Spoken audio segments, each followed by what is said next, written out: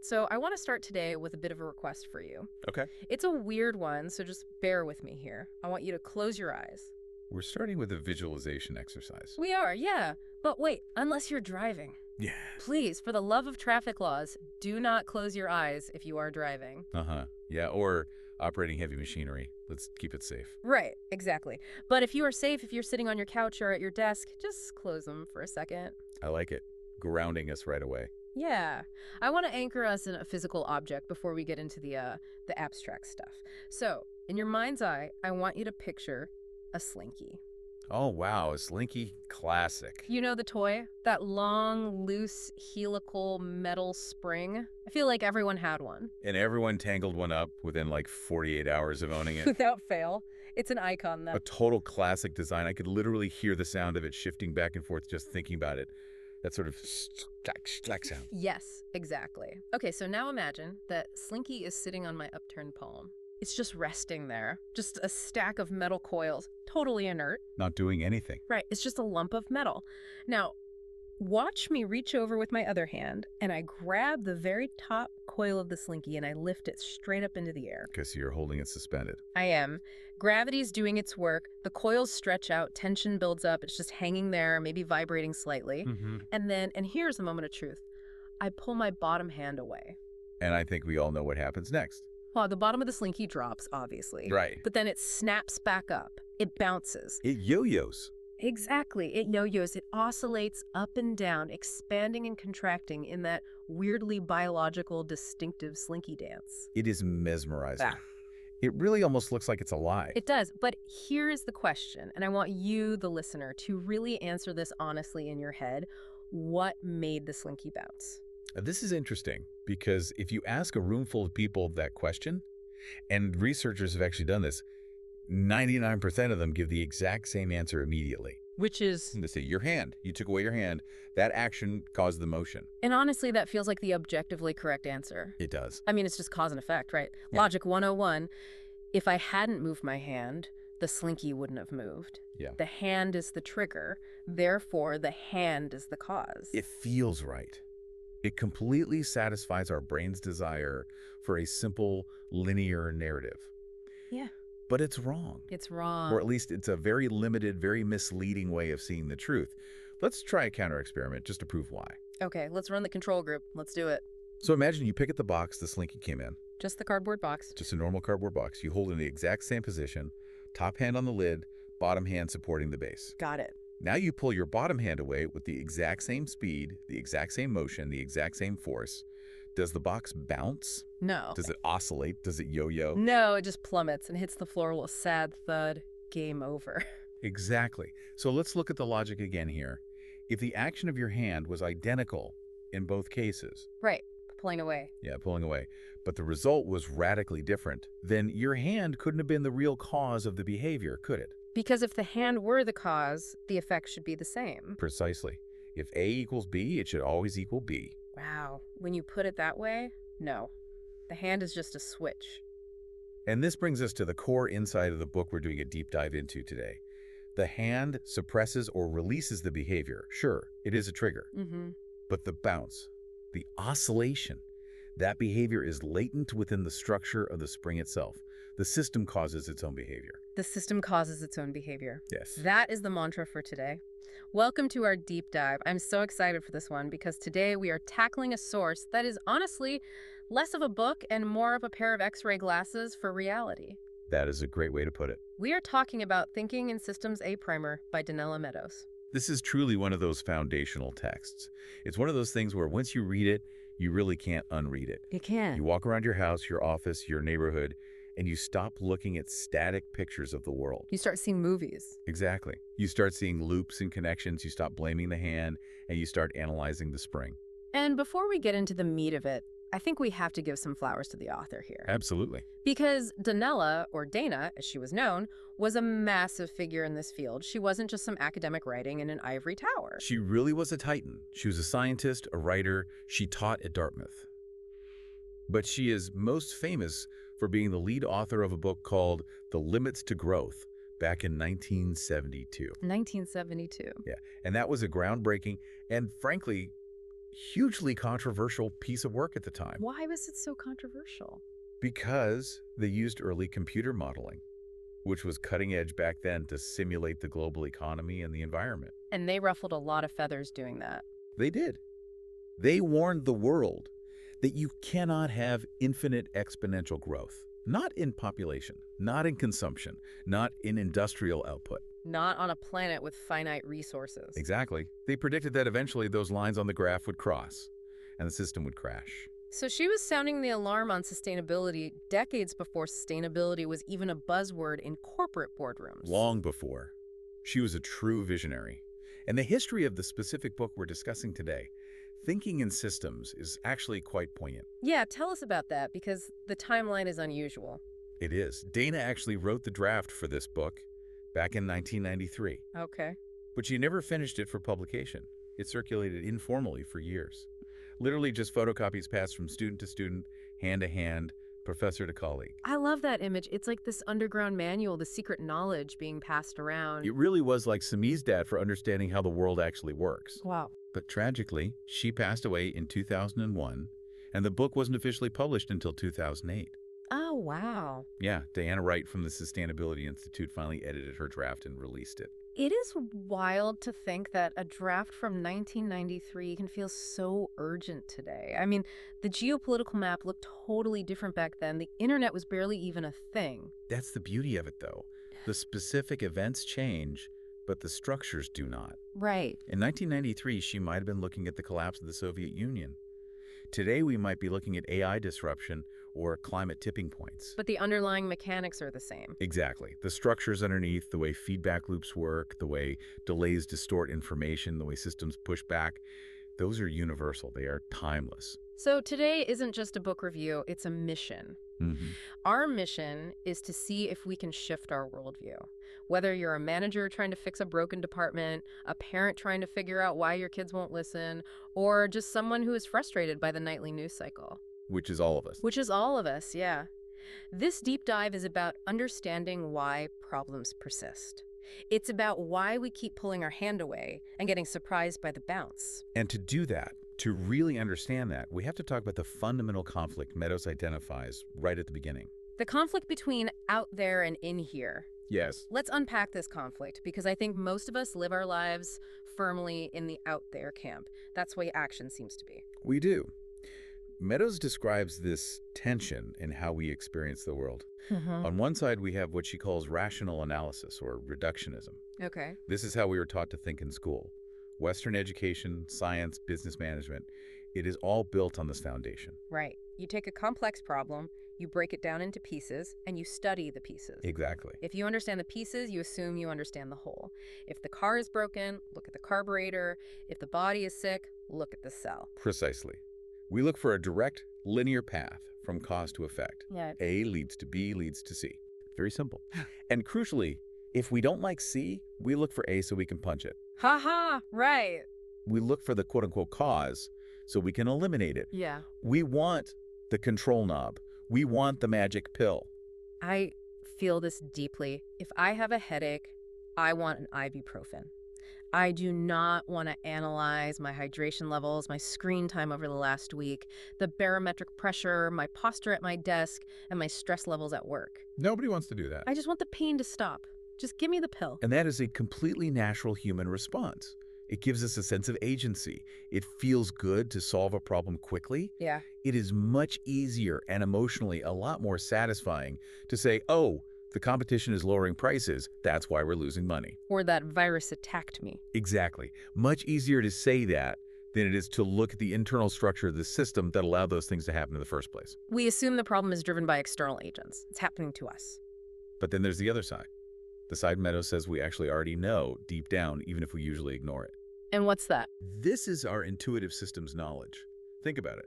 We are complex systems. Our bodies. Our bodies are incredibly intricate, self-regulating biological machines.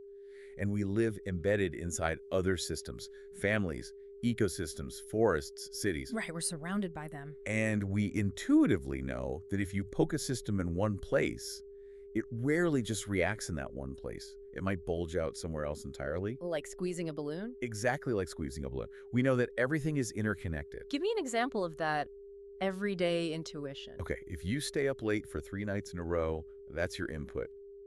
You get cranky with your spouse, that's the output, which causes a fight. That's feedback, which makes you sleep poorly again that night. Which is a reinforcing loop. Exactly. We know this. We live this. So why do we ignore that intuition? Why do we default to the reductionist, blame the hand mode the second we walk into the office or the voting booth? Because systems thinking is daunting. It requires humility. Oh, people hate humility. They do. It requires us to admit that we don't have total control. It forces us to look in here at how we structured the system ourselves rather than pointing fingers out there. It's uncomfortable. It is deeply uncomfortable. Yeah. But Meadows argues that if we really want to solve the big, sticky, persistent problems, the ones that never seem to go away no matter how much money or technology we throw at them, we have to embrace the heresy. The heresy. That sounds intense. What exactly is the heresy of systems thinking? Well, in a world of linear cause and effect thinking, the heresy is this. The system causes its own behavior. The system causes its own behavior. Okay, let's go back to the slinky. Right. The heresy is admitting that the bounce is in the spring, not the hand. Yes. But Meadows gives some real-world examples in the book that honestly made me stop and say, wait, what? Yeah, they shock you a bit. They feel almost wrong at first glance because they go against everything the nightly news tells us. Let's walk through them. Because applying this to a plastic or metal toy is one thing, but applying it to the global economy is another entirely. Which one jumped out at you first? Recessions. That was a big one for me. Yeah, yes. I feel like every time the economy takes a dip, the media immediately hunts for a scapegoat. Always. It's the president's policy, or it's the head of the Federal Reserve raising rates, or it's a war in a specific region, or it's the price of oil. It's the blame the hand game on a national scale. But Meadows says what? She says political leaders don't cause recessions, not fundamentally. Wait, really? She argues that ups and downs oscillations are inherent in the structure of the market economy itself. How so? Because honestly, that sounds like a get-out-of-jail-free card for politicians. You know, don't blame me, it's the system. I know it sounds like that, but think about the structure. You have a feedback loop involving inventory, hiring, and investment. Let's trace it. Okay, let's trace it. So business is good, right? Sales are up. So companies say, hey, we need more stuff to sell. Makes sense. They hire more people, and they build more factories to create more inventory. Growth. Everyone loves growth. But that takes time. There is a delay. You can't just hire and train a massive workforce overnight. You can't build a factory in a day. Right. By the time the new hires are actually working and the new inventory is actually ready to be sold, maybe 6 months or a year has passed. Okay. And maybe in that time, demand has softened slightly, just naturally. So now you have all this stuff you ordered a year ago arriving all at once. Exactly. Now you have too much inventory. Your warehouses are totally full. Yeah. So what do you do as a business? You stop hiring. You stop hiring. Maybe you even lay people off. Yeah. You cut back on your orders. And those people you laid off, they have less money to spend now. Correct. So consumer demand drops even further. Now you really have too much inventory. Panic sets in. Then the economy contracts. It contracts. It's a loop. The structure of physical delays, the time it takes to build things combined with information delays creates the wave. A president might trigger a downturn or maybe soften one. They can act as the hand, but the volatility, the oscillation itself, that is built into the beast. It's the slinky bouncing. It's the slinky bouncing. That is a tough sell for a campaign speech, though. Vote for me. I can't stop the economy from crashing because it's structurally inevitable, but I might be able to cushion the landing. Exactly. It is not a good bumper sticker at all, but it is scientifically accurate. It really reframes things. It does. And understanding this stops us from swinging wildly, from saying this leader's a savior to this leader's a demon, just based on where the slinky happens to be in its bounce at that moment. That makes so much sense. Okay, let's look at another one she mentions, business losses. Oh, this is the ego bruiser. This one hits home for a lot of people. If you lose market share, the immediate reaction in the boardroom is always, it's those guys, it's the competitors. Always. They undercut us, they played dirty, they stole our customers. Right. It's external. It's out there. But Meadows flips it completely. She says competitors don't cause you to lose market share. And what? They're just there to scoop up the advantage. You lost market share. because your internal business policies created the vulnerability. So like a lack of innovation. Exactly. Your lack of innovation, your poor customer service, the fragility you built into your supply chain just to save a few pennies, that created the vulnerability. So the competitor is literally just the hand letting go of the slinky. That's all they are. Yeah. The drop was latent in your company's structure. Wow. If your customers were truly happy and your product was truly indispensable, the competitor wouldn't matter. You created the hole in the bucket, the competitor just poured the water in. That is a radical accountability right there. It completely stops you from playing the victor. It forces you to look at your own house. It does. And she goes even further than that. She talks about the flu. Yes. And this one, I have to admit, I struggled with initially. It's a tricky one to wrap your head around. Because, come on, viruses are real biological entities. If I get the flu, it is because a virus entered my body. That feels very out there. That is a literal external invader. You can see it under a microscope. A virus is the external trigger, yes. Yeah. Meadows isn't denying the existence of the virus. Right. But think about it this way. The virus is around us all the time. That's true. You walk through clouds of it on the subway, you touch door handles. So why do you get sick on Tuesday, but you didn't get sick on Friday? That's a good question. Why does one person get hospitalized and another person living in the exact same house just gets a minor sniffle? I assume that's immune response. Exactly. Meadows argues that the virus doesn't attack you in a vacuum. You set up the conditions for it to flourish. How? Stress, lack of sleep, poor nutrition, a weakened immune system. These are structural states of your body. So if I'm running on 4 hours of sleep and eating junk food every day, I am basically a slinky stretched to the absolute limit, just waiting for the hand to let go. Precisely. The system of your body determines the severity of the response, not just the presence of the bug. The virus pulls the hand away. But your internal system determines if you bounce back quickly or if you crash hard. So treating the flu isn't just about killing the bug. Yeah. It's about redesigning the daily life that made the body vulnerable in the first place. That is the system's view in a nutshell. And perhaps the most complex and really tragic one she touches on in the book is addiction. Yeah, this is heavy. We tend to view addiction in two ways usually, right? It's either a personal, moral failing, like you just need more willpower, pull yourself up by your bootstraps. Right. Or we view it as purely chemical. The drug hooked you, it's a disease, end of story. And Meadows suggests it's so much more systemic than that. She writes that addiction isn't just a personal failing. And crucially, no one person can cure an addict, not even the addict themselves, without addressing the larger set of influences. What influences? Because usually society just sends people to rehab, which is basically the repair shop model, and then sends them right back home. And that is exactly why relapse rates are so incredibly high. Because the system hasn't changed. Exactly. Look at the structure around the person. You have the family dynamic. Is it supportive or is it enabling? You have societal pressures. You have economic hopelessness. Environment. The availability of the substance itself in their neighborhood. But also, look at the physiological feedback loop. The loop inside the body. Yes. In systems thinking, this is a specific trap called shifting the burden. Okay, walk me through shifting the burden. So the person has a problem. Maybe it's anxiety, chronic pain, or just despair. The drug provides a quick fix. It solves the symptom immediately. The pain goes away. Right. But it creates a delay. It weakens the body's natural ability to cope with that anxiety or pain over time. Oh, I see. So when the drug wears off, the problem is back, and it's often worse than before, and the person is structurally less capable of handling it now. And so they need more of the drug. Yeah. Exactly. Short-term solution, long-term dependency. So if you just treat the hand, say, by medically detoxing the person, removing the chemical trigger completely, Yes. but then you put them right back in the same box, the same structural forces, the same stress, the same lack of coping mechanisms, the behavior just returns. The structure produces the behavior every time. It's really about connecting the dots, isn't it? It is. It's seeing that external triggers matter. We are saying the hand doesn't exist, the virus exists, the drug exists. Right.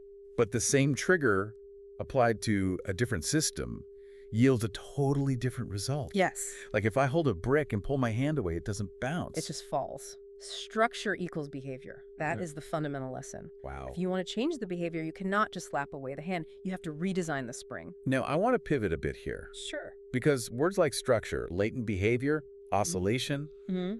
this can all start to sound very academic, It can get dense, yeah. very sterile. Like we need a PhD to understand our own lives, which isn't true. No. And one of my absolute favorite parts of this book is how Meadows proves that we actually already know all this. We do. We just use different words. Yes, she does this wonderful translation exercise in the text. She takes modern systems theory jargon, which, mind you, is full of differential equations and cybernetic feedback loops. Stuff that puts most people to sleep. Exactly. And she translates it into folk wisdom, into proverbs. I love this part. It really grounds the concepts. Let's play a round of this. Oh, let's do it. I'll give you the highfalutin systems jargon, the literal definition from the textbook, and you give me the proverb that Grandma would say while knitting on the front porch. I am ready. Lay it on me. Okay, concept number 1, feedback delays. Okay. The technical definition is, by the time a problem becomes apparent in a system, it may be hard to solve because of the lag time between cause and symptom. Grandma would say, a stitch in time saves 9. Boom, exact. Perfect. If you fix the small tear right now, you save yourself a massive repair job later.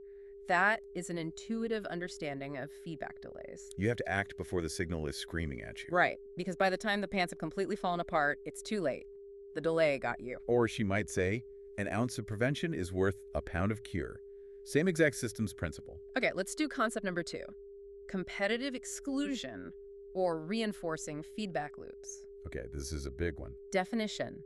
If the winner of a competition is rewarded with the means to win even more competitions, the result will be the eventual elimination of all competitors. There are a few for this one, actually. You could go biblical and say, for he that hath, to him shall be given. Or what about the more cynical, everyday version? The rich get richer and the poor get poorer. Yes. It's not just a complaint, it is a literal systems principle. Success reinforces success. It's the Monopoly game dynamic. Oh, that's a great example. Once you have the hotels on Park Place, you get more rent. Which lets you buy Boardwalk. Which gets you even more rent. The structure makes the outcome inevitable, unless you change the rules of the game. Which is exactly why Monopoly always ends with one person owning everything and everyone else flipping the board in frustration. Exactly. The system is designed to do that. Okay, last one. Concept number 3. Diversity and redundancy. Ready. Definition. Diverse systems with multiple pathways are more stable and less vulnerable to external shock than uniform systems. Don't put all your eggs in one basket. It's so simple. It is so simple. And that is Meadows' whole point here. We haven't just quote-unquote discovered systems thinking with the invention of the computer or at the MIT Sloan School of Management. Right, it's ancient. Humans have lived in natural systems for millennia. We have this profound wisdom encoded in our culture, in our stories, in our sayings. So where did we go wrong then? If we know this stuff, if Grandma knows this stuff, why do we build incredibly fragile supply chains? Right. Why do we build fragile economies? Why do we put all our eggs in one basket? The problem is, when we put on our business suits or we walk into a government office, we tend to check that folk wisdom at the door. We switch mode. We switch modes entirely. We switch to that linear reductionist mode. Right. Because it feels more professional or more scientific. We forget about the eggs in the baskets. And we just start looking for the maximize efficiency button. Yes. We try to optimize one tiny part of the system, like, say, minimizing warehouse inventory costs. Just-in-time delivery. Exactly. Yeah. But we forget that by doing so, we are actively removing the shock absorbers that keep the whole car from crashing when there's a bump in the road. We try to optimize the part and we accidentally destroy the whole. We are smart in the details and stupid in the big picture. Which leads us to a really crucial distinction in the book. Yeah. The difference between a problem and a mess. Yes. I absolutely love this distinction. She quotes Russell Ackoff here. Who was he? He was an operations theorist, a real giant in the field of systems thinking. Okay. And he said, managers don't solve problems, they manage messes. Managers don't solve problems, they manage messes. That's a great quote. And he defined a mess very specifically. A mess is a dynamic situation consisting of complex systems of changing problems that interact with each other. Okay, so let's clarify that with an example. A flat tire on your car. That is a problem. Right. It is isolated. You jack up the car, you replace the tire, problem solved. It doesn't fight back. It doesn't change its nature while you're trying to fix it. It doesn't get mad at you for changing it. Exactly. But something like urban poverty, Yes. or climate change, or even just navigating a really toxic company culture. Those are messes. You cannot just fix them and walk away they are alive. Give me an example of how a mess fights back. Okay, so if you try to pull on one thread, say, sending emergency food aid to a famine-struck region. That seems like a clear solution to a problem. The problem is hunger. Right. But in a complex system, that action interacts with other parts. You might accidentally undermine all the local farmers by flooding their market with free grain, Oh. which drives them out of business. Which leads to even more poverty and less food production next year. You solved the problem of hunger today, but you created a much bigger mess of dependency tomorrow. Wow. That is a mess. The solution to one part creates a brand new problem in another part. Meadows points out that things like hunger, environmental degradation, and war persist even though we have brilliant people working on them constantly. The smartest minds in the world. We have the technology to feed everyone on Earth. We have the diplomacy to stop wars. But they just keep happening. They keep happening because they are intrinsically systems problems. But we are trying to solve them with reductionist tools. We treat them like flat tires. We really do. We Right. think, oh, if we just remove this one bad dictator, or if we just build this one massive dam, the system will be fixed. But we aren't looking at the underlying rationality. We aren't looking at the structure that produced the dictator or the need for the dam in the first place. There is a quote in the text here from Robert Pirsig, the author of Zen and the Art of Motorcycle Maintenance, that honestly stopped me in my tracks when I read it. Oh, I know the one you mean. It's one of those quotes that kind of haunts you. Can you share that one? It is one of the most powerful passages in the entire book, Mhm. Pirsig wrote. If a factory is torn down, but the rationality which produced it is left standing, then that rationality will simply produce another factory. Let that sink in. He goes on. Mm-hmm. If a revolution destroys a government, but the systematic patterns of thought that produce that government are left intact, then those patterns will repeat themselves. That is, well, it's both terrifying and deeply illuminating. It explains so much of human history, doesn't it? It really does. We change the players, we change the flags on the buildings, we swap out the bad guys for the good guys, But the system just reassembles itself. because the structure of thought, the deep wiring, hasn't changed at all. You know what it reminds me of? It reminds me of people who leave a terribly toxic relationship Oh, yes. and they swear, I am never dating a guy like that again. Right.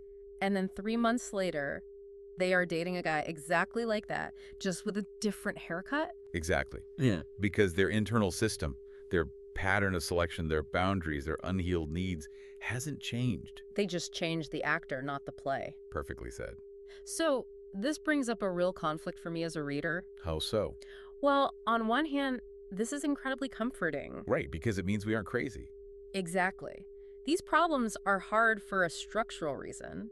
It means we aren't just failing because we're stupid.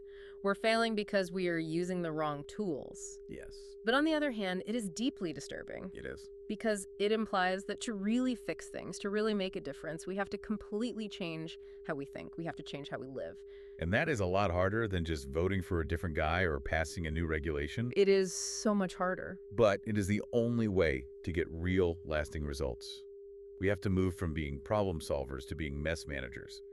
We have to stop looking for the one right answer and start looking for the connections. To illustrate this difficulty, this sort of innate blindness we have to connections, Meadows uses an old story. It's a Sufi story that I think many listeners might have heard versions of before, but it fits so perfectly here. The story of the blind man and the elephant. The total classic. And it's not just a children's story. Mm-hmm. It is a profound warning about expertise. So refresh us. How does the story go in this context? So the story goes that there is a city where all the inhabitants are blind. Okay. A king arrives outside the city one day with his army and a massive elephant. Now, the people have never encountered an elephant before. They don't know what it is. They're curious. Very curious. They want to know what this thing is. So a group of blind men go out to investigate this creature. And because they can't see the whole, they have to rely on touching the parts. Right. They're gathering data. They're basically doing And science. doing reductionist analysis. Exactly. So one man walks up and he grabs the elephant's ear. He feels this wide, flat, rough thing moving back and forth. Okay. And he runs back to the city and says, I have the answer. I know what an elephant is. It's like a reg, a rough, living rug. Which is totally logical based on his specific data set. He's not lying. He's just limited. Right. Another man finds the trunk. He feels this long, hollow, moving thing that blows air. He says, no, you're wrong. The elephant is like a straight, hollow pipe. It's awful and destructive. Also a valid observation of that one specific part. A third man wraps his arms around a leg. Mm. He says, you're both crazy. The elephant is mighty and firm. It's a pillar. It's architectural. And the lesson, of course, is that they're all right and they're all completely wrong. As Meadows puts it, each perceived a part correctly, but perceived the whole wrongly. This feels like a direct laser-guided attack on modern corporate structure. It absolutely is. Yeah. This is the ultimate trap of specialization. Because in our modern world, we are highly, highly specialized. We have to be.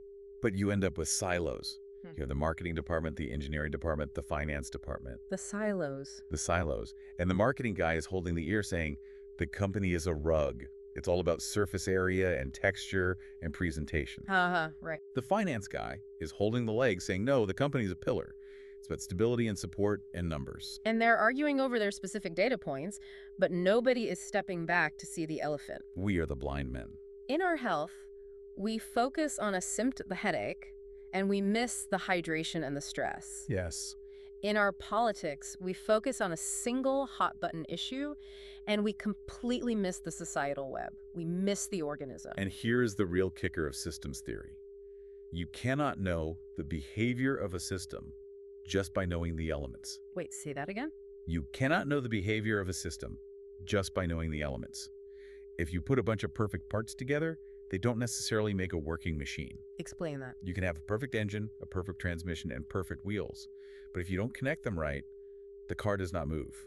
The magic is in the connections. You have to see the connections. You have to see how the ear relates to the trunk. So how do we stop being blind? That's the real goal of this deep dive, and really the ultimate goal of Meadows' book. It is. But I want to be very clear here. She's not saying we should burn down our laboratories or stop doing math, right? We aren't abandoning reason or science. No, absolutely not. And this is crucial so people don't misunderstand the message. Meadows emphasizes that the systems lens is complementary. Complementary. It's not about destroying reductionism. We need science. Yeah. We need logic. We need to know exactly how the leg works and exactly how the ear works. If your leg is broken, you want a doctor who specializes in legs. You don't want a philosopher who just talks about the whole organism. Exactly. She uses this wonderful analogy of optical instruments to explain it. Oh, the microscopes and telescopes. Right. She says, look, we have microscopes to see the tiny things. The cells, the details. We have telescopes to see the distant, massive things. We have our natural eyes to see the middle distance things. Okay. System theory is just another lens. It's a wide-angle lens. It lets you see the context. Everything you see through the microscope is actually there. It's real. But if you only look through the microscope, you miss the context entirely. You miss the elephant standing right in the room with you. And we need that wide-angle lens now more than ever? More than ever. Think about the timeline again. Meadows drafted this in 1993. Right. The Soviet Union had just fallen. NAFTA was brand new. Yeah. Climate change warnings, the initial IPCC reports were really just starting to get serious attention. Then the book is finally published in 2008. Right as the global financial system is melting down. Melting down due to hidden structural risks, I might add. Exactly. Oil prices are peaking, and the global population is hitting 6.6 billion. And now, here we are in 2026. The world is even more crowded. The supply chains are even more tightly wound and optimized for pure efficiency. Which means they are more brittle. So much more brittle. Yeah. The climate feedback loops are spinning faster. The text mentions the world being rapidly changing and interdependent back then. It has only accelerated. The elephant is getting bigger and a lot more restless. So the margin for error is smaller. We can't afford to just poke the elephant and hope for the best anymore. We really can't. We need to reclaim that intuition about whole systems. Yeah. We need to be able to ask what-if questions. Like what? Like, if I change this policy here today, what does it do to the system over there in 10 years? We need the courage to redesign systems, not just patch them. We need to be the person who steps back and says, hey guys, I think this is an elephant. It's a call to action. It's asking us to step up our game mentally. It is. It's asking us to stop being passive observers who just blame the hand and start being active participants who actually understand the spring. That is so powerful. So as we wrap up this primer, let's recap the big takeaways. If our listener is going to walk into work tomorrow or walk into their family dinner with a brand new perspective, what are the core bullet points? First and foremost, structure equals behavior. Structure equals behavior. The slinky bounces Yeah. because it is a string, not just because you moved your hand. If you want to change the behavior, whether it's a recurring argument with your spouse or a falling stock price, you almost always have to change the structure, not just the trigger. Second takeaway, don't get stuck in the out there trap. Yes. It's so easy to blame external enemies, bad luck, or the competition. But usually the vulnerability is in here. It's in how we built our business, how we treat our immune system, or how we set up our society. Radical accountability. Third, move from solving problems to managing messes. The Akoff rule. Right. Recognize that things are deeply connected. Don't try to fix the tire while inadvertently setting the whole car on fire. Understand the side effects of your actions. And finally, don't be the blind man holding the trunk thinking you know everything. Step back. Step back, look for the elephant, value the context just as much as you value the content. Beautifully put. So here is our final provocation for you, the listener. I want you to think about a recurring problem in your life. We all have them. We do. Maybe it's a fight you have with your partner that follows the exact same script every single month, word for word. Like a play. Exactly. Or maybe it's a bottleneck at work that never goes away no matter how many new people you hire. Or maybe it's a personal habit you just can't seem to break. Stop asking, who caused this? Stop asking, what event triggered this? Stop blaming the hand. Instead, ask the slinky question. Ask. Yeah. What is it about the structure of the situation, the unwritten rules, the physical layout, the feedback loops, the incentives that makes this exact behavior inevitable? Regardless of who is pushing the hand, why does the spring bounce this way? Because if you can answer that, you can stop fighting the bounce. And you can start redesigning the spring. Thanks for diving deep with us today. Keep looking for those slinkies out there. We'll see you next time. Welcome back to the deep dive. I want to start today with a feeling that I think pretty much everyone listening has experienced at some point. Oh yeah, we've all been there. Right. It's that really specific kind of frustration you get when you try to fix a problem and you do everything quote unquote right. Like you follow the manual, you hire the consultant, or you take the medicine And nothing happened. oh, worse than nothing happening. Ooh. Not only does the problem not go away, but it actually mutates. It gets worse. Ah, yes, the fix it fails. It's a very classic archetype, actually. Exactly. I mean, it's like you go on a strict diet to lose weight, right? But your metabolism slows down, so you end up gaining it back, plus an extra 5 pounds. Or a city decides to build a massive new highway to reduce traffic congestion. Oh, that's a perfect one. Yeah. And then 2 years later, the traffic is actually worse than before because more people decided to drive. Induced demand. Right, induced demand. And usually when this happens, we tend to blame bad luck, or we blame incompetent politicians, or we just blame our own lack of willpower, Sure, we look for a scapegoat. But the stack of research we're diving into today suggests that we are blaming the wrong things entirely. We aren't looking at the problem correctly because we're basically looking at snapshots and not the whole movie. We are looking at isolated events instead of underlying structures. So today we're doing something a little bit different for you. We aren't just exploring a topic.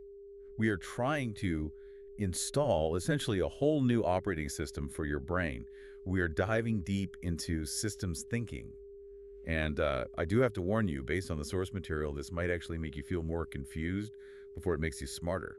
That is a very fair warning to give, honestly. There's this quote from the science fiction writer Poul Anderson in the research that really sets the stage perfectly. He said, "I have yet to see any problem, however complicated, which, when looked at in the right way, did not become still more complicated." I love that quote so much. I have to be honest with you, I hate it. I really do. Why, it's brilliant. Because I want simplicity.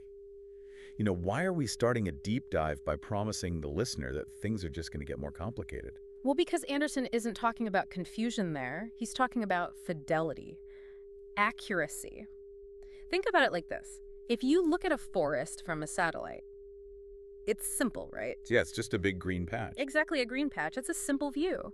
But if you actually walk down into the forest, suddenly you see root systems and insect populations and water tables and, fungal networks communicating between the trees. It is infinitely more complicated, yes. Okay. But if you want to understand why that forest is dying or how to actually save it, that simple satellite view is completely useless. You need the complicated view. You need what we call the system lens. Okay, so the mission today is to acquire that lens for you listening. We want to stop looking at isolated events like the stock market crashed or my car broke down or I got sick. And we want to start seeing the invisible matrix that connects all those things. Precisely. We are moving from being event-oriented to structure-oriented because structure drives behavior. Always. Let's start at the very bottom then. If we're going to see this matrix, we need to agree on what a system actually is in the first place. Because we use that word for literally everything. We really do. We say the school system, the digestive system, the solar system. But, I mean, I could also point to a messy pile of laundry on my bedroom floor and call it a system, right? You could call it that, but you would be technically wrong. Sure. Okay, hit me with the actual definition then. So the source material, primarily drawing from Donella Meadows' work, defines a system as an interconnected set of elements that is coherently organized in a way that achieves something. Okay, let me process that. Yeah. An interconnected set of elements organized to achieve something. Right. Let's stress test this definition. I'm walking down the street and I see a big pile of sand that a construction crew just left behind on the sidewalk. Is that a system? No. That is just a pile. The technical term in this field is actually a conglomeration. Why isn't it a system, though? I mean, it has elements, right? The individual grains of sand. It definitely has elements, yes. But ask yourself this. If you add a whole bucket of more sand to the pile, does the pile fundamentally change its nature? No, it's just a bigger pile of sand. Right. And if you take a shovel and you remove half the sand from it, is it still a pile of sand? Yes, obviously. And that's the key right there. A conglomeration doesn't have integrity. The relationship between the parts doesn't really matter. Those grains of sand aren't talking to each other. They aren't organized to achieve any sort of goal. They're literally just sitting there. Okay, I see the distinction. Now let's contrast that sand pile with, say, a football team. A perfect example. A football team clearly has elements. The players, the coach, the ball, the equipment. But unlike the pile of sand, the relationship between all of them is absolutely critical.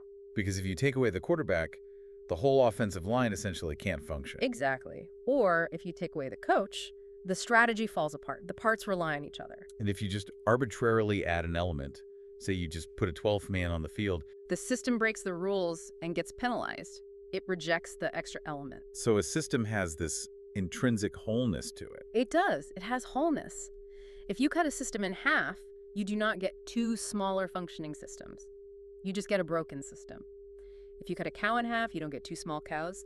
You get a lot of hamburger. Gross, but very effective imagery. Yeah. Okay, so systems have integrity. Yeah. They maintain themselves through these mechanisms. And that leads us perfectly to the three critical parts of literally any system.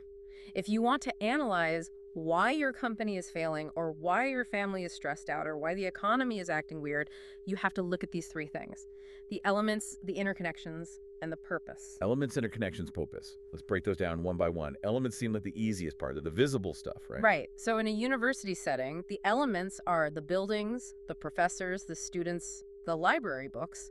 In your own body, it's your organs, your blood cells, your bones. But the research points out a really interesting nuance here. Elements aren't always physical things you can touch. No, and that is a huge trap people fall into. They count up all the physical things and they completely miss the intangible elements. In a university, academic reputation is a very real element. School pride is an element. And in a personal relationship, trust is an element. Oh, absolutely. Yeah. If you remove the element of trust from a marriage, the system collapses just as surely as if you physically removed one of the partners. That's a really, really good point. We tend to focus so heavily on the things we can put our hands on. But, okay, here is my natural skepticism coming out a bit. We list all these elements, but are they really the most important part of the system? Because in the real world, we spend all our time talking about them. We say things like we need new players, or we need a new CEO, or we just need better computers. And this brings us to the first big counterintuitive lesson of systems thinking. The elements are usually the least important part of the system when it comes to defining its overall behavior. How can that possibly be true? If I replace every single player on the Kansas City Chiefs with a random high school student, it is not the same team. The system obviously changes. Well, it changes the performance, certainly. But does it fundamentally change the system itself? Think about the classic ship of Theseus paradox from philosophy. Right, the old question, if you replace every single wooden plank in a ship over time, is it still the same ship at the end? Exactly that. Look at the U.S. Congress for a real-world example. Every 2 to 6 years, the specific people, the elements change. Over a 50-year span, almost every single element in that room is completely replaced. And yet, does Congress as an entity behave any differently? Honestly, no. It argues, it gridlocks, it passes budgets at the literal last minute. the behavior is remarkably consistent decade after decade. Because the system hasn't changed. The rules, the interconnections, the underlying purpose remain exactly the same. The new elements, the newly elected politicians step into that old structure, and they almost immediately start acting just like the old elements did. That is deeply depressing, actually. But it explains so much about the world. We always think if we just elect this specific guy or hire the specific manager, everything changes. But the system just eats them. The system swallows the elements whole. So if you want real lasting change, you cannot just swap out the elements. You have to look at the second part of the framework, the interconnections. The glue that holds the elements together. There is a Sufi teaching story mentioned in the notes that captures this beautifully. It says, you think that because you understand one, that you must therefore understand two, because one and one make two. But you forget that you must also understand and. You must also understand and. The relationship itself. Right. Interconnections are the and. They are the flow of information or energy or physical matter between the elements. It's essentially the rules of the game. Let's stick with the sports analogy then. If the elements are the players on the field, the interconnections are the actual rules of football. Yes. Now imagine we keep the exact same elements, the exact same 22 highly trained athletes on the field, but we change the interconnections. We switch the rules from American football to rugby. Total chaos. The behavior of the entire field changes instantly. The way they move, the way they score, how they tackle, it's all different. And you haven't changed a single person. But the system is fundamentally completely different now. This is a much higher leverage point than just changing elements. So translating that to, say, a corporate environment, the interconnections would be what exactly? The org chart. The org chart is a formal part of it, sure. But it's mostly about the information flow. Who actually talks to whom?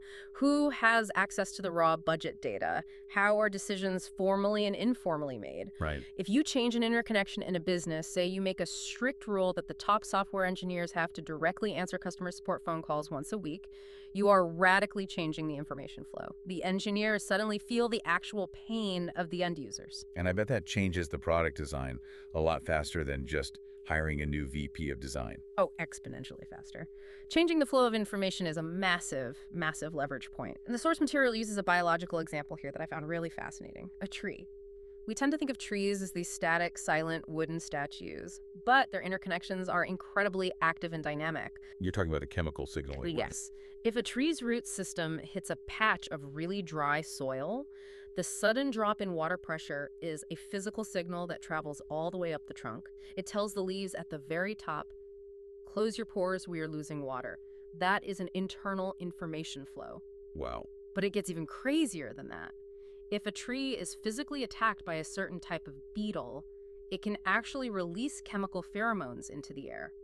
These are interconnections with other completely separate trees, warning them to ramp up their own toxic chemical defenses. So the whole forest is essentially functioning like a giant chat room. It is a vast interconnected network. And if you cut those interconnections, if you somehow block those chemical signals, the system fails to adapt to threats and it dies. Even if all the elements, the trees are still physically there. Okay, so elements are low leverage and interconnections are medium to high leverage. That leaves the third and final part, the one the source material calls the ghost in the machine, the purpose. The function or purpose, yes. This is the deep underlying why of the system. And this is honestly where things get very tricky because systems are famously dishonest. What do you mean by dishonest? How can a system lie? Well, human systems specifically are dishonest. We lie about our purpose constantly. Okay, fair point, we do. A government might proudly state our purpose is to serve and protect the people. A massive tech company might say our purpose is to connect the world. A university says our purpose is higher education and enlightenment. But systems thinking demands that we ignore the words entirely, ignore the rhetoric and the PR. You have to look exclusively at the actual behavior. This is what the outline refers to as the frog test, right? The frog test, yes. If you watch a frog and it turns left to catch a fly, and then it turns right to catch a fly, and then it jumps backward to catch a fly, what would you say is the purpose of that frog? To catch flies, obviously. Right. You naturally deduce the purpose from its consistent, observable behavior.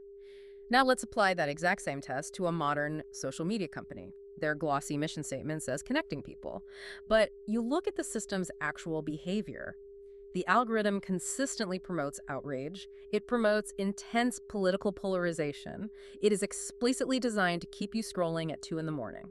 So using the frog test, what is the actual purpose of that system? To maximize engagement time and sell advertisements. Period. Wow. The system is a highly tuned machine designed to harvest human attention. If connecting people happens occasionally, it's merely a byproduct. If destroying democracy happens, that's also just a byproduct. The purpose, the central organizing principle the system revolves around is engagement. That is pretty chilling when you frame it like that. Yeah. But I guess it's empowering, too, because it forces you to stop listening to the public relations spin. You just look at the raw output. Like if a government system consistently produces widespread poverty, then structurally speaking, the purpose of that system is to produce poverty. Yep. That is a very hard pill for most people to swallow, but yes. As Stafford Beer, a famous cybernetician, famously said, the purpose of a system is what it does. They call it POSIWID for short. The purpose of a system is what it does. I honestly want to get that tattooed on my forehead. Cuts through so much noise. But here's where I get a little bit stuck conceptually. Does the system actually want to be bad? Let's take a really heavy example from the outline. Drug addiction and crime in a city. A classic wicked problem. Right, we have all these elements. We have addicts, dealers, police, politicians. Does anyone in that entire system actually want the final result, which is a dangerous city full of violent crime and broken lives? No, nobody wants that top-level result. And this brings us perfectly to the concept of nested systems and sub-purposes. This is absolutely critical for understanding why seemingly good, rational people collectively create terrible outcomes. Because the police chief certainly doesn't wake up wanting more crime in his city. And the addict definitely doesn't wake up wanting to be an addict. Right. But you have to look closely at the sub-purposes. The larger system is made of individual actors, and each of those actors has a completely rational, localized goal. Let's look at the addict. What is their immediate sub-purpose? To stop the physical and psychological pain. To get the chemical fix right now. And the dealer, what is their sub-purpose? To make enough money to survive. To pay their rent. To feed their own family. And then you have the police. What is their sub-purpose in this daily grind? To enforce the laws on the books. To get promoted within their department. To show their superior stats that prove they are working hard.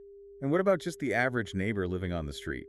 Their purpose is entirely self-protection. Get this dangerous activity away from my house and my kids. It's the classic NIMBY response, not in my backyard. So literally everyone in this scenario is acting completely rationally within their own little constrained bubble. Exactly. And when you lock all those rational sub-purposes together in an environment, they interact and create a system purpose that nobody actually wants.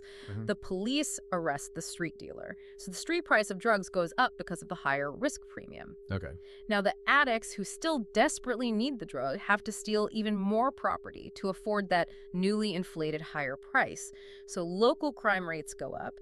The terrified neighbors then call the mayor demanding more police presence. So the police go out and arrest even more dealers. It's just an endless loop. It is a devastating trap. It is what systems thinkers call policy resistance. We pull the heavy lever to stop crime by making more arrests, and the system actively pushes back by increasing crime through higher street prices and more theft. So how on earth do you fix a system that is that tangled up? You clearly can't just fire the police chief and hire a new one, because that's just changing the elements. Right, which we know doesn't work.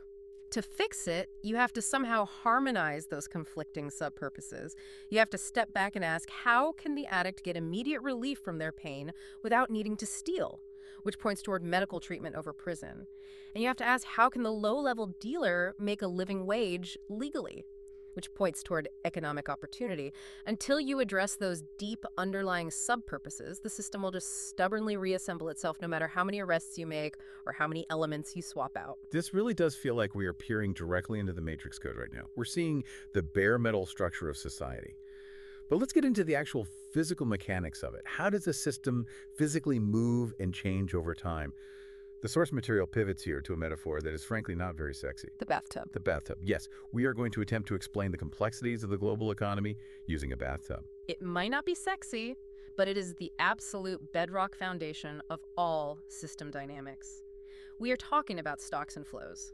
If you deeply understand how a bathtub works, you can understand a corporate bank account, a growing wildlife population, and the national debt. Okay, walk us through Bathtubs 101. Imagine a standard bathtub. The actual water sitting inside the tub is what we call the stock. It is an accumulation of something, a historical store of a resource. I got it. The water pouring in from the faucet is the inflow.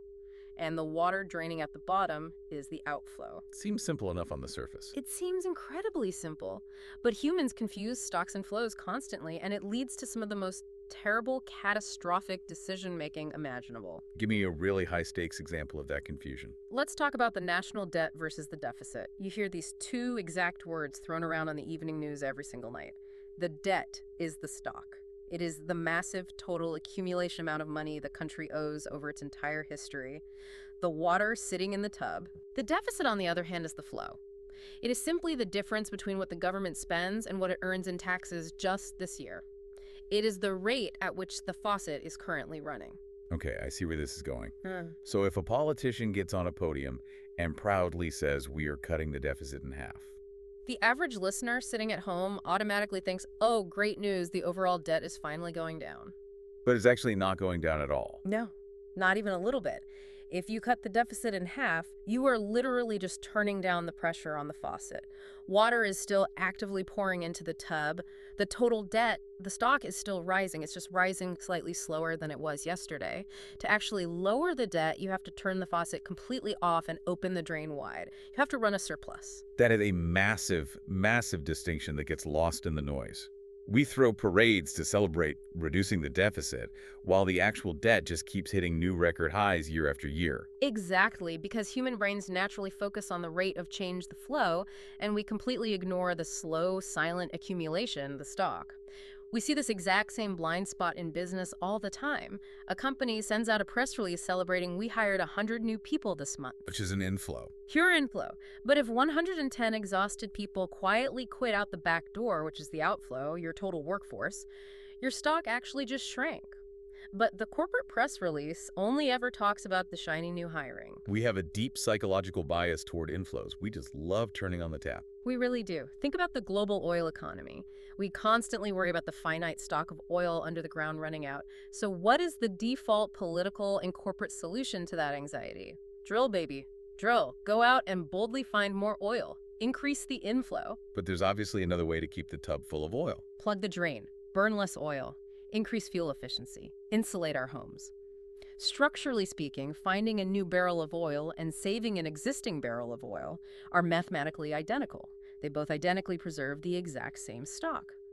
But psychologically, we heavily favor one over the other. We love the thrill of discovery and production. We generally hate the discipline of conservation. Because efficiency just isn't sexy.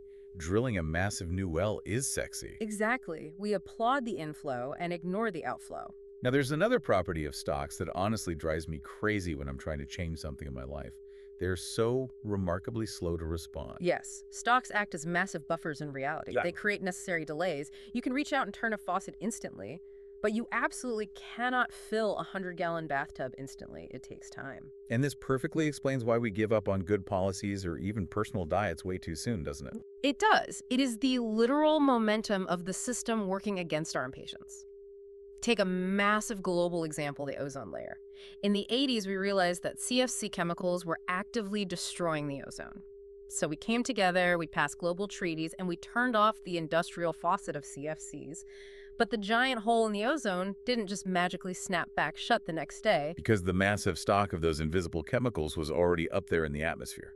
Exactly. It takes decades for those specific chemicals to naturally break down and dissipate. The stock has a huge built-in lag time. If you don't understand how stocks work, you might look at the scientific data 5 years after the global ban, see that the hole is somehow still there, and angrily say, well, the ban obviously didn't work, let's just scrap the treaty and go back to using CFCs. Right. But if you understand systems, you look at the exact same data and say, no, this is just the natural delay. The stock is draining exactly as physics dictates. It's just slow. We have to patiently stay the course. That requires so much patience, though. Humans are terrible at patience. We are. But it's important to remember that stocks aren't just annoying delays that frustrate us. They're also absolute lifesavers, which leads us to the crucial concept of decoupling. Section 6 in our outline. How stocks allow us to essentially survive the chaos of the world. Imagine for a second if human beings had no stomach, no internal stock of stored energy or fat cells in your body. You would physically have to eat food constantly every single second of the day just to perfectly match your active energy expenditure. If you stopped eating for even a minute, you would just collapse. I'd be permanently tethered to a food source like a device plugged into a wall. Precisely. Your stomach and your fat cells are essential biological stocks. They safely decouple the act of eating the inflow from the act of moving the outflow. You can eat one massive meal and then not eat again for 8 straight hours while you work or sleep. The stock safely buffers you from the variation. This has huge implications for the global supply chain too, right? I mean, we all just lived through a masterclass in this with the pandemic a few years ago. We really did. For roughly 30 years, high-priced business consultants confidently told major companies everywhere stocks are bad, storing inventory is a waste of capital, get rid of all of it. They invented the concept of just-in-time manufacturing. The ultimate goal was for the precise inflow of raw parts to arrive at the factory doors exactly the minute the car was rolling down the assembly line. They systematically removed the entire buffer from the system. They completely drained the bathtub to zero just to save a few dollars on warehouse storage fees. And for a while, it looked brilliant. It was incredibly ruthlessly efficient. It made consumer goods cheaper. But it made the entire global system unbelievably brittle. Because as soon as there was even a minor hiccup, a single cargo ship stuck sideways in the Suez Canal, or a sudden viral pandemic shutting down ports in China, the inflow stopped completely. And because there was absolutely no stock, no backup inventory sitting in a warehouse somewhere, the outflow stopped almost immediately too. Exactly. Suddenly, no new cars got built, no new PlayStation shipped, Yeah. and famously, no toilet paper on the grocery store shelves. So we basically traded long-term resilience for short-term extreme efficiency. Precisely the trade-off. A system with big, heavy stocks is somewhat sluggish, but it is highly stable. A system with very small stocks is hyper-agile, but deeply fragile. We collectively optimized the whole world for agility and completely forgot that we need stability to survive shocks. That is a really profound lesson for our personal financial lives too, when you think about it. If you are living paycheck to paycheck, you essentially have zero financial stock. You're living just in time. One single hiccup, a flat tire, or a medical bill, and you immediately crash. Savings aren't just extra money sitting there. They are a critical buffer against the chaos of life. They are the literal price of independence. A buffer buys you time to react. Okay, so we've got the overarching structure down the elements, interconnections, and purpose. We've got the underlying physics of it, the stocks and flows. But what actually controls the faucet? Who or what entity actively decides to turn the heat on or off in these systems? This brings us to the final and maybe the most famous part of systems thinking, feedback loops. The literal engines of control. If a system isn't just a dead, static pile of sand, if it actively moves or grows or miraculously stabilizes itself in a changing environment, there is definitely a feedback loop running the show behind the scenes. A feedback loop is simply a closed chain of causality. The current state of the system feeds back information to change the future flow of the system. And apparently there are only two types of loops. I found this surprisingly binary for such a complex topic. Just two: balancing loops and reinforcing loops. They are essentially the yin and yang of the universe. Every complex behavior you see is just a combination of these two. Let's start with the slightly more boring one, the balancing loop. I definitely wouldn't call it boring. I would call it life-sustaining. A balancing loop, or a B loop in the literature, is fundamentally goal-seeking. It actively wants stability. The absolute classic textbook example is the thermostat on your living room wall. You set the desired goal, say 72 degrees. If the room temperature drops down to 68, the thermostat senses that mathematical gap. It immediately turns on the heat. The temperature slowly rises. Once it successfully hits 72, the gap is gone, so it shuts the heat off. It constantly resists any change from the baseline. It forcefully resists deviation from its goal. Your physical body is essentially a walking bundle of thousands of interconnected balancing loops. Body temperature, blood sugar levels, hydration. If you step outside and get too hot, you sweat, which is a cooling loop. If you get too cold, you shiver, which is a warming loop. Without balancing loops constantly fighting to keep you stable, you would die in a matter of minutes. But these exact same balancing loops are also the reason why it is so incredibly hard to change a bad personal habit, right? Or why it's so hard to change a toxic corporate culture. Absolutely, they're the villains of change. You try to introduce a brilliant new process in a stagnant company. That new idea is a sudden disturbance to the comfortable status quo. The corporate immune system immediately kicks in to fight it. People say, oh, we don't do it that way here. Or they say, that's way too risky. Let's form a committee to study it for 6 months. Or please fill out these 12 compliance forms first. Right. All of that friction is just a balancing loop, actively trying to pull the system back to its comfortable set point of mediocrity. So if you ever feel like you are pushing a massive boulder up a hill and it just keeps rolling back down over and over, Yeah. you are probably fighting an invisible balancing loop. Yes, you are. And the trick is the harder you physically push against it, the harder the system mathematically pushes back. That's the fundamental nature of the loop. To actually fix it, you usually can't just exert more effort. You have to locate the hidden thermostat and change the actual setting. You have to shift the fundamental goal of the loop itself. Okay, now let's talk about the other type of loop, the one that honestly keeps me up at night, the reinforcing loop. The R loop. This is the powerful engine of explosive growth. And unfortunately, also the engine of total collapse. It amplifies change. It doesn't try to fix the gap like a balancing loop.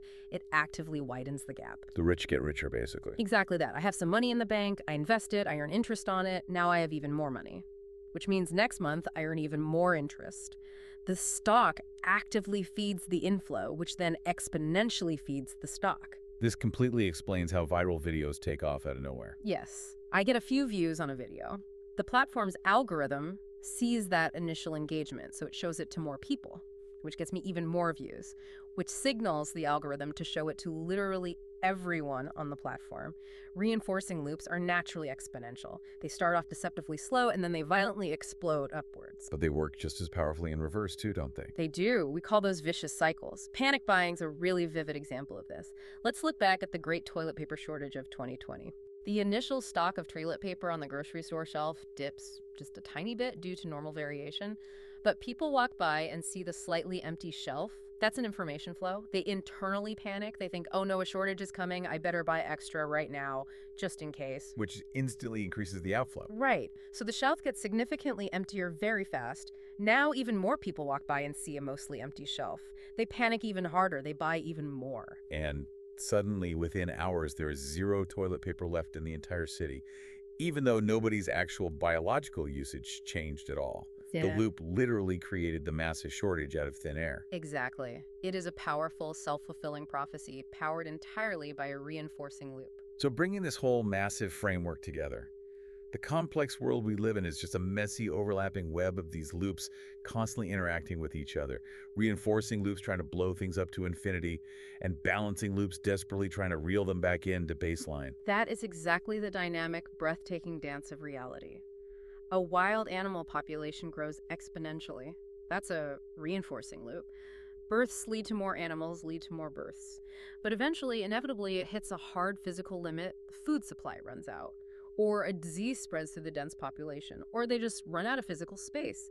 Those limits are the balancing loops forcefully kicking in to violently stop the infinite growth. And the real tragedy of human history is when we don't clearly see the balancing loop coming until we aggressively crash right into it at full speed. Right. We naively think the reinforcing loop, the economic growth, or the extraction can just go on forever, but physics says it never can. Something eventually always balances it. The ultimate question for humanity is, do you consciously choose to balance it by intelligent design and planning, or do you stubbornly let the blind system balance it for you by disaster and collapse? Man, that is a profoundly heavy thought to process. We have covered a truly massive amount of ground today. We completely redefined what a system is versus a simple pile of sand. Yeah. We looked at the hierarchy of influence, why changing the purpose of the deep why is so much stronger than just firing the elements to people. We look at the literal physics of reality stock flows and why we are dangerously obsessed with inflows. And finally, we looked at the invisible engines, the loops, the thermostats, and the snowballs. It is a remarkable toolkit once you get the hang of it. You truly acquire the system lens. I want to circle all the way back to where we started this conversation. That familiar, frustrating feeling of being stuck. If you are listening to this right now and you have a persistent problem that simply refuses to go away, whether that's in your business, your marriage, your health, the source material offers a really direct challenge to you.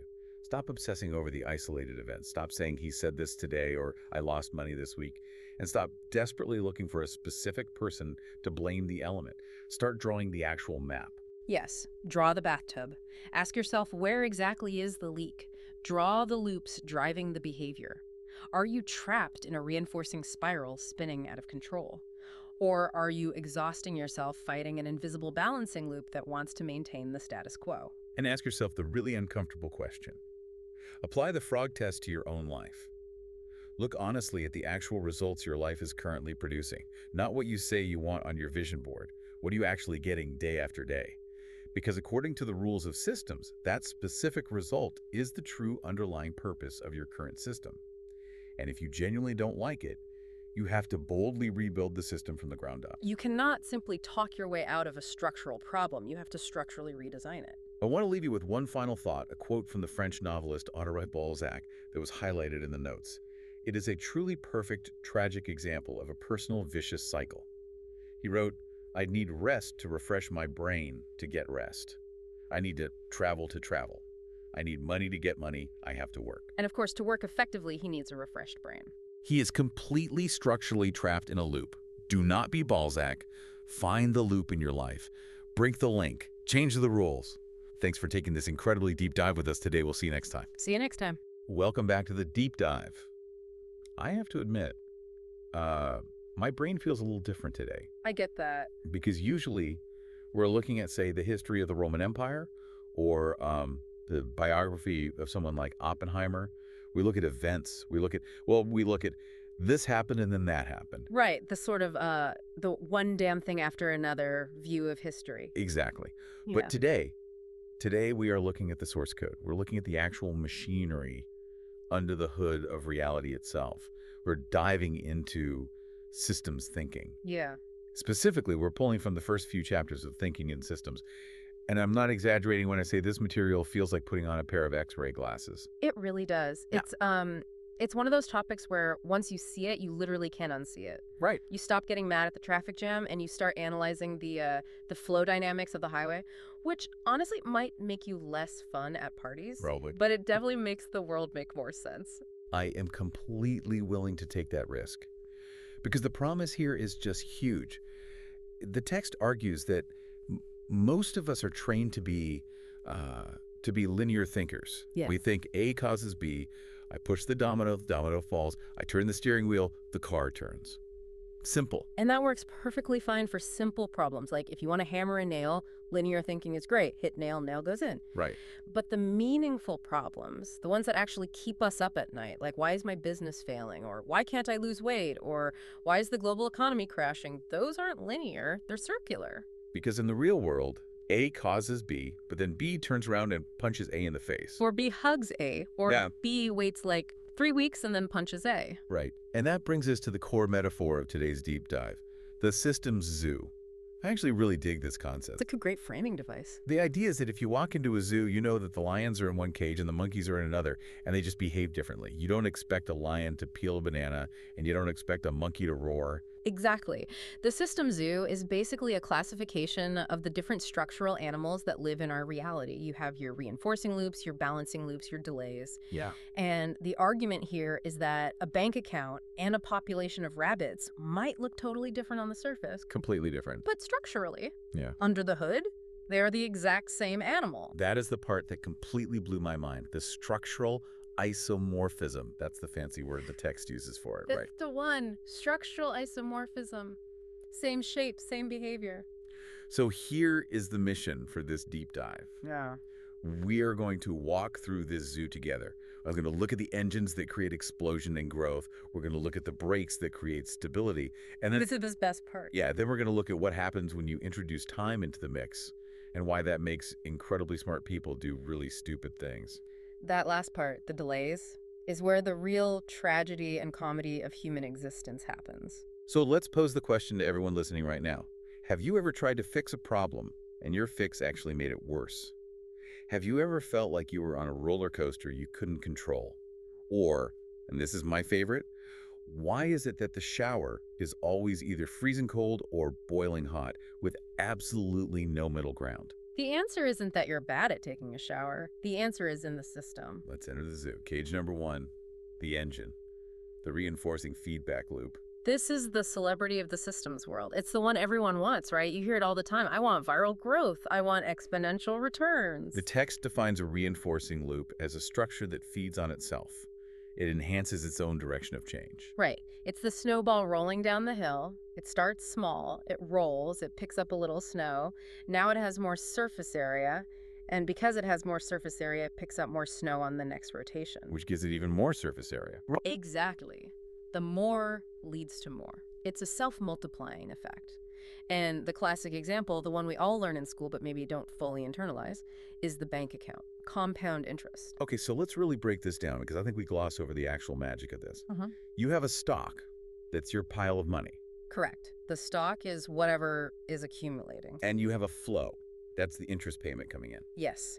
Now, in a boring linear world, your bank would just give you, say, $10 a year. You have $100, next year you have $110, next year $120. That's a straight line. It's a straight line. It's linear growth. But in a reinforcing loop, the flow connects back to the stock.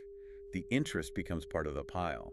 And that new, bigger pile generates the next interest payment. So the flow itself gets bigger every single time the loop closes. The text references figure 13. If you look at a graph of a reinforcing loop, it's really deceptive, and I think this is super important for you listening to understand. In the beginning, it looks like nothing is happening. That is the ultimate danger and the beauty of exponential growth. It completely hides in plain sight. If you look at the first few days or years of a reinforcing loop, the line looks almost flat. Yeah. You have $100, then $105, then $110.25. You look at it and think, this is going nowhere. It's the sneaky phase. But then, suddenly, the curve bends. It goes vertical. The math just takes over. And because we are wired as linear thinkers, that bend always catches us by surprise. Every single time. We see it with viral videos. We see it with pandemics. Oh, there are only 5 cases, then 10, then 20. Then suddenly there are 10,000. Speaking of the math, the source material gives us a little cheat code here. The rule of 70. I love little mental shortcuts like this. It's highly practical. It's a quick way to calculate doubling time. So you take the number 70 and you divide it by the growth rate percentage. So let's play with this. Let's say I have an investment and it's growing at 7% a year. 70 divided by 7 is 10. So your money doubles every 10 years. Okay, but let's say I'm a slightly more savvy investor and I find an index fund that pays 10%. 70 divided by 10 is 7. So now your money doubles every 7 years. Now, if we're just thinking linearly, 7% versus 10% doesn't sound like a massive difference. It's just 3 percentage points. But over a 40-year career. It's astronomical. Because if you double every 10 years, in 40 years you double 4 times. That's 2, 4, 8, 16 times your original money. Right, 16 times. But if you double every 7 years, in roughly 40 years, you're doubling almost 6 times. That's 2, 4, 8, 16, 32, 64. Wow. The difference between 16 times your money and 64 times your money is wealth versus just doing okay. And it all comes from that tiny difference in the strength of the reinforcing loop. But here's where we have to take the rose-colored glasses off. Because the system zoo doesn't actually care about your retirement fund. The text makes a really strong point that reinforcing loops are completely value neutral. They're just engines. They don't care if they are driving a Ferrari or a tank. Or a plague. Right. The source lists some bad news reinforcing loops, like pests in a cornfield. It's the exact same structure as the bank account. You have 2 beetles, they make baby beetles. Now you have a bigger stock of beetles, so they make even more baby beetles. Well, suddenly your entire crop is gone. Or think about a rumor. I tell 2 people, that's the interest payment. Now 3 of us know. We each tell 2 people. Now 9 of us know. It's the exact same math. The one that really struck me was the arms race.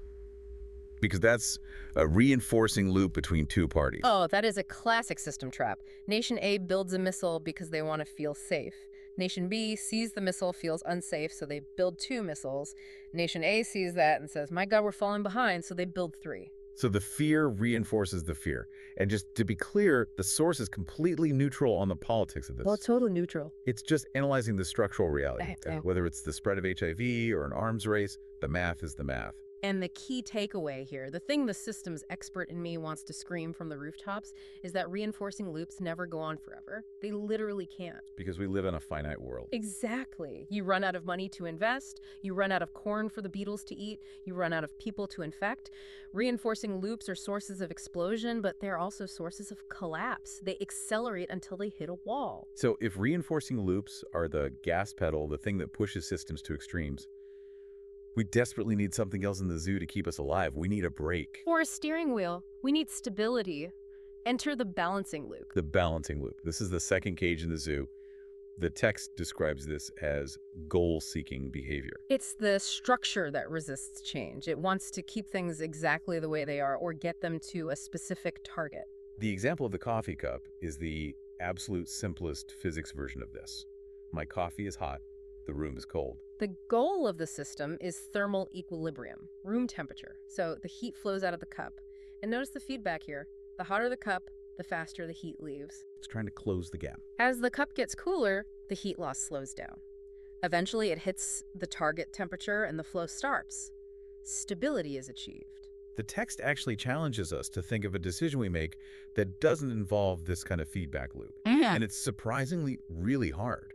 It is. The author suggests maybe falling in love or committing suicide are decisions made without checking a stock. Yeah. But pretty much everything else, I'm hungry.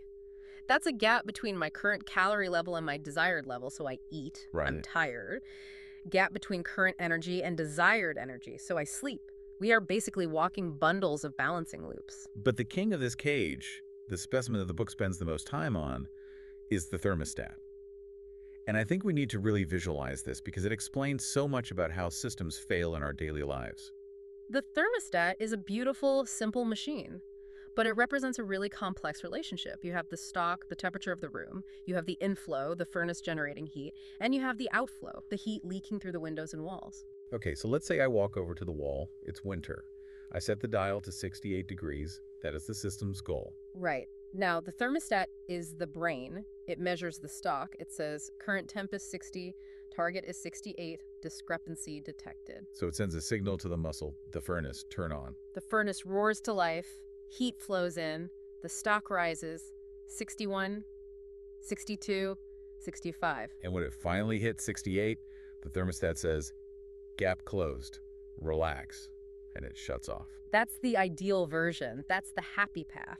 But systems thinking requires us to look at the invisible parts. What about the leak? The leak. The heat is constantly escaping to the outside. And here is the physics that actually matters. The rate of leakage depends on the difference between the inside and the outside. The leaky bucket analogy. Yes. Imagine a bucket with a hole in the bottom. You are trying to keep the water level high by pouring water in with a hose. That's your furnace. But the hole is the cold weather outside. And if the bucket is really full, if the room is really hot, the pressure at the hole is higher. The water squirts out faster.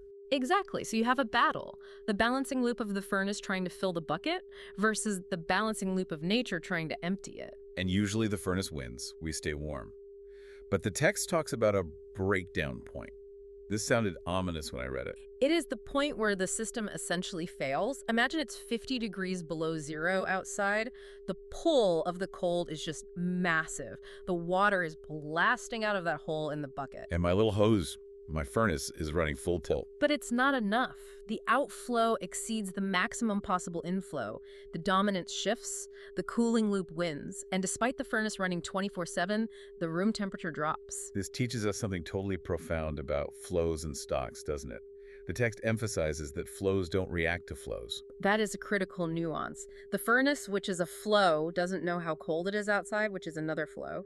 The furnace doesn't have a sensor on the wind chill. It only knows the room temperature. It only looks at the stock. This means there's an inherent delay. The cold has to actually penetrate the house and lower the stock before the furnace knows it needs to fight harder. It's always playing catch-up. I feel like this applies to so many things in life. Take personal finance. A perfect example. My goal is to be debt-free. That's the thermostat setting. Yeah. $0 in debt. My furnace is my monthly payment. Let's say I'm throwing $500 a month at this credit card. But what's the leak? The interest rate. Exactly. The interest is the hole in the bucket. Every month, the bank adds charges. If your debt is huge, the interest charge might be $450 a month. So I'm paying $500, but $450 leaks out instantly. I'm only actually filling the bucket by $50. And if you don't understand that, if you ignore the strength of the leakage loop, you will never reach your goal. You'll be baffled. You'll say, I'm working so hard, I'm paying every month. Why isn't the balance going down? Because you're fighting a system structure that you haven't calculated. You need a bigger hose or you need to plug the hole. Precisely. You have to account for the drain. Okay, so we have the gas pedal, our reinforcing loops, and we have the steering wheel, our balancing loops. Now let's go to the part of the zoo where these animals live together. The text calls this section life and death. Or population and economy, which surprisingly are the exact same thing. I found this totally fascinating. Yeah. The idea that a factory full of robots and a country full of people are structurally identical. It sounds dehumanizing, but strictly from a systems perspective, it's true. They are both stocks that grow via reinforcing loops and shrink via balancing loops. Let's look at the population model first. It's the easier one to visualize. Okay, you have a stock of people. How do we increase that stock? Births. And births are a reinforcing loop. More people have more babies. And how do we decrease the stock? Deaths. That's the balancing loop. Mortality pulls the population down towards zero. So the history of humanity, the history of basically every civilization, is just the tug of war between these two loops. It is shifting dominance. The text looks at the year 2007 as a snapshot. At that time, the world had about 21 births per 1,000 people, and only 9 deaths per 1,000 people. So inflow of 21, outflow of 9, net gain of 12. Which means the reinforcing loop is winning. It's dominating. That's why the population graph for the last century looks like a rocket ship. We are in the exponential phase. But it doesn't stay there. The text talks about the bending line. Right. What happens if there's a plague? Or a war? The death rate spikes. If mortality jumps to 30 and births stay at 21, now the balancing loop is dominant. The population crashes. But the more subtle shift, and the one the UN banks on, is development. As countries get richer, fertility drops. People have fewer kids. The reinforcing loop gets weaker. So the rocket ship starts to level off. It turns into an S-curve. Hopefully. That's the goal. Dynamic equilibrium, where births equal deaths and the bathtub level stays steady. Now, transfer this to the economy, Yeah. the capital model. This is where business leaders should really listen up. In an economy, capital, meaning machines, factories, trucks, computers, is the stock. And investment is the birth rate. Exactly. When you build a new factory, that's a birth. It adds to the stock. And because that factory produces value, it allows you to afford more factories. That's the reinforcing growth loop. But machines don't live forever. No. They rust, they break, they become obsolete. That is depreciation. And depreciation is structurally identical to death. It is the balancing loop draining the stock. So whether your economy grows or shrinks depends entirely on the battle between investment, the births, and depreciation, the deaths. Yes. And the text introduces 2 key levers here: investment fraction and capital lifetime. Let's unpack those terms because they sound a bit like Econ 101 jargon. Okay, think of a farmer. He harvests 100 bushels of corn. That's his output. Now he has a choice. He can eat all 100 bushels, that's consumption, or he can eat 90 and save 10 to plant for next year. That 10 is his investment fraction. The percentage of your output that you plow back into the system to create future growth. Right. If the farmer eats all 100 bushels, he has 0 investment. The farm dies. And capital lifetime. That's how long the tools last. If the farmer buys a tractor, does it last 5 years or 20 years? And this led to the insight that I highlighted in neon yellow in my notes. There are 2 ways to make an economy or a company grow. And most people only focus on the first way.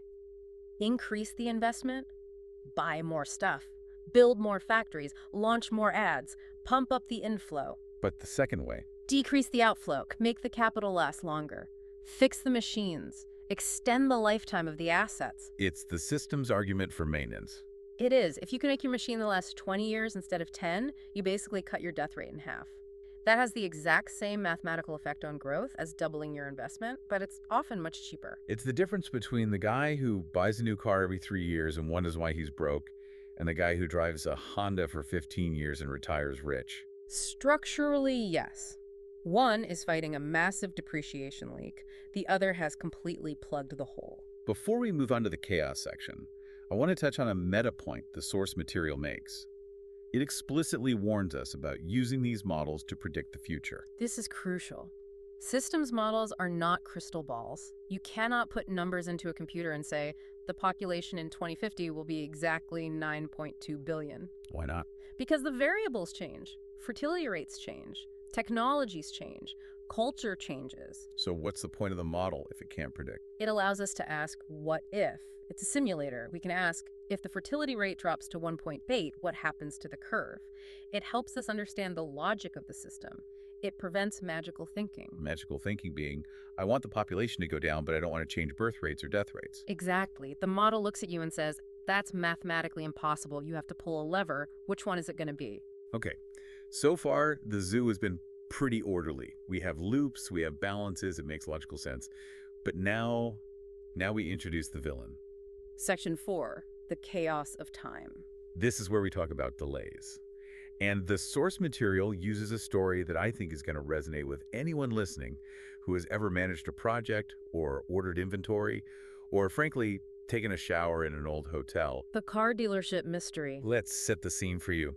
You are the manager of a car dealership. Okay, I'm in charge. Your goal is to have a nice full lot. You want enough cars to cover 10 days of sales. That's your comfortable buffer. Makes sense. If I normally sell 10 cars a day, I want 100 cars in the lot. If I sell 20, I want 200. So you have a simple feedback loop. You watch sales. If sales go up, inventory drops. You see the gap. You order more cars from the factory. Cars arrive. Inventory fills up. In a perfect world, this works instantly. Sales go up 10%, I order 10% more, the truck teleports in, and we're good. But we don't live in a teleportation world. We live in the system zoo. And in this cage, there are 3 delays. Let's count them. Delay number 1, perception delay. Right. It's Monday. You sell 15 cars instead of your usual 10. Do you immediately panic? No, it might just be a fluke. Exactly. You wait. You average the sales over, say, 5 days. You need to be sure the trend is real. So you don't even know that demand has permanently risen until Friday. That's the first delay. You are driving the car, looking out the back window. Delay number 2, response delay.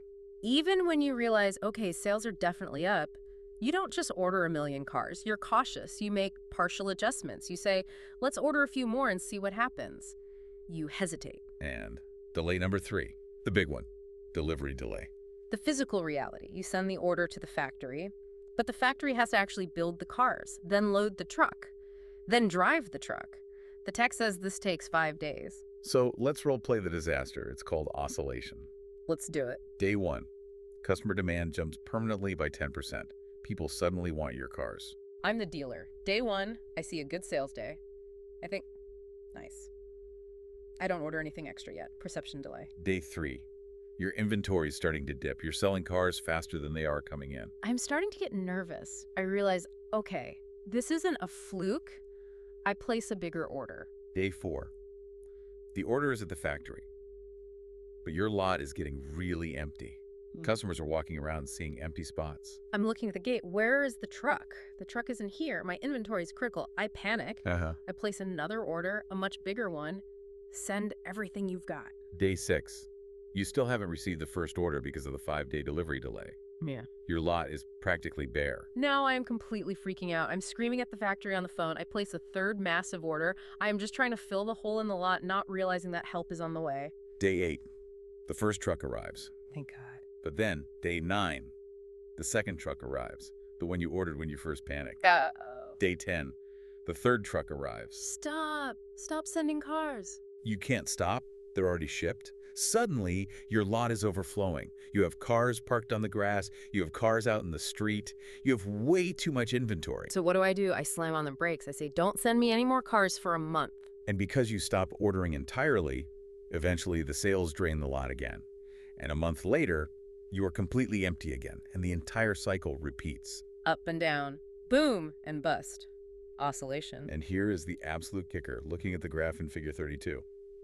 The customer demand was flat. That is the tragedy. The customers weren't doing anything crazy. They just wanted 10% more cars consistently. I created the chaos. The dealer created the oscillation because she didn't understand the delays. With the shower analogy. It's the exact same system. You're in a hotel, you turn the faucet, water is cold. Delay. The hot water has to physically travel from the basement to the 4th floor. But you don't wait. You think the knob is broken, you turn it more. Still cold. Turn it all the way. Then the hot water arrives. All at once. It's lava. You scream. Turn it back to cold. And 10 seconds later, you're freezing. You are oscillating the temperature because you are reacting to old information. Now, this leads to the counterintuitive fix. And this is where the system thinking approach is so unbelievably valuable for anyone listening who manages, anything. The dealer looks at this mess. She sees the graph going up and down, and she thinks, I know the problem. I was too slow. I need to be faster. It makes sense intuitively. If I'm behind the curve, I should speed up my reaction time. So she decides to reduce the perception delay. Instead of averaging sales over 5 days, she looks at every 2 days. She becomes hyper-reactive. She chases every single blip. And what happens? The oscillations get worse. Why? That feels so wrong. Being faster should be better. Not in a system with physical delays. The truck still takes 5 days. That hasn't changed. By reacting faster to short-term data, she is amplifying the noise. She's reacting to random Tuesday dips and Wednesday spikes, sending totally erratic orders into a slow supply chain. It creates a massive whiplash effect. So if you're the captain of a supertanker, which has a huge delay between turning the wheel and the ship actually turning the wheel, you cannot steer it like a Ferrari. If you try to steer a tanker like a Ferrari, you will capsize it. You have to steer, wait, watch the slow movement, and then adjust gently. You have to respect the delay. Patience is literally a structural requirement for stability. That's a great way to put it. In a delayed system, patience is an engineering necessity. We have covered a lot of ground in the zoo today. We've seen the explosive reinforcing loops, the bank accounts, and the viral videos. We've seen the balancing loops, the thermostats, and the coffee cups. We've seen the tug-of-war of population and capital. Yeah. And we've seen the absolute nightmare of the car dealer fighting the delay. It is a lot to take in. So as we wrap this up, I want to try to synthesize this for the listener, because we promised this would change how you see the world. What is the big shift here? I think the shift is moving from static thinking to dynamic thinking. Okay, define those for us. Yeah. Static thinking looks for blame. My inventory is oscillating. The inventory manager is an idiot. The shower is cold. The heater is broken. The project is late. The team is lazy. It constantly looks for a single point of failure. It looks for a villain. Exactly. But dynamic thinking asks, what is the system? It asks, what is the structure? It looks at the oscillation and says, where is the delay? It looks at the exploding debt and says, where is the reinforcing loop? It stops blaming the person and starts analyzing the machine. And that is incredibly empowering. Because if you just blame the person, you fire them, hire a new person, put them in the exact same system, and they fail the exact same way. Because the structure dictates the behavior. But if you see the structure, you can actually change it. You can insulate the house to stop the leak. You can shorten the delivery time for the cars. You can adapt your own behavior to just wait for the hot water. You stop fighting the symptoms and start tuning the engine. That's it. That's the real power of the system zoo. I want to leave everyone with a thought to chew on today. The text suggests that we are all, in some way, the car dealer. We are all pushing buttons and wondering why the result is late or why it's the total opposite of what we wanted. We are constantly fighting invisible currents. So here's the challenge for you. Look at your life this week. Look at your finances, your relationships, your work stress. Can you find a loop? Can you find a place where you are pushing a reinforcing loop that is running away from you? Or can you find a place where you are fighting a delay? Right. Where you are turning the handle back and forth, making the water colder and hotter when you really just need to wait 5 seconds. Identify the animal in the cage. Once you name it, you can tame it. Or at least you can stop getting scalded by the shower. That's a win in my book. Thank you for taking this deep dive into the systems zoo with us. It's a dense topic, but man, it really pays off. Keep thinking in circles, everyone. We'll see you next time. Let's start off today with a little bit of a thought experiment. I want you to imagine that you are sitting in this big, high-back leather chair. Okay. You are the general manager of a massive car dealership network. You've got the inventory, you've got the sales team, and you really pride yourself on being a modern, data-driven leader. Right, the modern manager's dream. You know, real-time dashboards, instant feedback, total control. Or so you think. Exactly. You don't guess. You react to the numbers. You're a hawk. So let's say it's a Monday in early spring. You look at the numbers on your screen and sales are suddenly just spiking. Maybe it's tax return season, or maybe the weather is just perfect for a test drive, right? Yeah, people are buying convertibles like they're going out of style. Exactly. And you look out the window at the physical lot and you start seeing empty spots on the asphalt. And your instinct, your basic business 101 training kicks in immediately. Supply must match demand. You can't sell what you don't actually have. Right. I'm looking at those empty spots and I'm thinking, I am losing money every single hour those spots are empty. That is potential profit just evaporating. Mm-hmm. So what do? I pick up the phone, I call the factory, and I double my usual order. I say, get me more cars and get them here now. The market is hot. And honestly, I feel good. I took decisive action. You pulled the lever, you saw a gap, and you tried to fill it. I pulled the lever. But let's fast forward a bit. Tuesday comes. The trucks haven't arrived yet. Customers are still walking in. They're waving cash, asking for that red convertible, and they're walking out disappointed because the lot is still completely bare. So naturally, I start to panic. Yeah, the anxiety sets in. I call the factory again. I'm yelling, "Where are my cars? We are bleeding sales here. Send more. Send everything you have." So you're doubling down on the correction. Yeah. You're reacting to the persistence of the problem. And then Friday hits, and suddenly 18 semi-trucks roll onto the lot at the exact same time. It is a massive traffic jam. I have cars parked on the display ramps. I have cars in the employee parking. I have cars parked on the street. And of course, by Friday, the buying spree has completely cooled off. It started raining. So now you're just drowning in inventory. Completely drowning. You're paying interest on loans for cars you can't sell. You have a flooring cost that is just eating you alive. So what do? I panic again. I scream at the factory, "Stop. Cancel all orders. Don't send another tire." And the cycle just repeats. We go from feast to famine, overshoot to collapse. But here is the real kicker, and this is the scenario we are going to unpack in today's deep dive. Right. I, as the smart, data-driven manager, decide the problem is that I just wasn't reacting fast enough. Yeah, you think the lag is the enemy. You think if you had just been quicker, you could have nailed it perfectly. Exactly. I decide I'm going to check inventory every 6 hours instead of every day. I decide to order faster. I tighten up the ship. I invest millions in faster data feeds. I tell my team, hey, we need to be agile. And that is the exact moment the trap snaps shut. Because in this deep dive, we are looking at some incredibly fascinating source material, specifically texts exploring system structure and behavior, and systems and us. Yeah, really foundational stuff. And these sources suggest that doing the logical thing, reacting faster, being more efficient, optimizing the workflow might actually be the exact thing that destroys your business. It's a classic systems archetype. You found a high leverage point, the speed of your decision, but you're pushing it in the completely wrong direction. You're basically trying to outrun your own shadow. Welcome to the deep dive. Today, we are analyzing why smart people create disastrous systems.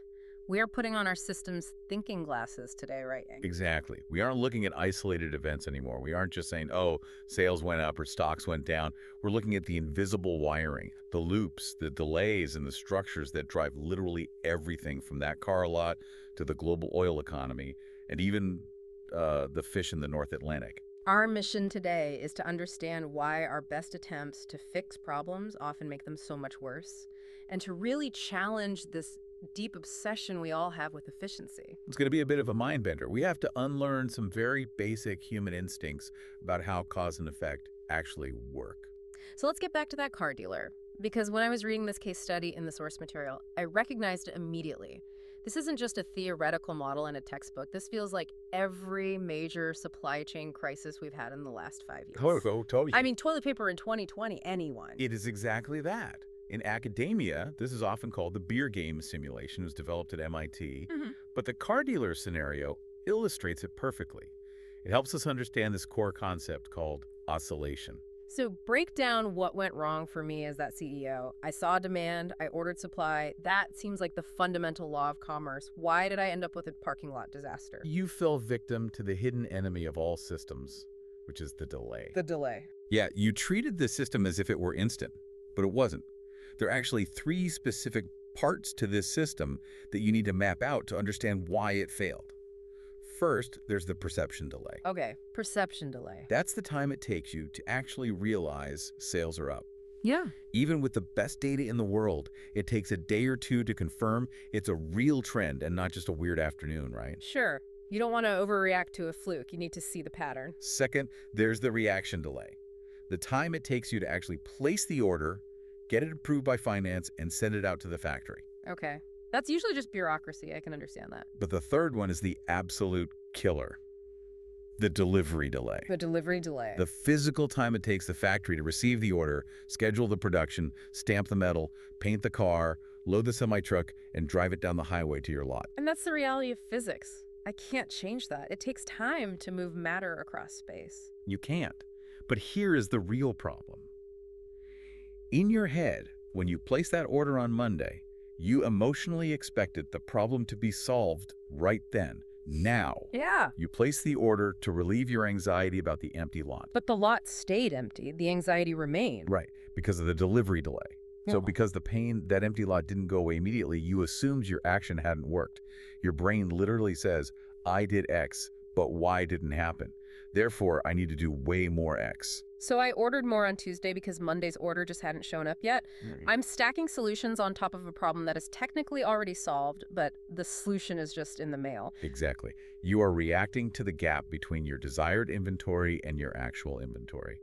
But you are completely ignoring the massive stock of inventory in transit. You have essentially ordered the same solution 3 times before the first one even arrived. It's the shower analogy. I think everyone has experienced this. I read this in the notes and I just laughed out loud because it's so true. It is the perfect physiological example of this system. It hits you right in the nervous system. You step into the shower in some cheap hotel. The water is freezing cold. You turn the knob to hot. You wait 2 seconds. It's still freezing. And your brain says, the knob position I chose is clearly insufficient to achieve the desired temperature. So I turn it more to hot, still cold. I think, wow, this heater is broken. I crank it all the way to the red zone. I am demanding hot water immediately. And just as you do that, the hot water from your very first turn finally travels through the 30 feet of pipe and hits you. And I get absolutely scalded. I scream and I crank it all the way back to cold. And 10 seconds later, you're freezing again. Yeah. This is oscillation. And the source material makes a really fascinating point here. The dealer or the person in the shower usually blames the external world. Right. They say the heater is erratic, the customers are fickle, the factory is totally incompetent. But the oscillation is coming from inside the house. It's your own reaction pattern interacting with the delay. The system is doing exactly what you told it to do. You're just telling it to do crazy things because you're impatient. Precisely. Now, here is where it gets super counterintuitive. And this is where I want you to really put yourself back in that CEO chair for a second. In the source text, they ran simulations on this. They asked, what happens if the dealer gets better data? What happens if they reduce their reaction time from 3 days down to 2 days? And common sense and pretty much every business consultant on the planet says that solves it. Right. If I react faster, I catch the trend earlier. I don't let the deficit get so big so I don't have to overorder. Speed has to be the answer. But common sense is wrong here. How can being faster be wrong? That feels like saying being healthier is bad. The data shows that when you shorten the reaction time without changing the delivery delay, the oscillations don't get better, they get violent. Violent. The swings between total shortage and massive glut become much, much more extreme. Speed kills. In a system with a long physical delay, yes, fast reactions create massive instability. You are essentially shaking the ladder while you're trying to climb it. By reacting every 2 days, you're inputting new corrections before the previous corrections have even registered in the system. You're just amplifying the noise. So if I'm the CEO and I read this deep dive analysis or like, what am I supposed to do? Just sit on my hands? That feels negligent. This is the part that drives high-efficiency managers completely crazy. The solution mathematically is to slow down. Slow down. The simulation shows that if the dealer actually increased their reaction delay checking stock every 6 days instead of every 3 days, the oscillations smooth out. I feel so reckless, though. You see a problem in an empty lot and you decide to just wait a week before doing anything. You aren't ignoring the problem. You are waiting for your previous actions to take effect. You are respecting the delivery delay. You are saying, I ordered cars on Monday. They aren't here yet. I will trust that they are coming and not order more. It requires faith in the system structure. It requires knowing that the pipes are long and the hot water is actually coming. It requires dampening the feedback loop. If you react to every single blip in the data, you amplify the noise. You have to filter out the short-term variations and look at the long-term stock. This explains so much about the economy to me, because the source material doesn't stop at car lots. It scales this all the way up to the GDP. We're talking about why the whole world goes boom and bust. That's the scary part. This isn't just about cars or showers. Think about the inventory cycle in the macroeconomy. This is really the heartbeat of industrial capitalism. Walk me through that. How do we get from a car lot to a global recession? Okay, so go back to our dealer. He panics and stops ordering cars because he has way too many. He goes cold turkey. What happens at the factory? The factory sees orders dry up. The manager there looks at his own inventory of finished cars piling up. He has to slow down the assembly line. And when the assembly line slows, they order less steel. They order less rubber. They order less glass. They tell the shipping companies they don't need trucks next week. And the steel mill sees demand crash. They have giant furnaces they can't just turn off, but they have nowhere to send the metal. So the steel mill lays off workers or cuts their shifts. Now those steel workers, thousands of them, have less money in their pockets. They go home and tell their families, we need to tighten our belts. No new car this year. no vacation. Which makes the car dealer sell even fewer cars. Which makes the dealer cut orders even more. It's a death spiral. It's a reinforcing feedback loop. It feeds on itself. And the wild thing is, it works on the way up too. When the dealer overorders, the factory hires overtime, steel prices spike, the stock market sees record demand, and speculators start bidding up the price of commodities. So these booms and busts, we usually look for a villain, right? We blame the president or the central bank or a tax policy or greedy corporations. We want a face to blame for the pain. And those things can certainly act as triggers? Sure. A bad policy can start the wave. But the source material is arguing a much more fundamental point here. Business cycles, recessions, and booms are inherent to the system structure. Inherent. Even if every CEO was a saint and every politician was a genius, you would still have oscillation as long as you have delays between production and consumption.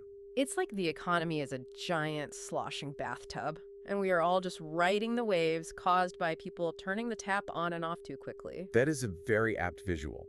And the systems thinker stops looking for the bad guy who caused the wave and starts looking at the shape of the tub. Can we change the delays? Can we share information better so the dealer knows exactly what the factory is doing? That's how you solve it. Not by yelling at the water. Okay, so that's a system with one main variable, inventory. It oscillates. But the sources take us much deeper. We need to talk about what happens when you have two stocks interacting, and specifically when one of those stocks is finite. Right. We are moving from the car lot to the oil field. This section of the source material was honestly a little terrifying for me. It describes the limits to growth archetype. Yeah. And it directly challenges the idea that we can just grow our way out of problems. It is a very sobering model. Okay. So in this system, we have two stocks. Stock A is capital. That's your drilling rigs, your refineries, your mining trucks, your engineering expertise. Stock B is the resource. That's the actual oil in the ground. And they are locked in a dance. A very dangerous dance. It starts with a reinforcing loop. You drill for oil. You sell it for profit. What do you do with the profit? I'm a capitalist. I reinvest it. I build more rigs to get more oil. I hire more geologists. Exactly. More capital leads to more extraction, which leads to more profit, which leads to more capital. This is exponential growth. It's a runaway train. And that's the boom phase. Everyone is happy. Energy is cheap. The economy is flying. We feel like geniuses. But then the balancing loop wakes up. This is the constraint. As you extract the resource, the stock of oil in the ground gets smaller. Obviously. But for a long time, nobody notices, right? Because the reservoir is just huge. It feels infinite. Correct. But here is the nuance that people miss. Yeah. It doesn't just run out one day like an empty gas tank. As the stock gets smaller, the yield per unit of capital drops. Explain that term for us, yield per unit of capital. That sounds like academic jargon, but I feel like it's the absolute key here. Think of it like picking apples. When you first walk into the orchard and the trees are completely full, you can fill a basket in 10 minutes just standing on the ground. You are picking the low-hanging fruit. High yield, minimum effort. But once I've picked all the low-hanging fruit... You have to get a ladder. You have to climb higher. You have to reach into the thorny branches. It takes you an hour to fill the basket instead of 10 minutes. So my yield per hour of work has crashed. Exactly. In the oil world, this means you've drained the easy, shallow pools in Texas where you just poke a hole in the ground and oil shoots up. Now you have to build massive platforms in the North Sea. You have to invent complex fracking technology. You have to drill 3 miles deep through solid rock. The cost to get that next barrel in terms of energy and money goes way up. So your profit margin starts to get severely squeezed. You are spending more money on the capital than the value of the apples you're getting. Right. And this leads to the dynamics of depletion. The life cycle always looks the exact same in these models. First, exponential growth. It looks like it'll go on forever. Then a peak. And the peak happens surprisingly early. And then collapse. And the collapse happens because the cost of maintaining that massive capital stock, all those deep-sea rigs and complex refineries, eventually becomes higher than the money you're making from the dwindling oil. Precisely. Investment stops. The industry shuts down. And here is a detail from the text that really stuck with me. The industry often collapses before the oil is actually gone. Wait, really? We leave oil in the ground? Yes. The text says the last and most expensive resources often stay in the ground. It simply doesn't pay to get them out. The energy required to drill the hole is greater than the energy inside the oil you find. It's an energetic dead end. Now, I know what you're thinking as you listen to this, because I was thinking it too. I'm going to play the role of the skeptic here. Okay, doomsayers. We've heard peak oil since the 1970s. It hasn't happened. We always find more. Geologists are smart. What if we discover a massive new field that doubles our reserves? Ah, the new discovery fallacy. This is where the human brain just really struggles with exponential math. We think linearly. We think double the oil equals double the time. The source material addresses this head-on with cold, hard math. So let's look at the math. Prove me wrong. Let's run the model. Suppose you have a resource and your industry is growing at 7% a year. That means the industry doubles in size every 10 years. That's standard exponential growth for a booming sector. Okay. So every decade we are consuming twice as much as the decade before. Right. Now, suppose we calculate that we have 50 years of oil left at current rates. But suddenly a miracle happens. We discover a new field that doubles our total known resources. We have twice as much oil as we thought. How much extra time does that give us before the peak and collapse? Intuitively, I'd assume double the time. If we had 50 years left, now we have 100. That's the linear trap. In a system growing exponentially at 7%, doubling the resource stock delays the peak by only about 14 years. 14 years. Yep. That's it. We double the entire known supply of oil on planet Earth, and we only buy a decade and a half. That is the ruthless power of exponential growth. If you are doubling your consumption every 10 years, that new double-sized resource just gets completely eaten up by the last massive doubling of the industry. That's horrifying. It feels like a magic trick. It gets worse. What if we quadruple the resource? What if we find 4 times as much oil as we thought existed? Don't tell me. Another 14 years. Roughly, yes. Maybe another decade or so beyond the first double. Because the monster eating the oil, the capital stock, is growing so incredibly fast. So finding more resources doesn't actually solve the problem. It doesn't solve the problem of depletion. In fact, the source argues it makes the problem worse. How? How can having more of something be worse? Because having more resources allows the capital stock, the machinery, the workforce, the dependence of society to grow much, much bigger before the crash. If you run out of oil when you only have 100 drilling rigs, it's a small problem. If you run out when you have 100,000 rigs and an entire global civilization dependent on them. The crash is from a much greater height. The bubble is way bigger when it pops. Exactly. It leaves you with far less time to adapt because the collapse, when it comes, is swift and massive. There was another counter-argument I wanted to raise from the reading: price and technology. The standard economic argument is, well, if oil gets scarce, the price will go up. High prices will force us to conserve, and high prices will fund new technologies to extract more. So the free market fixes it. And the systems view says those feedback loops actually accelerate the depletion. Explain that, because that sounds totally backwards. High prices should lower demand, right? In the short term, maybe. But think about the producer. If the price of oil goes up, what happens to the oil company's profits? They go through the roof. Record profits. And what do they do with those record profits? They reinvest. They build more rigs. They explore more. Exactly. Higher prices justify extracting the difficult, expensive oil that just wasn't profitable before. So you build more capital stock. You drain the resource faster because you suddenly have the money to do it. And technology. I always think of technology as the savior in these scenarios. In this specific context, improved technology just lowers the cost of extraction. It makes it profitable to drill in the Arctic or deep underwater. It feels like a solution. But in a finite system, it just allows you to scrape the bottom of the barrel more effectively. It masks the signals of scarcity until the very end. It allows us to be extremely efficient at emptying the tank. So the text presents a really grim choice here. It implies the real choice in managing a non-renewable resources. Do you want to get rich very fast and have a short life? Or do you want to get less rich but stay that way longer? That is the core trade-off. There is no grow forever option. Okay, so that's non-renewable resources, stuff that once it's gone, it's truly gone. But surely the news is better for renewable resources, like fish or forests. These things grow back. Nature is regenerative. Well, yes and no. It depends entirely on how we manage them.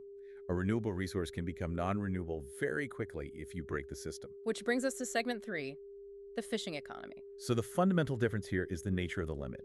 Oil is stock limited. You can take it all right now if you just have enough drills. Fish are flow limited. Explain that distinction a bit more. You cannot force a fish population to regenerate faster than its biological limit.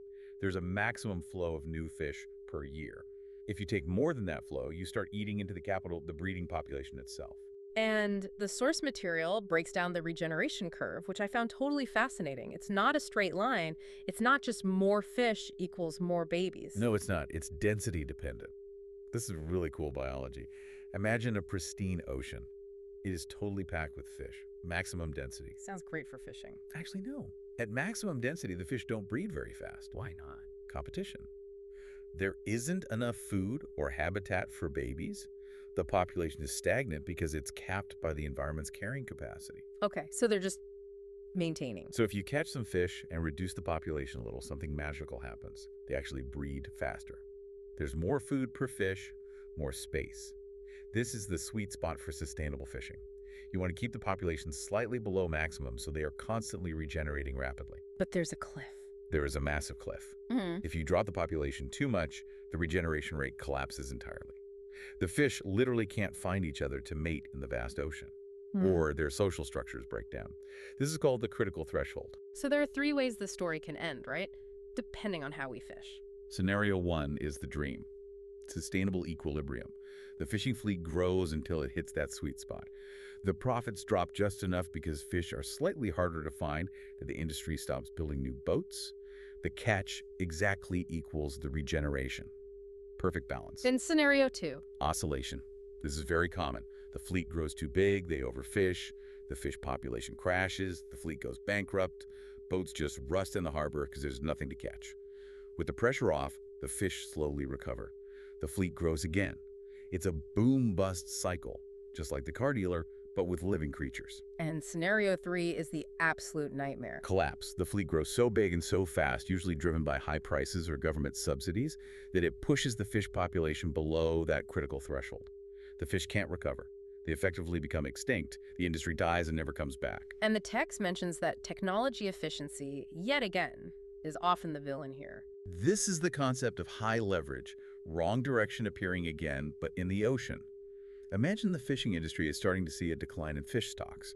It's getting harder to fill the nets. Profits are dipping. So they innovate. They invent sonar. They invent GPS tracking. They build massive trawlers that can scrape the ocean floor. Right. They increase their yield per unit of capital. They become much more efficient hunters. Which sounds like a good thing. We are using human ingenuity to feed the world. Why is that bad? It sounds great on paper. But look at it from the system's perspective. What does sonar do to the feedback signal? If I have sonar, I can catch the exact same amount of fish even if the ocean is half empty. I can find every last school hiding out there. So the catch per unit effort stays really high. Masking the fact that the actual population is collapsing. The efficiency hides the signal of decline. It keeps the boats profitable way past the point of safety. It prevents the economic feedback loop, the signal that says fishing is hard. We should stop from kicking in until it is mathematically impossible to save the fish. Exactly. By the time the catch finally drops, it's simply too late. The text calls this the marine equivalent of desertification. That is a chilling phrase, marine desertification. It really drives home the point that higher efficiency can drive a renewable resource to become a non-renewable one. We can fish it until it's just mining. It's a really powerful lesson. Efficiency allows us to destroy systems more completely. Okay, we've talked a lot about collapse and depletion and oscillation. It's been a little heavy. I feel like I need a drink. But the source material shifts gears in the second half. It moves from how systems fail to why they work so well when they do. Yes. We need to talk about resilience. And this is a word we hear a lot in corporate speak. You need to be resilient. Build a resilient supply chain. But the text defines it very specifically, and it's distinct from stability. It is, and the distinction is crucial. Stability is constancy. It's resisting the bumps. A concrete bunker is stable. It doesn't move. And resilience. Resilience is the ability to bounce back, to survive variability, to absorb a massive shock and reorganize.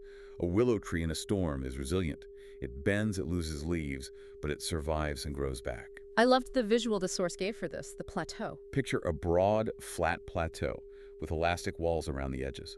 A ball on that plateau can move around freely. It can have ups and downs. It can play. If it hits the wall, it just bounces back. That is a resilient system. It has room to move. It has slack or play. Versus a system on a knife edge. Right. A brittle system, a highly optimized system, is like balancing a ball on the tip of a needle. It might look very stable because it isn't moving, but if you push it just a tiny bit, it falls forever. And the argument here is that modern society is absolutely obsessed with stability and productivity, and we are unknowingly sacrificing resilience to get it. We are narrowing the plateau to make the system more efficient. We are removing the slack. We are optimizing ourselves right onto that knife edge. The examples given in the text were great. Let's talk about the cows. I never thought I'd be discussing bovine genetics on a deep dive, but here we are. Bovine growth hormone. It's a classic example. You give the cow a hormone, it produces way more milk, productivity goes up. The system looks better on the Excel spreadsheet. The yield is higher. But what is the hidden cost? The cow is diverting energy from its immune system and body maintenance to make that extra milk. It becomes less healthy, it burns out faster, it becomes totally dependent on human management. Constant vet visits, special feed, climate control. So we gained productivity, but we created a brittle cow. Exactly. If the farmer gets sick or the electricity goes out, that high-performance cow is in big trouble. A regular, inefficient cow might survive out in the field for a week on its own. The optimized cow cannot. And then there's just-in-time manufacturing. This is the absolute gospel of modern business. Toyota, Amazon, everyone uses this. It's the gold standard of efficiency. Yeah. Why pay to store parts in a giant warehouse? That's waste. Just have the truck arrive exactly when the assembly line needs the part. It saves millions of dollars. It creates huge shareholder value. I mean, nobody wants to pay for a warehouse of stuff just sitting there gathering dust. It does. It is incredibly efficient, but it removes the buffer. It completely removes the resilience. As we've seen in the real world recently, if one ship gets stuck in the Suez Canal, Or a global pandemic hits. Or a microchip factory in Taiwan has a fire. the whole factory shuts down. The system has no slack. We traded resilience for profit. We took away the warehouse, which was the buffer, and we put the company on a knife edge. We made it brittle. Exactly. And the third example was the European forests. This is a really important historical lesson. Monoculture. Right. For centuries, forestry managers thought, why have all these messy bushes and random trees? Why have oaks mixed with pines? Let's just plant the most valuable timber, Norwegian spruce, in neat, orderly rows. Very easy to harvest. Very efficient. Standardized. Like a factory without a roof. It's extremely productive. For a generation or two, timber yields skyrocketed. But without the complex mix of species, the soil chemistry changed. The nutrient cycles broke down. Birds and bugs that used to protect the trees disappeared because their habitat was just gone. And suddenly, these forests became incredibly vulnerable to pests and pollution. Right. The Bolt's been right. Forest death. They were highly productive, but they were incredibly weak. A single type of beetle could wipe out the whole forest because every single tree was identical. So resilience often looks messy. It looks inefficient because there's redundancy. There's extra stuff just hanging around. Exactly. Yeah. Nature loves redundancy. We humans love streamlining. And that's the conflict. A resilient system has backup systems. It has diversity. It has what a manager would call waste. The text mentions meta-resilience, which is even cooler. Meta-resilience. Yeah. It's not just bouncing back from a shock. It's the ability of the system to design new ways to bounce back, to learn, to evolve. Ah, yes. This leads us perfectly to the final major concept we need to cover. Self-organization. This is the most magical property of systems. It really is. It's the ability of a system to make itself more complex without a central planner pulling the strings. The text describes it using biology. Think about a fertilized egg. It's a single cell. But encoded in it is a system that can divide, differentiate, and organize itself into a frog, or a chicken, or a human being. It doesn't need a manager telling it where to put the liver. It self-organizes. Or think about a city. Nobody tells a city how to form organically. But people move in, businesses open, a community group forms to fight a toxic dump, an arts district emerges. The system gains complexity and intelligence from the bottom up. It evolves, it adapts, it creates new structures to solve new, unforeseen problems. But here is the major conflict the source highlights.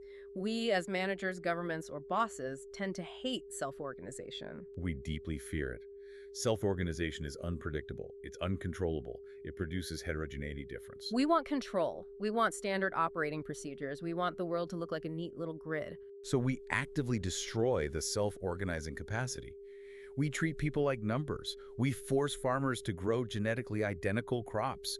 We build rigid bureaucracies that squash any bottom-up innovation. The source says we are blind to this property. We don't see that by trying to perfectly control the system, we are killing its ability to save itself. We are killing the goose that lays the golden eggs because we want to control exactly when the egg arrives.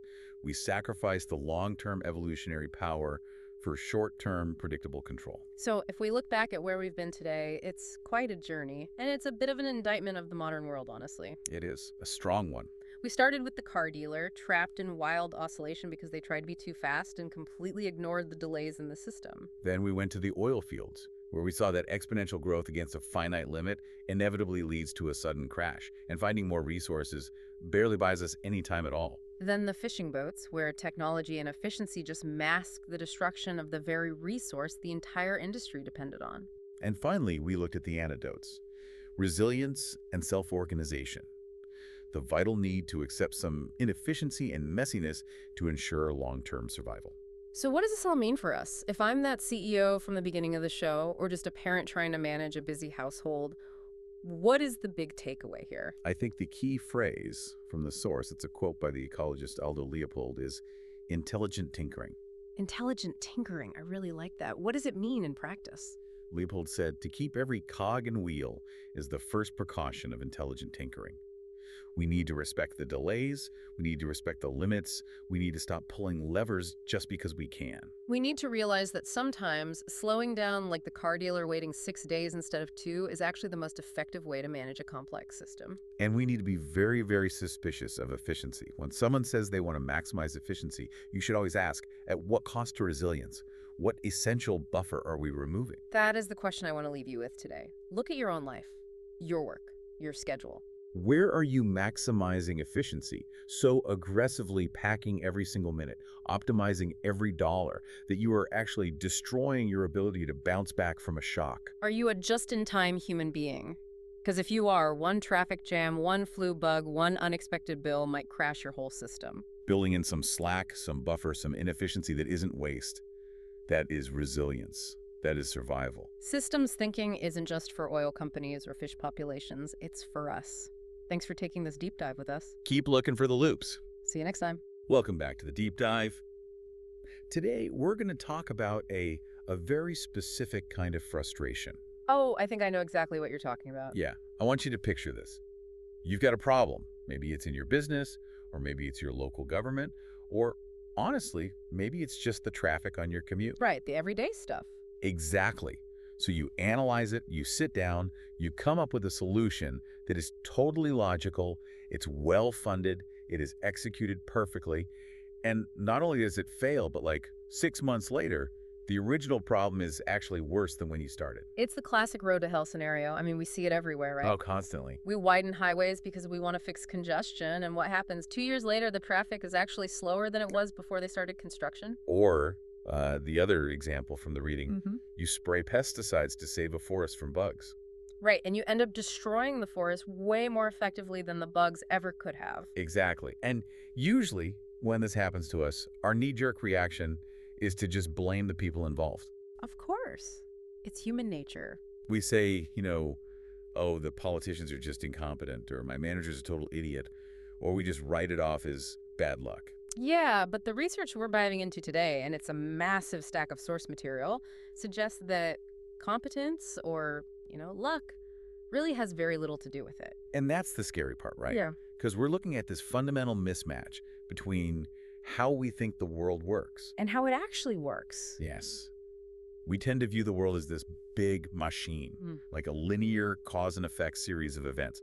I push the button, the light turns on. But the source material we have today, this really deep exploration of systems theory, it argues that the world is absolutely not a machine. Not even close. It is a complex, dynamic, self-organizing system. And that distinction, that single mental shift, it basically changes everything. It really does. If you treat a complex system like a simple machine, you're going to break it. So we have all these notes, articles, research papers here, and they essentially serve as kind of an operating manual for reality. A look into the black box. Exactly. Yes.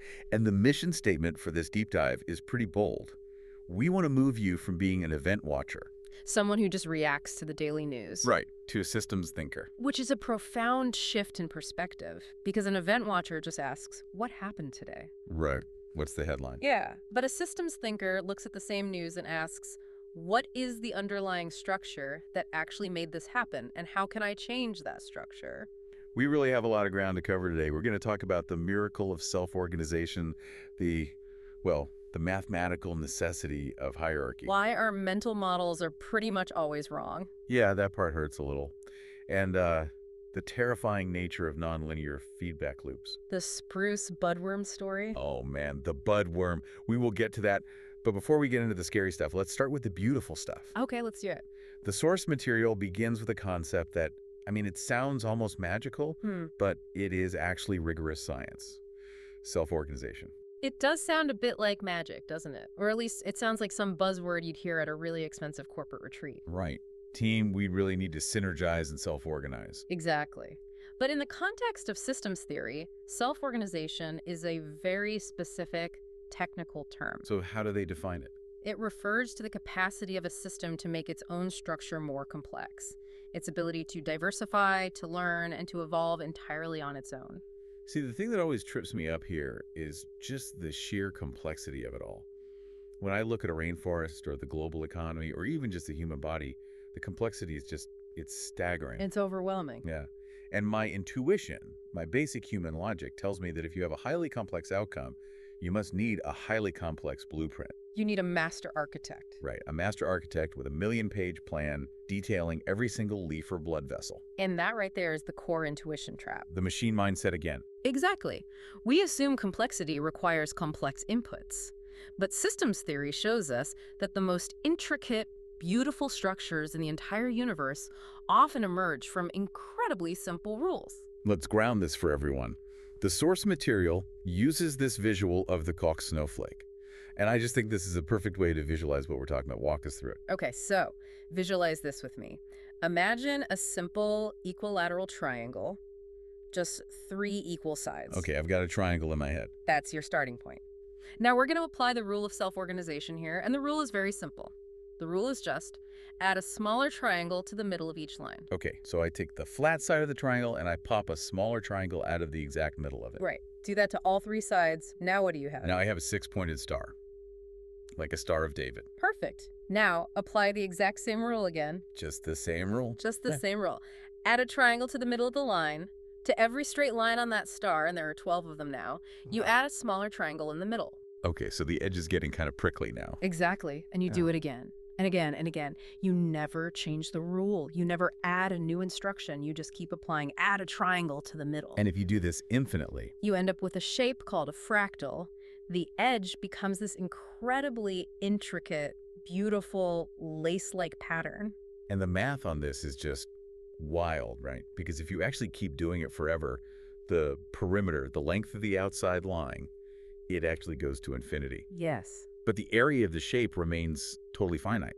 Like you can still draw a circle around the whole thing and it fits inside. That's the real aha moment. You have infinite complexity, an infinite surface area, all contained within a finite space. And it didn't require some master architect drawing every single jagged microscopic edge. Not at all. It just required one simple rule repeated over and over. And the crazy thing is, this isn't just a fun geometry trick for a math class. This is literally how biology works. It is exactly how biology works. Just look at your lungs. If you took all the tiny air sacs in your lungs, the alveoli, and you flatten them all out, they would cover an entire tennis court. Which is insane to think about. Yeah. How do you pack a tennis court into a human chest cavity? You use a fractal. You use the Koch snowflake logic. Exactly. You use a branching rule. Your DNA doesn't say, okay, place lung cell number 4 billion at coordinate XYZ. It doesn't have enough storage space for that. Right. It just says, grow a tube. Now branch that tube into 2. Now branch those 2 into 2 more. Repeat that simple rule enough times, and you get the bronchial tree. You get a tennis court of surface area folded up inside a rib cage. It's humbling, isn't it? A single fertilized egg differentiates into a whole human being, not because it has a tiny, complex map of a human inside it, but because it has a set of basic self-organizing rules. It is incredibly humbling. But let's zoom out from biology to society, because the sources argue that our entire human civilization is basically just a giant Koch snowflake. It really is. Think about the agricultural revolution. That was a massive, unprecedented shift in human structure. We went from small, nomadic hunter-gatherer bands to massive, sprawling empires. But there wasn't like a global town hall meeting where everyone voted to create the Roman Empire. Exactly. It started with a rule change. Just a single rule change. Right. The old rule for tens of thousands of years was roam around and gather food. The new rule became claim a piece of land and harvest crops. And once that simple rule is adopted, The whole system self-organizes around it. You claim land, so you get fences. then you need someone to guard the fences. Then you need a village nearby to feed and support the guards. Then you have surplus food, so you need a granary. Then someone has to manage the granary, so you need an administrator. Then you need a king. The staggering complexity of civilization just spiraled out of that one simple rule change about land. And we saw it happen all over again with the Industrial Revolution. The rule changed again. Right. The new rule was multiply the means of production. Treat capital and labor and nature as inputs to create more capital. Yes.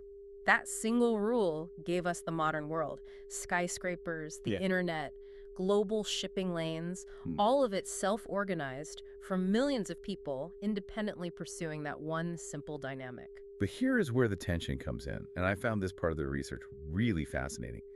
If self-organization is the engine of the world, if it's what created us, our economy, our nature, why does it feel like our institutions are constantly trying to kill it? Because self-organization is fundamentally terrifying to anyone who currently holds power. Because it's messy. It's incredibly messy. It requires experimentation, it requires variety and deviance, and by definition, self-organization creates something new. And if you are already in charge, new is bad. Exactly. If you are a massive government or a corporate monopoly or a really rigid school system, new is a direct threat. New means instability. So we see this bizarre dynamic where the system tries to stomp out the very life force that created it in the first place.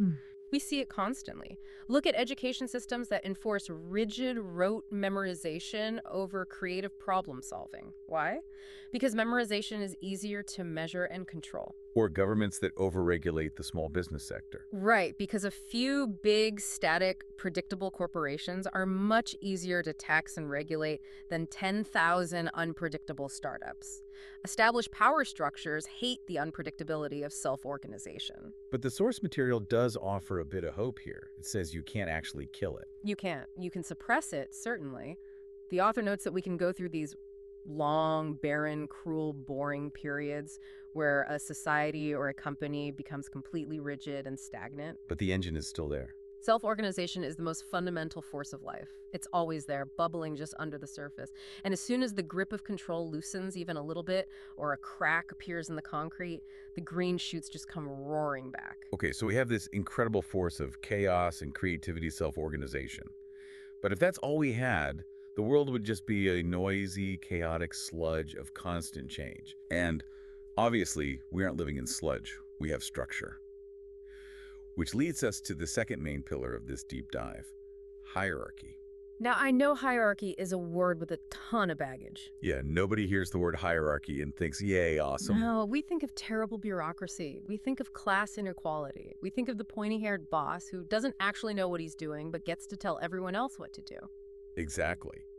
But in systems thinking, hierarchy isn't really about power trips. Not at all. It's about information management. It's about stability.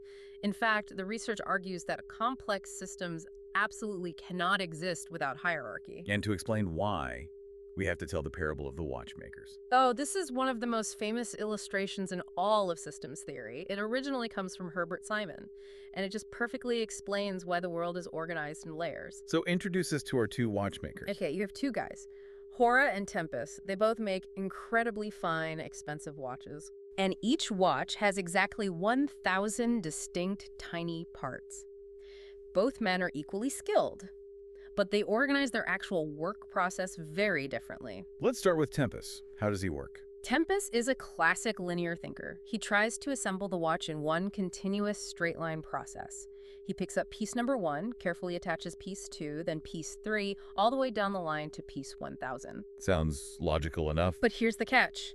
If he is interrupted while working, say, the phone rings, or a customer walks into the shop, he has to put the watch down to answer it. And because the watch isn't stable yet? It completely falls apart. It shatters into individual pieces. When he comes back to his bench, he has to start all over again from piece number 1. Which just sounds like an absolute nightmare. It's a mathematical disaster. I mean, imagine the probability of being interrupted is just 1 in 100 for every piece you add. So every time you add a piece, there's a 1% chance the phone rings.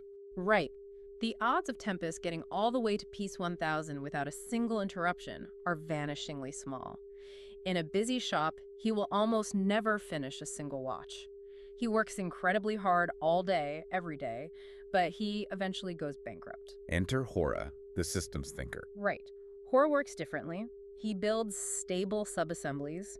He takes 10 tiny parts and puts them together into a stable component that won't fall apart. Okay. Then he takes 10 of those components and snaps them together into a larger subsystem. Then 10 of those subsystems make the final watch. So what happens if Hora gets interrupted by the phone? He puts down his work, and maybe the little 10-piece subassembly he's currently working on falls apart. He loses the work on those specific 10 pieces. But the rest of it? The other 990 pieces are sitting safely on his desk in their stable, completed little clusters. So he loses a minute of work instead of a week of work. Exactly. And because he structured his work this way, Hora finishes his watches almost every single time he starts one. He prospers. So what's the grand takeaway here? The lesson is profound. Complex systems can only evolve from stable intermediate forms. You have to have stepping stones. Yes. You cannot go from a primordial soup of amino acids straight to a human being in one step. It's too precarious. You need the cell to stabilize first, then the tissue, then the organ. The organism, the family, the town. Exactly. Hierarchy is basically nature's way of hitting the save button on its work. I love that. Nature hitting save. It also talks about information flow. Yeah. Because this is the other crucial reason hierarchy is necessary, right? To prevent our brains or any central hub from just exploding. Literally exploding, yes. Think about the physical hierarchy of your own body. You have individual cells, you have organs, and you have a central nervous system. Okay. If your conscious brain had to actively monitor and direct every single chemical reaction happening in every single one of your liver cells, I wouldn't be able to think about anything else. you wouldn't even survive a microsecond. The information overload would fry the system. So how does the hierarchy solve that? The liver cells just handle their own business. Exactly. The relationships within the subsystem are incredibly dense. Liver cells talk to other liver cells constantly. A massive amount of data is exchanged, but they only send a tiny, highly filtered fraction of that information up to the organ level. And the organ. The liver as a whole only sends a summary report up to the brain, basically just a signal that says, "I'm fine," or "Hey, I'm toxic, please stop drinking." This keeps the whole system from crashing. It minimizes feedback delays. Think about a university. If the academic department of biology had to clear every single test tube purchase or syllabus change with the university president. The university would just grind to a halt. Right. The dense, complex communication has to happen at the bottom within the subsystems. The broad coordination happens at the top. But, and there is always a but, when we talk about systems theory, hierarchies do malfunction. We absolutely do. And when they break down, the source material says they usually malfunction in two very specific ways. And I think everyone listening is going to recognize these immediately from their own lives. The first major malfunction is called sub-optimization. Which is a very polite academic way of saying the parts are screwing over the whole. That is essentially the definition, yes. Sub-optimization happens when a subsystem's individual goal overrides the total system's goal. Give us an example. Let's look at a sports team. The overall goal of the team system is simple: win the game.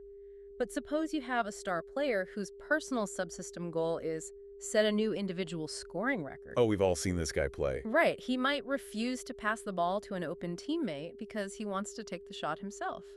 He successfully optimizes his personal stats, but the team loses the game. He's sub-optimized the system. Or, on a much darker level, cancer. Cancer is the ultimate biological sub-optimization. A single cell essentially decides that its own goal, which is rapid replication, is more important than the entire organism's survival. It just grows unchecked. It consumes local resources, destroys the tissue, and eventually kills the host, which ironically and tragically kills the cancer cell too. The source material also points the finger pretty hard at the corporate world here. It does, because a corporation is just a subsystem of the larger national or global economy. Right. If a corporation decides to bribe government officials to secure a monopoly or get special regulatory favors, it creates massive profit for itself. It successfully optimizes. But it damages the whole. Exactly. It degrades the efficiency, the fairness, and the trust of the entire economic system. So that's what happens when the bottom layers get too selfish. But what about when the top layer gets too controlling? That is the second malfunction, which is called overcontrol. This happens when the central coordinating layer forgets its actual purpose. Which is to serve the lower layers. Exactly. The purpose of the brain is to help the body survive and thrive. The purpose of a national government is to help its citizens flourish. But sometimes, the top layer starts trying to micromanage the bottom layers. We're back to the Tempest problem. We are. Imagine if your brain actually did try to bypass the hierarchy and tell every individual cell what to do. Okay, liver cell, 4 billion. Open your potassium channel now. The delay would be fatal. The system is just too slow to handle that data. The organism would literally die before the command even arrived at the cell. We see this in business all the time, don't we? The classic micromanager CEO. Oh, absolutely. The CEO of a 1,000-person company who insists on personally signing off on every single $50 expense report. And what's the result? Paralysis. Complete gridlock. The subsystems, the departments, the employees, they lose their autonomy. They lose their ability to self-organize and solve local problems quickly. And the whole structure just becomes brittle. Exactly. A healthy, functioning system is always a balancing act. You need enough central control to coordinate the whole operation, but you need enough local autonomy to let the parts breathe, adapt, and do what they do best. Okay, so we have self-organization and we have hierarchy. These are the fundamental building blocks of how the world actually works. But now we have to talk about how we, the humans stuck inside these systems, actually perceive them. Right. Because frankly, based on the reading, we are terrible at it. We really are profoundly bad at it. The source material quotes this philosopher, and I love this line, who said, "The acquisition of knowledge always involves the revelation of ignorance." That's a great quote. The more we truly understand complex systems, the more we realize that our mental models, the little simplified maps we carry around in our heads, are just woefully inadequate to describe reality. Let's talk about the iceberg model, because this is a really practical tool from the reading to check your own thinking. It's a classic framework in systems thinking. So imagine an iceberg floating in the ocean. Above the water, you have the visible tip. We call this the event level. This is the 10% we actually see. This is the nightly news. The stock market crashed today. The river flooded Main Street. Our biggest competitor just launched a new product. And the problem is, most people live their entire lives at this event level. They just react. The market crashed. Sell everything. The river flooded. Grab the sandbags. Competitor launched a product. Slash our prices. But the text says that events actually have no predictive power. They don't. Events are just the final, superficial snapshot of a much deeper process. If you are only looking at events, you are permanently playing catch-up. You're just putting out fires. Exactly. To really understand what's happening, you have to go below the waterline. The next level down on the iceberg is behavior. So this is looking at trends over time, not just a single point. Right. Instead of saying the river flooded today, you say, the river has flooded 4 times in the last decade, and every time the crest is a little bit higher. Now you're seeing a dynamic. You can actually start to forecast a little bit. Yes, but even that isn't enough to fix things.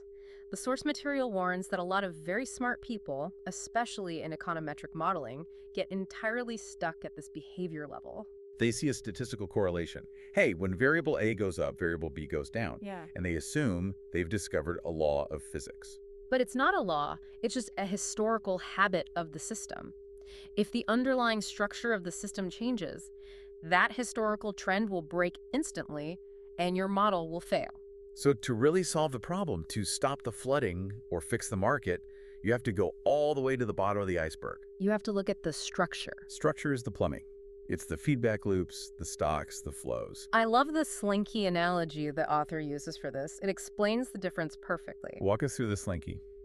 Okay, imagine I'm holding a metal slinky by one end in my hand. With my hand, I start pushing it up and down. The slinky starts to bounce and oscillate wildly. Okay, I can picture that. Now, if you are an event watcher, you just look at it and say, look, the bottom of the slinky is bouncing up and down. Right. If you are a behavior watcher, you study it and say, the slinky is bouncing at a frequency of exactly 2 hertz. Very analytical. But if I turn to you and ask, what is actually causing the slinky to bounce? Well, what do you say? Well, normally I'd say your hand is causing the bounce. You're the one moving it up and down. And that is the exact trap of the mental model. Because think about it. If I take away the slinky and I hold a heavy rock and I move my hand in the exact same up and down motion, does the rock bounce? No, it just moves up and down exactly with your hand. Exactly. So the bounce is not in my hand. The bounce is embedded in the structure of the slinky itself. The interplay of gravity, the tension of the coiled metal, the mass. Yes. My hand is just a trigger.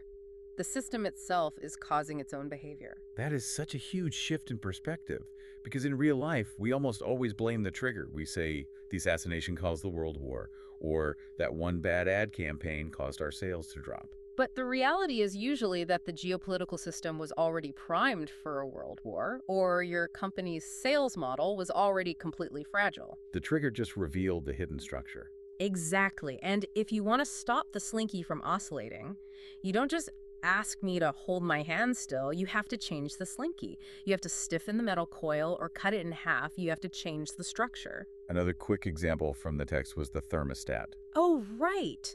You can track the heat flows in a room for months. That's behavioral. But if someone simply opens a window, Which is a structural change. your previous data is totally useless. You have to understand the relationship between the furnace, the thermostat, and the cold air outside. But changing the structure is hard. Yeah. It's really hard, largely because the structure is often invisible to us. And even worse, it behaves in ways that are totally counterintuitive because of something called nonlinearity. This is where our brains really start to break down. We are linear creatures trying to navigate a nonlinear world. Yes. So let's define that. Linear just means proportional, right? It's the more the merrier logic. If I put 10 pounds of fertilizer on my field and I get 2 bushels of corn, then 20 pounds should get me 4 bushels.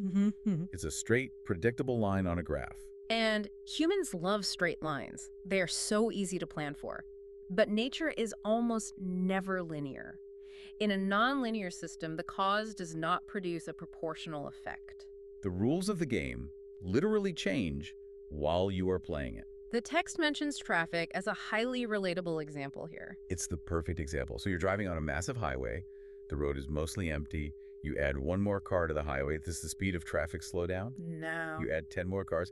Any change. Still no change. You can add hundreds of cars. And for a long, long time, the relationship is totally linear. More cars, same speed. Everybody is happy. Until Until you hit the invisible tipping point. right. The density of the cars reaches a critical threshold, and suddenly just one single driver taps their brakes because they dropped their coffee. And the shockwave ripples back. The whole highway grinds to a complete halt. You added maybe 1% more cars, but you instantly lost 90% of your speed. That is a nonlinear collapse. The rules changed at a certain density. This brings us to the most detailed and, frankly, the most depressing case study in our entire source material. The story of the spruce budworm. Yes. This is an absolute masterclass in how linear thinking can destroy a nonlinear system. It really is a tragedy of natural resource management. So let's set the scene for the listener. We are in the vast, ancient fir forests of North America. And for centuries, millennia even, there has been a native pest in these woods called the spruce budworm. And its main job in life is eating the needles off of mature fir trees. Right. And historically, this whole ecosystem operated in a long cycle. Every 40 or 50 years, the budworm population would just explode out of nowhere. A massive swarm. They would swarm. They would kill a huge percentage of the old, mature fir trees, and then having essentially eaten themselves out of house and home. The budworm population would crash. Exactly. They would starve and die off. Now, to a human, a whole forest of dead fir trees sounds like a massive disaster. It looks terrible. But ecologically, it was actually a crucial renewal cycle. The old canopy died and fell, which let sunlight hit the forest floor, allowing new birch and young spruce saplings to grow. It kept the forest diverse and ultimately healthy. Yes, it was a stable, long-term oscillation. But then enter the modern lumber industry. Right. Humans arrive with chainsaws. They look at this massive forest and they don't see an ecosystem. They see dollar signs. They see an inventory of wood. And more importantly, they see a little bug that is eating their precious inventory. So they apply their human linear logic. Bug eats tree. If I kill the bug, I save the tree. Problem solved. It seems like complete common sense. So, starting right around the mid-20th century, they brought in the heavy artillery. Chemical warfare, DDT. They had airplanes spraying insecticides over millions and millions of acres of forest. And initially, it worked perfectly. It was hailed as a miracle of modern science. The budworm population collapsed immediately. The fir trees stayed green, the lumber yields went through the roof. For a few short years, the linear thinkers looked like absolute geniuses. They were clapping each other on the back, saying, "We defeated nature." But they were only looking at the event level on our iceberg. Dead bugs, more wood. They weren't looking at the underlying structure, what was actually happening in the background. There were two silent, invisible feedback loops that were shifting dramatically. First, the pesticides they sprayed didn't just kill the budworms. They killed everything. They killed the birds, the spiders, the parasitic wasps, all the natural predators that historically kept the budworm population in check between the big outbreaks. So the forest's natural immune system was completely wiped out. That's strike one. Strike two had to do with the food supply. By saving all those fir trees from being eaten, the lumber industry inadvertently ensured that the forest became incredibly densely packed with mature firs. Which is the budworm's absolute favorite food. Exactly. In the natural unmanaged cycle, the food runs out, which kills the bugs. In the scientifically managed cycle, the table was permanently set for an all-you-can-eat banquet. So you've created a situation where there are literally zero predators and virtually unlimited food. It was a powder keg. The system became incredibly fragile.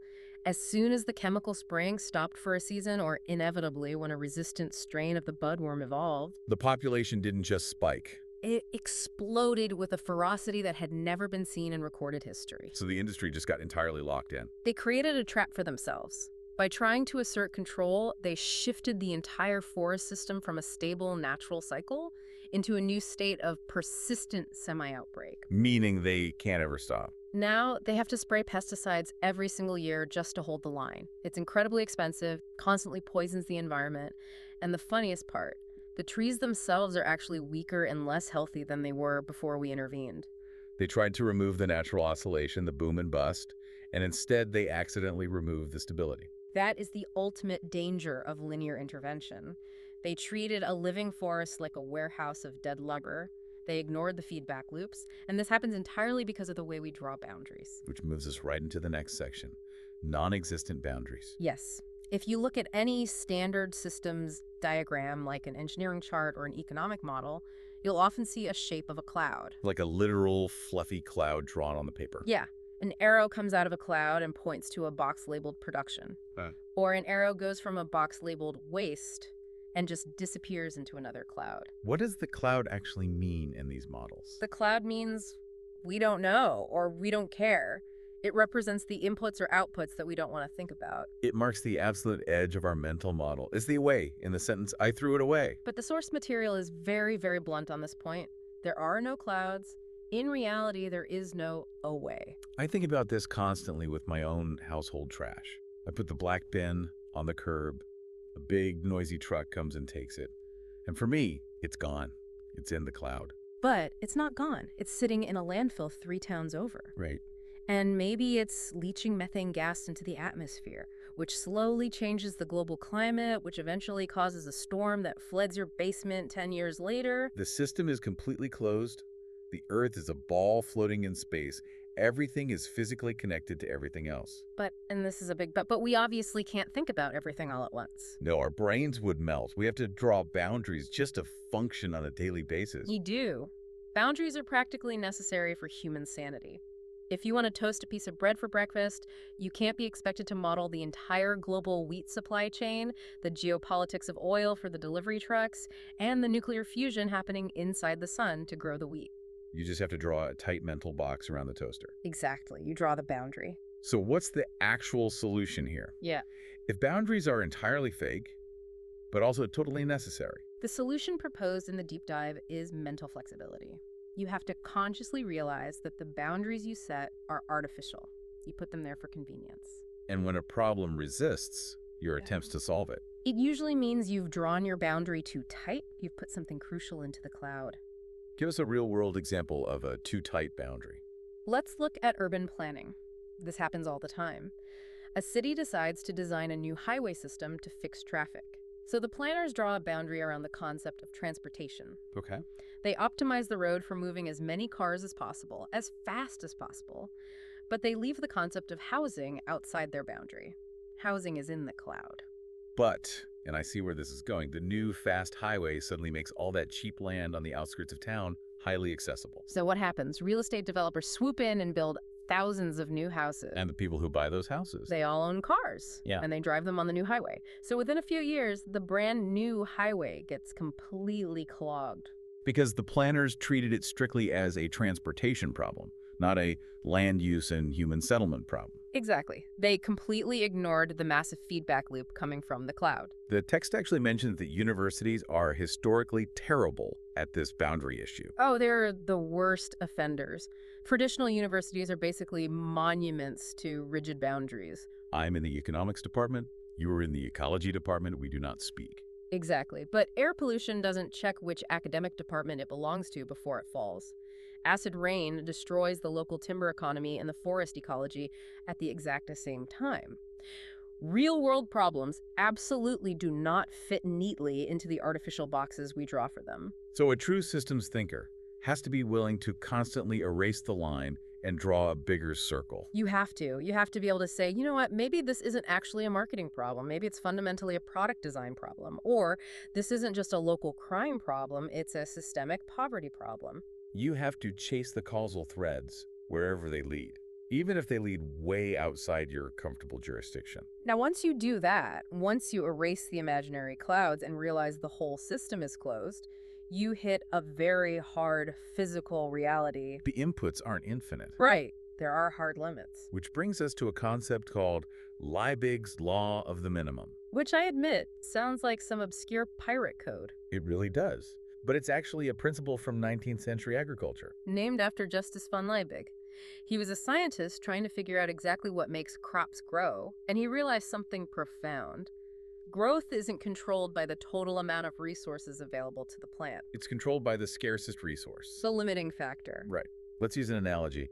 Imagine you are trying to bake bread. You are in a massive kitchen and you have 500 pounds of flour. You have 100 gallons of water. Sounds like a lot of bread. But you only have exactly 1 tiny teaspoon of active yeast. Then you're only making 1 loaf of bread.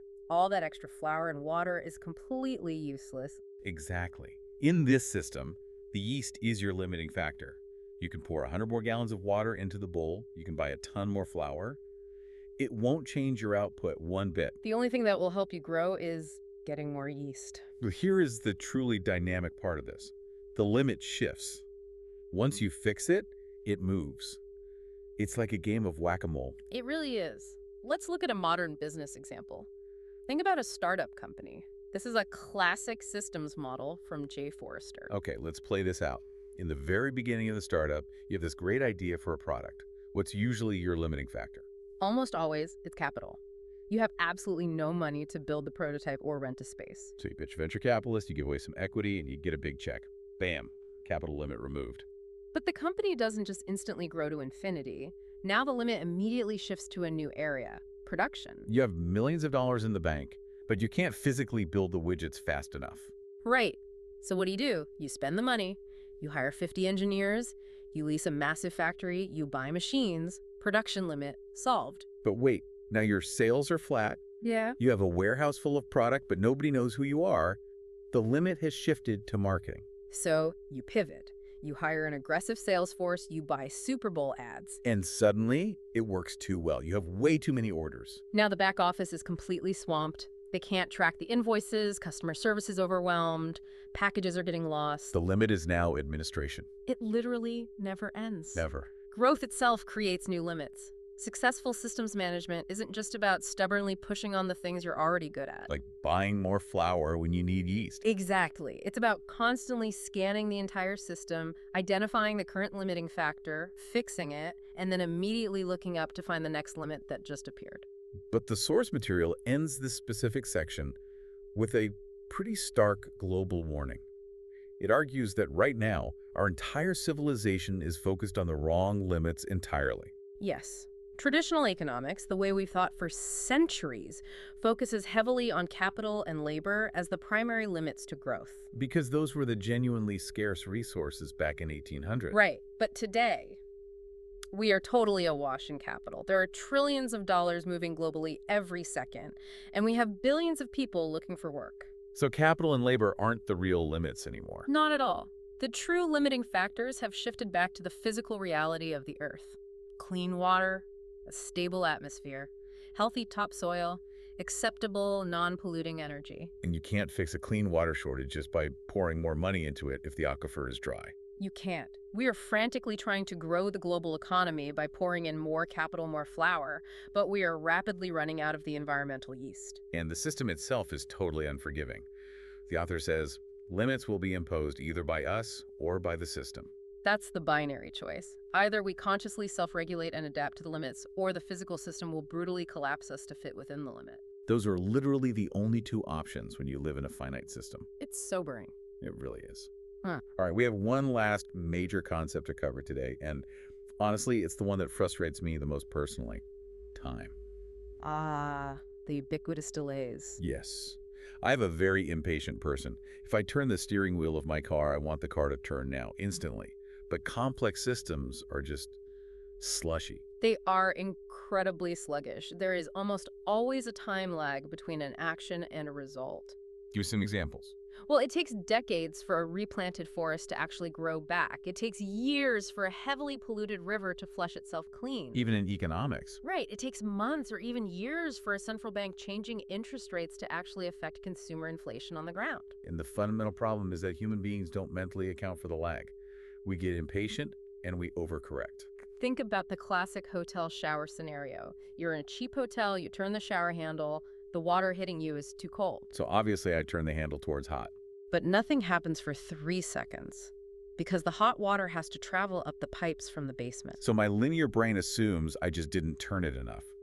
I crank it more to the hot side. And then suddenly, 5 seconds later, you're being absolutely scalded. So I panic and I jerk the handle all the way back to cold. And 3 seconds later, you're freezing again. You are violently oscillating back and forth simply because you aren't respecting the physical delay in the system's plumbing. The notes actually include a specific rule of thumb from Jay Forrester on how to handle this in real life. And I've actually started trying to use this at work. It's the rule of 3. It's brilliant. He basically said that in complex social systems, the delays are almost always much longer than you naturally think they are. So if you were planning a big project or implementing a new policy, you go ask everyone involved how long they think it will take for the system to react. You make your absolute best, most educated guess. Yep. And then you multiply it by 3. See, when I first read that, multiplying by 3 just seems totally excessive. But it's highly realistic because it's not just physical delays like the water in the pipe. There are perception delays. It takes time for people to even notice that a change has happened. Right. And then there are processing delays. It takes time for people to hold meetings, digest the new information, and actually decide how they are going to react to it. We fight the delay, we get impatient, and we end up breaking the system even more. There was a gorgeous quote in the reading by Václav Havel, the playwright, who actually became the president of Czechoslovakia. Yes. I think this quote perfectly captures the exact kind of wisdom we need here. He was speaking about his country's transition to democracy, right? Right. Because everyone wanted all the problems fixed overnight. Right, and he said, I believe we must learn to wait as we learn to create. One cannot fool a plant any more than one can fool history. Impatience for change is like pulling on a plant to make it grow faster. That is just the ultimate visual image for systems thinking. If you physically pull on a little plant, you don't magically get a taller plant. You get a dead plant with ripped roots. Exactly. You have to enrich the soil, you have to ensure the sunlight is right, you provide water, and then you just have to wait. You have to respect the living system's own internal clock. Wow. So we've really been deep in the weeds, or the fir trees, I guess, of systems theory today.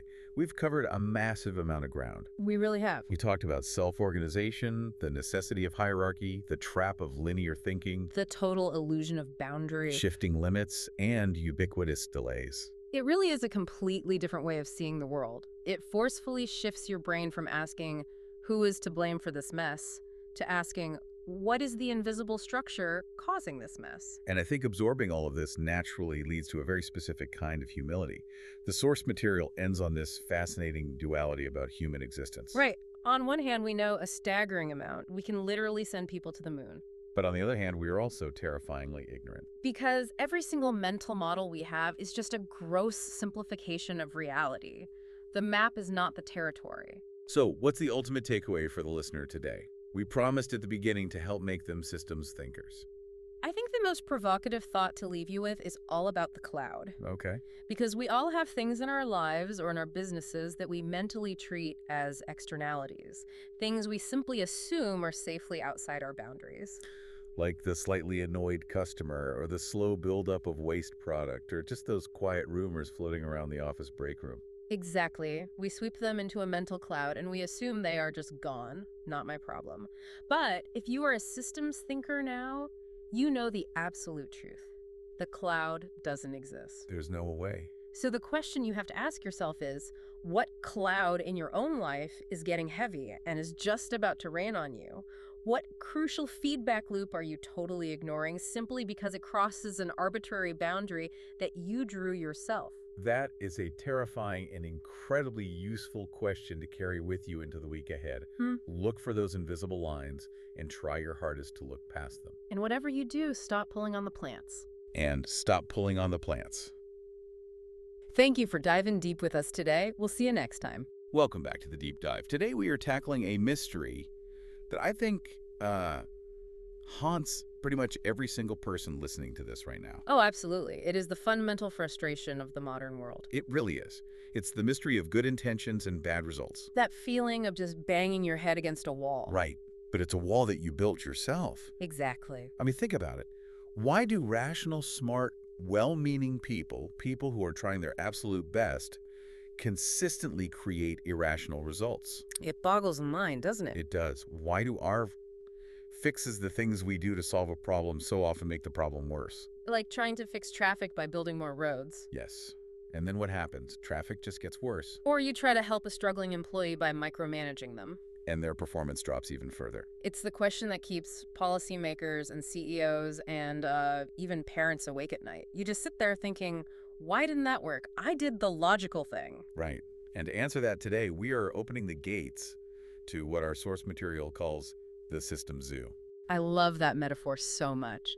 The system zoo. It's perfect because it implies that we are dealing with wild animals here. We really are. We are looking at the invisible structures that govern our world. We're going to find out why systems surprise us, why they don't behave the way we think they should. And specifically, we are going to look at the traps, the pits we fall into. And the key here, the lens for this entire deep dive, is that we have to move beyond blaming bad people. That is so crucial. That is the default, isn't it? Always. If something goes wrong, we immediately look for the villain. We want a scapegoat. If the economy crashes, we blame the greedy banker. If the project fails, we blame the lazy manager. If the kids are acting out, it's the video games. But what we are exploring today is this idea of bad structures. Right? The idea that you can take a perfectly good, ethical, highly intelligent person and put them in a poorly structured system. And they will produce a disastrous result. Every single time. Not because they are bad, but because the system itself is designed to fail. It's like putting a world-class Formula One driver in a car with no steering wheel. That's a great way to look at it. It doesn't matter how good they are. They're going to crash. Precisely. And until you fix the steering wheel, the structure yelling at the driver just won't help. So we are going to cover a lot of ground today. We are going to talk about why things take so long, the concept of delays. Which is fascinating. It's responsible for more stress in my life than anything else, I swear. Oh, I believe it. We're also going to talk about why we aren't as smart as we think we are. Something called bounded rationality. A very humbling concept. Very. Mm-hmm. And then we're going to walk through some specific archetypes of failure. The exhibits in the zoo. Exactly. Things with names like the tragedy of the commons or policy resistance. Escalation.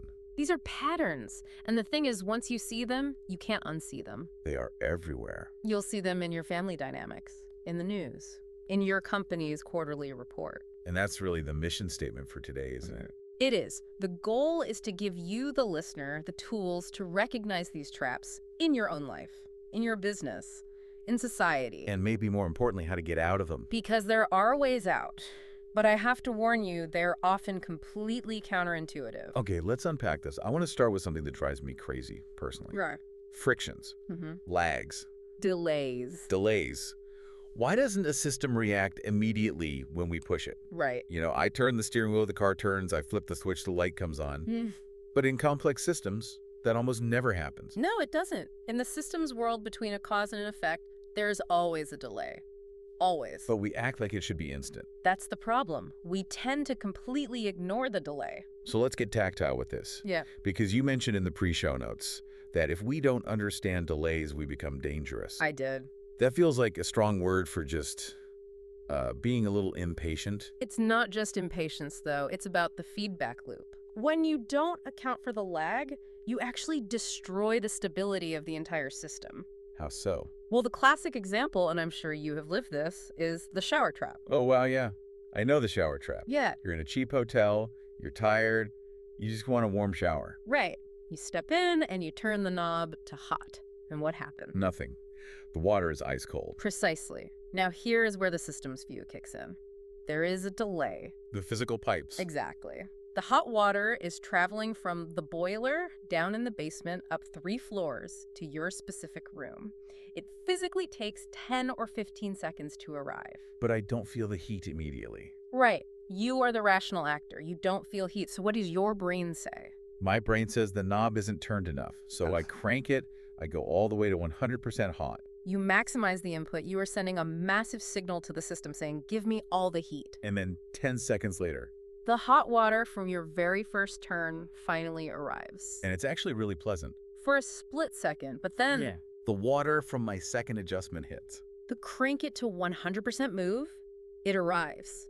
And suddenly... I'm being boiled alive. I'm literally jumping out of the stream of water. Exactly. So now you react to the scalding water. You slam the knob back to cold. Because it's too hot. But because of the delay, the water stays hot for another 10 seconds. So I think it's not working. Right. You think it's stuck. So you crank it even colder. And then I freeze. You freeze. This is a phenomenon called oscillation. Oscillation. You are bouncing between extremes, freezing and scalding, and you are doing this specifically because you are treating a delayed system as if it were an instant system.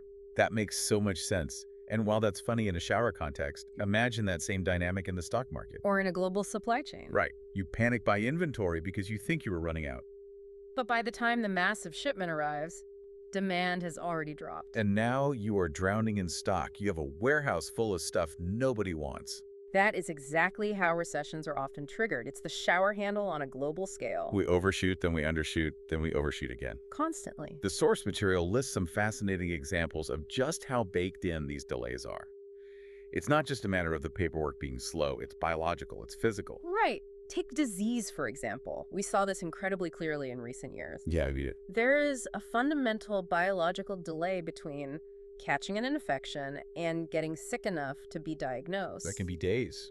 It can be weeks. Exactly. So by the time you see the effect, the massive spike in hospitalizations, the cause happened a long time ago. The infection was spreading weeks ago. Right. So if you are a policymaker and you act only when you see the hospitalization numbers spike, You're reacting to history. you are turning the shower knob way too late.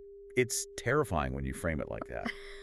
Or look, economics and nature. There are these gestation delays that cause prices to oscillate wildly. Oh, the agricultural cycles. Yes, I love this detail in the notes about the specific cycles. It's amazing, isn't it? We see these 4-year price cycles for pigs, 7 years for cows, 11 years for cocoa trees. 11 years. So why 11 years for cocoa? What is actually happening in that loop? Well, think about the farmer. Let's put ourselves in their shoes. The price of cocoa goes up. It's a boom market. Okay. The farmer says, this is great. I need to capitalize on this right now. So purely rationally, they clear some land and they plant more cocoa trees. Makes total sense. But a cocoa tree isn't a widget machine in a factory. You can't just flip a switch and turn it on. It has to grow. It takes years. 4, 5, maybe 6 years for that tree to mature enough to actually produce beans. So for those first few years, the supply of cocoa on the global market hasn't changed at all. Not one bit. The price stays high. So the farmer thinks, wow, prices are still high. I should plant even more. Exactly. And not just him. Other farmers see the high prices and they join in too. Everyone is planting like crazy. But nothing is hitting the market yet. Right. Then around year 10 or 11, all those trees from the first wave and the second wave and the third wave.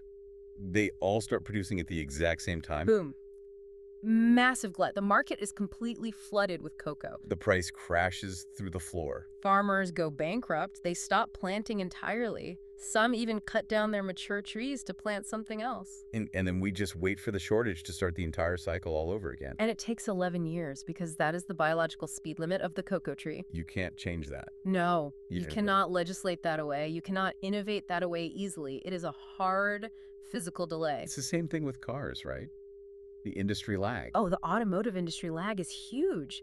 Think about it. It takes 3 to 8 years just to design a new car and bring it to market. Right. And then that car might be sold as a new model for maybe 5 years. But then think about the car you actually drive. How old is it? Let's see, it's a 2016, so 10 years old. Right. Cars stay on the road in the actual fleet for 10 to 15, sometimes 20 years. So if a government decides today, we need to completely change the fuel efficiency of the entire fleet of cars on the road, You aren't just looking at the design delay. You are looking at the replacement delay. which is massive. You are looking at a delay of decades before the average car on the road actually reflects your new technology. Decades. And this is the real takeaway of this section. The so what? Delays determine how fast a system can react. And if you try to force it to react faster than it physically can, You break it. You shatter the system. The source brings up a massive historical example of this, Mikhail Gorbachev and the Soviet Union. this is such a tragic example of systems thinking, or rather a lack thereof. It really is. Gorbachev wanted to transform the Soviet Union. He was a genuine reformer. And he realized he could change the information system virtually overnight. Glasnost. Openness. Yes. Free speech, you can change a policy instantly, and you can go on national television and say, we are now open. We are a free society. But the economy. The physical economy takes decades. Factories don't change overnight. Exactly. Factories, supply chains, physical infrastructure, those have massive physical momentum. You can't just decree a modern, efficient free market into existence. So you had this incredible mismatch. A fatal mismatch. The information changed fast, people's expectations changed instantly. They suddenly expected Western-style consumer goods and absolute freedom. But the physical reality, Mm-hmm. the bread lines, the old factories couldn't possibly catch up. It couldn't. It created massive instability. The expectations raced so far ahead of the reality, and the gap between them just collapsed the whole system. It's like trying to turn a massive cruise ship like it's a jet ski. And you just end up tearing the rudder right off in the process. We see this exact same thing with climate change, too. The ultimate delay. The fossil fuel emissions we release today initiate changes in the atmosphere and the oceans that won't be fully revealed for a generation or two. That is just terrifying to think about. It means the weather extremes we are seeing today are the result of what? The 1990s? Roughly, yes. We are reacting to what our parents did, and our grandchildren will be the ones who react to what we are doing right now. The delay entirely separates the action from the consequence. Which makes it incredibly hard for human beings to learn from it. There's a quote in the source that I just love. It says, "The world peeps, squawks, bangs, and thunders at many frequencies all at once." It's very poetic, but it's also technically accurate. It means that what counts as a significant delay entirely depends on what frequency you are tuning into. Right. If you are a day trader, a delay of 5 minutes is an eternity. But if you are a forester planting oak trees, a delay of a decade is just a blink of an eye. Precisely. And the fundamental mistake we make is mismatching those frequencies. Trying to solve a slow problem with a fast solution. Yes. We try to fix a decades-long problem like education reform or climate change with a solution that focuses on daily polling fluctuations or quarterly business returns. It's a total frequency mismatch. Okay, so we have delays confusing us. Delays make us oscillate and overshoot, like the shower. But that is not the only reason we make bad decisions. Oh, no. We have plenty of other reasons. There is also the fact that we human beings aren't actually the all-knowing supercomputers that the classic economic textbooks say we are. Ah, yes. The great myth of Homo economicus. Let's break this down. The classic economic standard going all the way back to Adam Smith is the invisible hand. Right. The theory is simple. I act in my own self-interest. You act in your self-interest. We all just try to maximize our own personal gain. And magically, the invisible hand of the free market arranges everything so that it benefits the whole society perfectly. It's a very nice thought. It makes us feel really good about being selfish. It would be lovely if it were completely true. But the source introduces the counter concept. The invisible foot. I know it sounds absurd. The invisible foot. It sounds like something straight out of a Monty Python sketch. It really does, but it was actually coined by the economist Herman Daly, and it pairs directly with a brilliant concept from Herbert Simon called bounded rationality. Bounded rationality. Let's define that clearly. What does it actually mean to be bounded? Well, think about Homo economicus. That textbook human, that theoretical person knows everything. They have perfect data. Right. They know every price, every product quality, every single future consequence of their actions. They can calculate the absolute optimal choice instantly. Which is ridiculous in the real world. I can't even decide what to order for dinner, let alone calculate the marginal utility of every single item on the restaurant menu. Exactly. We don't optimize. We satisfy. Simon actually called us satisficers. Satisficers. I like that. We look for a solution that is just good enough to satisfy our immediate needs and let us move on to the next problem. We don't have the time or brain power to be perfect. Right. We make reasonable decisions, but only based on the specific information we actually have, and we never have perfect information. We are bounded by our perspective. We are bounded by what we can see physically, what we know locally, and how fast we can process it all. So we aren't completely irrational, crazy people. We are just partially blind. We are completely rational, but only within our own little bubble. And this is where the fisherman example from the text becomes so tragic. Walk us through that one. Yeah. Because on the surface, the fisherman seems like he is doing the smartest possible thing. He is. And that is the trap. Put yourself in the boots of a commercial fisherman. You have a heavy mortgage on your boat. You have a crew that needs to be paid every week. Right. Real world pressures. You go out to sea, you don't have some magical satellite sonar that shows you every single fish in the entire ocean. Yeah. You only know what you caught yesterday. Okay, so if I caught 100 fish yesterday, my bounded rationality tells me, hey, there are plenty of fish out here. Right. And then you look over and your competitor buys a slightly bigger net and he catches 200 fish. What is the rational response for you? Well, I need a bigger net. If I don't upgrade my gear, I lose market share. I can't pay my crew, and I go bankrupt. Precisely. The completely rational, logical move within your specific bubble is to expand. Expand to survive. But here is what you do not know. You don't know the actual regeneration rate of the overall fish population. The global data. Right. You don't know that the total biomass of the ocean is dropping by 10% every single year. That critical information is totally outside your bounds. So I am rationally, logically pedaling faster and faster towards a cliff that I literally cannot see. And so is every other fisherman out there.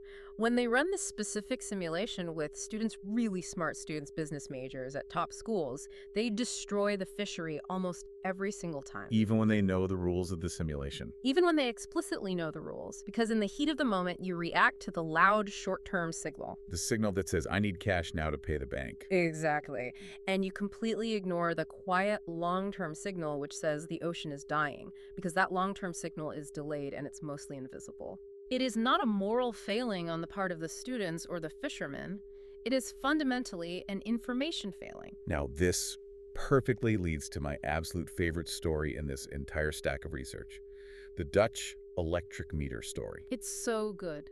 This is the key anecdote for me because it shows how just changing the boundaries actually changes the human behavior. It is a perfect illustration. It reads almost like a detective story. So let's set the scene. It's the 1970s. We are in a suburb near Amsterdam. It's a brand new subdivision of houses. All the houses are perfectly identical, built at the exact same time by the same developer. Same square footage, same insulation, same standard appliances. The families living there are demographically similar too, and they all pay the exact same price for electricity. So you would logically expect the electricity usage to be roughly the exact same across the entire neighborhood. You would, but there was a mystery. During the energy crisis, researchers monitored the usage, and they found a huge, inexplicable discrepancy. Some of these identical houses were using 1/3 less electricity than their immediate neighbors. 1/3. That is a massive difference. That is the difference between a huge monthly bill and a very cheap one. It's huge. So did they just have better habits? Were these specific families just naturally more eco-conscious? That is exactly what the researchers assumed at first. They went in and interviewed the families. They asked, are you vigilantly turning off the lights? Do you consciously keep the heat low? There's absolutely no difference in attitude. None. They weren't trying to be greener. The big reveal was much simpler. It was structural. Tell us what it was. It was the physical location of the electric meter in the house. Just the meter. In the high-use houses, the ones with the big bills, the electric meter was located down in the basement. Down in the dark. Right, behind the boxes of old Christmas decorations, completely invisible to daily life. And in the low-use houses, where was it? The meter was right in the front hallway, right by the main door. So every single time they walked past to get their coat or leave the house, They physically saw the little wheel spinning. They saw the numbers actively ticking up. It was a highly visible, real-time feedback loop. that's amazing. They would walk by and think, hey, the wheel's spinning really fast right now. Maybe we should turn off some lights upstairs. Or, hey, we used a lot of power today. That is incredible. Yeah. The solution to lowering energy use wasn't to preach to the people in the basement houses about saving the planet. No. It wasn't to tax them heavily. It was literally just to move the meter out of the dark. It changes the information flow. Bounded rationality says we act on what we know. If you make the energy use visible, people rationally adjust their behavior to use less. Because it's right in front of them. If you hide it in the basement, they completely rationally ignore it. So often the solution isn't changing the person, but changing the information flow. I love that takeaway. It is a profound lesson for anyone trying to change human behavior. Don't just ask people to change. Give them the data they need to actively want to change. Okay, so we have delays confusing our timing, and we have this bounded rationality limiting our vision. Now I want to move into the actual traps, the nasty stuff. The system zoo exhibits that actually bite you. The archetypes. These are the recurring nightmares of systems thinking. Let's start with trap number 1, policy resistance, or as it's sometimes called, fixes that fail. This is a really painful one. This is when you pull a system hard in one direction and the system pulls back even harder. It feels intensely personal when it happens to you. It feels like the universe itself is actively conspiring against your success. It really does. But it's purely structural. Policy resistance happens in systems that have strong balancing feedback loops. You have lots of different actors in the system, and they all have very different goals. Imagine a game of tug of war, but with 5 different ropes, pulling in 5 completely different directions. Exactly. So if you decide to pull your rope really hard towards your specific goal, Everyone else in the system feels that sudden tension. they feel you pulling the entire system away from their own goal. So what do they naturally do? They dig in their heels and they pull back harder in the opposite direction. The source lists some pretty depressing real-world examples of this. Farm programs trying to reduce crop gluts, but we somehow still end up with massive overproduction year after year. Or the war on drugs. The war on drugs is such a classic example of policy resistance. Let's walk through the actual structure of it. Okay. You are the government and you want to stop drug use, so your logical policy is to heavily suppress the supply. Say, by seizing tons of drugs at the border with armed patrols. Right. Simple linear logic. Less drugs come in means less drugs on the street. Makes sense on paper. But look at the actual feedback loop. When you seize the drugs at the border, the overall supply on the street drops significantly. Okay. When supply drops, what happens to the price of the drugs that remain on the street? The price shoots up. Basic scarcity. Exactly. And because the price shoots up the profit margin for the drug dealers, massive increases, the drug trade becomes significantly more lucrative than it was before your policy. So the cartels actually have more money. They have mountains of cash, and they rationally use that extra money to buy better, faster boats, better radar planes, better technology to evade your border patrol. They can bribe more officials. They recruit more people because the pay is so much better. So the fix seizing drugs actually strengthens the system's long-term ability to import drugs. The system pushes back and gets stronger. Yes. Now I want to stop on this next example from the text because the notes actually gave me chills reading them. The very heavy one. It's a tale of 2 different countries, Romania and Sweden. They were trying to solve the exact same demographic problem, but getting diametrically opposite results. This is the ultimate case study in policy resistance. The core problem was simple. Demographics. Both countries were facing a severe birth rate collapse. They desperately needed more citizens. Let's start with Romania. The year is 1967. Nicolae Ceausescu is the dictator. He looks at the national statistics and says, simply, we need more babies. And because he is a brutal dictator, he treats the country exactly like a factory machine. If you want more output, you just block the exits. He issues Decree 770. Which did what, exactly? It made abortion totally illegal for almost everyone. It completely banned all modern contraception. They actually had what they called menstrual police. Yes, government doctors who would forcibly examine women in their workplaces every month to check if they were pregnant. It was a total terrifying enforcement of, you must reproduce. And in a very simple linear system, that brute force approach should theoretically work. You physically block the release valve, the internal pressure builds up. And for exactly 1 year, it did seem to work. The birth rate tripled in 1968. Ceausescu probably threw a parade and patted himself on the back, thinking problem solved. But systems always push back. Violently. The Romanian people didn't actually want more children because they couldn't afford them. They didn't have the housing or the food. The underlying system hadn't changed at all, only the brutal law had. So the people found workarounds. Extremely dangerous ones. This is where the history gets incredibly dark. Maternal mortality skyrocketed. Women were dying from illegal back alley abortions at a rate higher than anywhere else in Europe. And the children who were born, the ones the state forced into existence. Many were simply abandoned to the state. This is the tragic origin of those horrific images of Romanian orphanages that shocked the world in the 90s. Thousands of unloved, underfed, traumatized children warehoused in metal cribs. So the policy technically worked to produce warm bodies, but it absolutely destroyed the fabric of the society in the process. It created a generational humanitarian nightmare that eventually helped violently topple the regime itself. That is policy resistance in its absolute most tragic form. You tried to force the system entirely against its will and it broke you. Now let's completely pivot to Sweden in the 1930s. They are facing the exact same problem. Birth rates are dropping fast. But the Swedish government takes a completely different philosophical approach to the system. They stopped and asked why. Why aren't our people having kids? Right. The answer wasn't that Swedish people suddenly hated children. It was that they were highly insecure.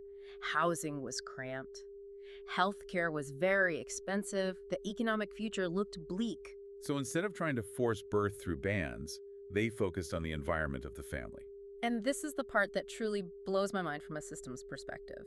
To actively increase the birth rate, one of the very first things the Swedish government did was provide free universal access to contraceptives. Right. Free contraceptives to increase the birth rate. That sounds like the exact opposite of what you would logically do. It does if you only think linearly. But they also paired it with providing better public education, better maternal health care, and strong financial support for families. By making it safer and more financially supported to actually have a family.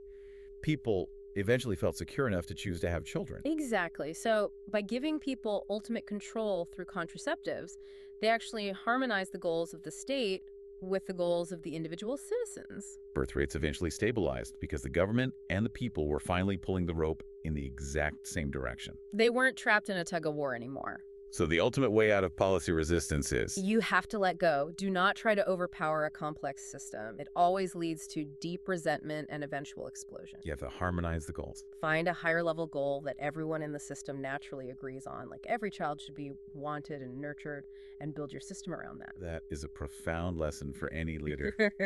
Okay, let's move to trap number 2. This is one we hear about a lot in the news, but I think most people deeply misunderstand the actual mechanics of it. The tragedy of the commons. Oh, a total classic.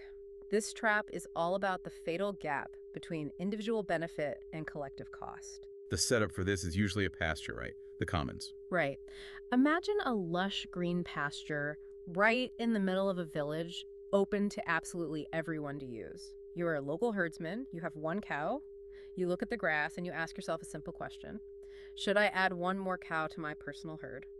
Okay, let's run the rational math on that. If I add a cow to the pasture, I personally get all the milk, I get all the meat, I get 100% of the profit from that animal. I get a +1. And what is the cost of that action? The new cow eats the grass. But that slight loss of grass is spread out evenly among all the herdsmen in the village.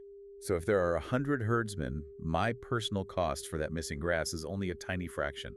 It's a -0.01. So +1 pure profit for you minus 0.01 cost. The mathematically rational decision is always add the cow. Always. Yeah, I'd be a fool not to. And that is exactly the tragedy, because every single rational herdsman in the village does the exact same math and comes to that exact same logical conclusion. They all add cows. They all add cows constantly. The pasture rapidly gets overgrazed, the grass dies, the soil erodes away, and eventually the entire pasture is permanently destroyed and all the cows die.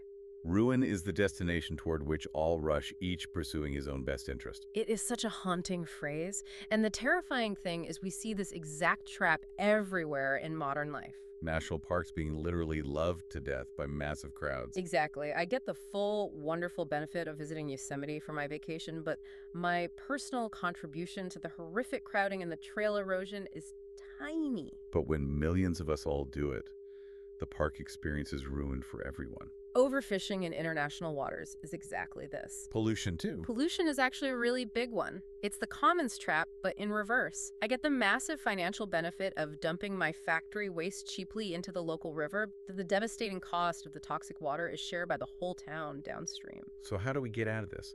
Because human nature isn't going to change. The source lists 3 specific solutions, but it notes they definitely aren't all equal.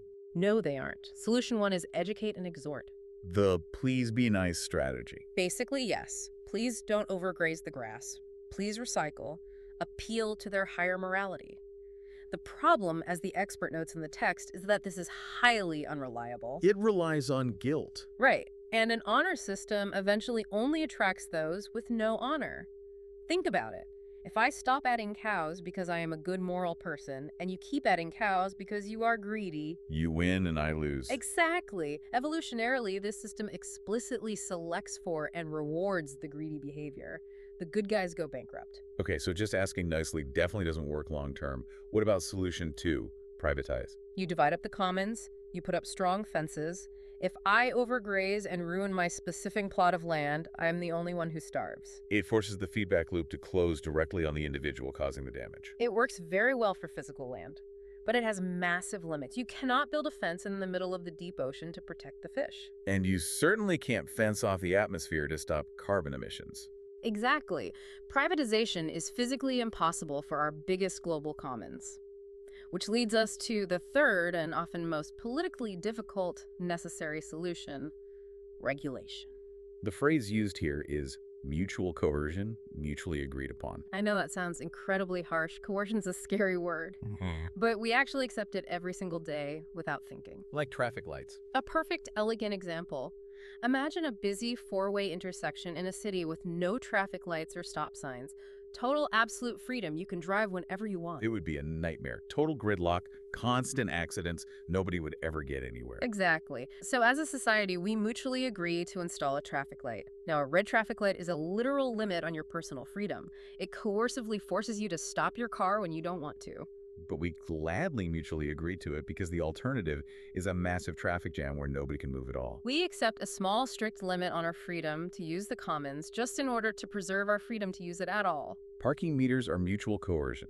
Bank vaults, hunting permits, these are all daily examples we accept. It's often the only viable way to save a commons that fundamentally cannot be privatized. You have to create a strong structure where the collective long-term interest is actively enforced by a referee. So if you find yourself in a situation at work or in life where everyone is just grabbing for themselves and the whole ship is clearly sinking, you can't just ask them to stop. You need a rule. You need a referee. You need mutual coercion, mutually agreed upon. Okay, moving on to trap number 3. This one is insidious because it operates so slowly. The drift to low performance. Or as it's famously called, the boiled frog syndrome. Why do things just slowly, inexplicably get worse over time? Yeah. Why do public schools visibly decline over decades? Why does a once great business just slowly lose its market share and become mediocre? It's rarely a sudden catastrophic explosion. It's a very slow drift, and it comes from a deep psychological glitch in how human beings perceive reality over time. The glitch is all about how we handle bad news versus good news, right? Yes. In this specific system, you have a stated goal. Let's say we want 95% customer satisfaction this year. And then you have your actual daily performance. But there's a dangerous gap between reality and what we choose to perceive. We tend to believe the bad news more. Actually, it's more that we dangerously normalize the decline. We look at a bad quarter and we say, well, we really aren't doing that much worse than last year.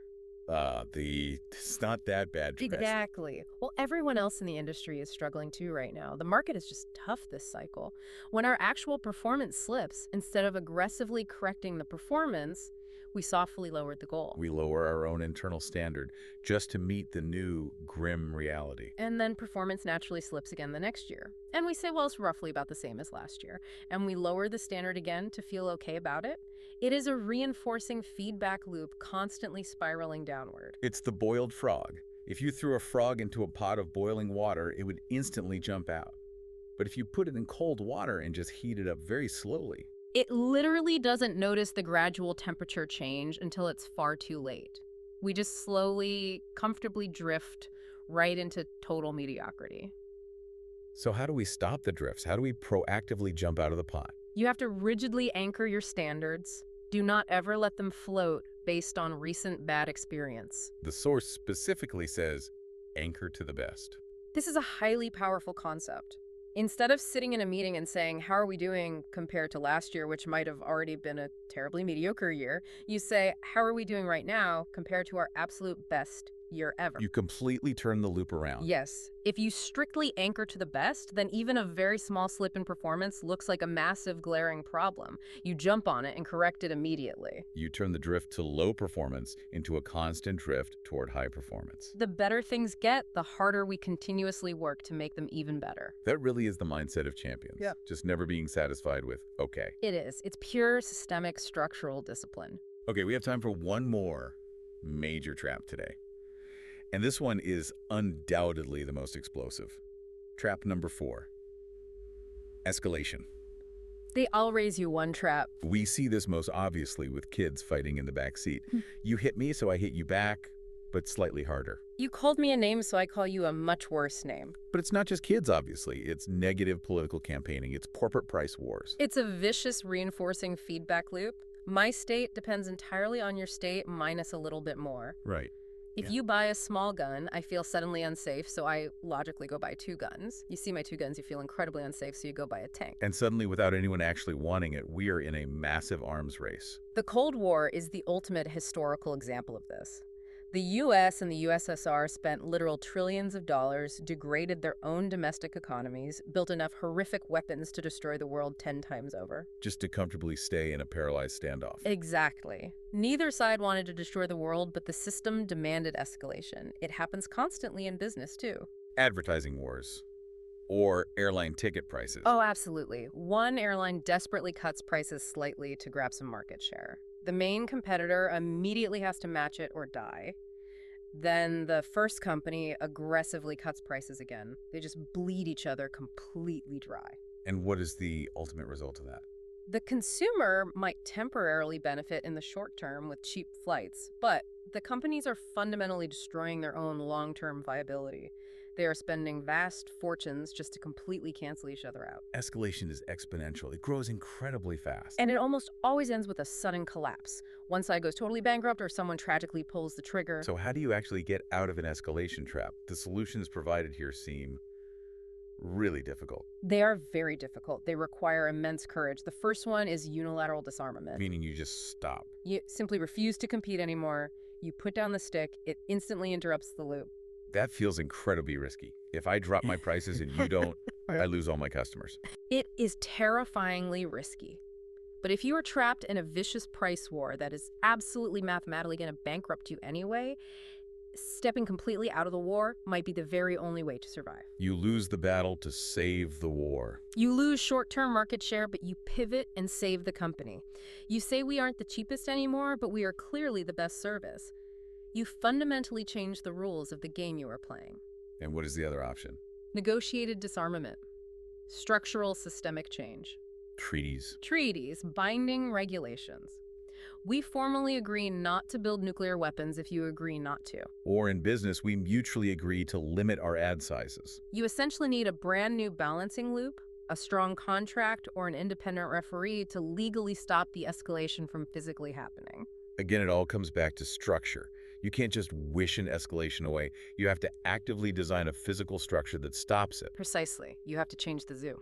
Well, this has been a lot. It's heavy, but also incredibly illuminating to see the wires behind the walls. So let's bring it all home. What does this all actually mean for the listener? We've covered a tremendous amount today, but the core synthesis is this. We are bounded, rational beings We have very limited vision. We live inside immensely complex systems that have massive delays we usually can't see. And when things inevitably go wrong, our first instinct is to immediately blame each other. You're stupid, you're greedy, you're evil. But when you put on these system zoo glasses, you finally stop blaming the people. You start actively looking for the meter hidden in the basement. You start looking for the delay in the hot water pipes. You start looking for the tragedy of the local commons. And seeing that structure actually gives you power. Power to consciously design much better lives and businesses. There's a really beautiful paraphrase of the Serenity Prayer buried in the source material that I think sums this entire philosophy up perfectly. That's killer. It says, "Grant us the serenity to exercise our bounded rationality freely in systems structured appropriately, the courage to restructure systems that aren't, and the wisdom to know the difference." That is just fantastic. The wisdom to actually know the difference between a inherently bad person and a poorly designed system. That is the ultimate key to all of this. So here's our final challenge to you, the listener, today. We want you to look closely at a stubborn problem in your own life. One of those deeply frustrating problems where you feel like you've been trying harder and harder, but getting absolutely nowhere. Maybe it's a recurring conflict at work, or a personal struggle with a bad habit, or a toxic family dynamic. Stop looking at the specific people involved. Stop angrily blaming yourself. Ask yourself, is there a massive delay I'm just ignoring? Am I desperately treating a long-term structural problem with a fast short-term fix? Or am I caught in a trap? Am I in a tug of war where my brilliant solution is actually just feeding the resistance against me? Find the invisible trap, and then see if you can finally move the meter out of the dark basement. Thanks for diving deep with us today. We'll see you next time. Keep thinking structurally. Have you ever had one of those moments where you try to fix a problem? Right. I mean, you really roll up your sleeves, you analyze it, you put in a solution that seems totally logical. Yeah. And then, maybe 6 months later, you look back and realize you didn't just fail to fix it, you actually made it significantly worse. Oh, absolutely. It is, it's pretty much the universal human experience. Right. It's the manager who micromanages a team to improve performance and ends up just driving away all the talent. Oh. Or, it's the city that builds a wider highway to reduce traffic, only to find that 2 years later the traffic is heavier than it ever was. Exactly. It feels like there is this invisible force just pushing back against us. Or think about the economy, right? Yeah. Have you ever looked at the news and wondered why, despite all the talk about opportunity and equality, the rich just seem to get richer while the poor get poorer? Right. Yeah. It happens with such regularity that it feels less like a series of random events and more like, I don't know, like gravity. Like there's the magnetic field pulling money toward money. It often feels like the game is rigged because, well, in a very structural sense, it actually is. Right. But not necessarily by a group of people sitting around in a smoky room. It's rigged by the physics of the system itself. And that is exactly what we are unpacking today. We aren't looking at specific political scandals or, one-off bad decisions. We were looking at the invisible architecture that dictates how our world works.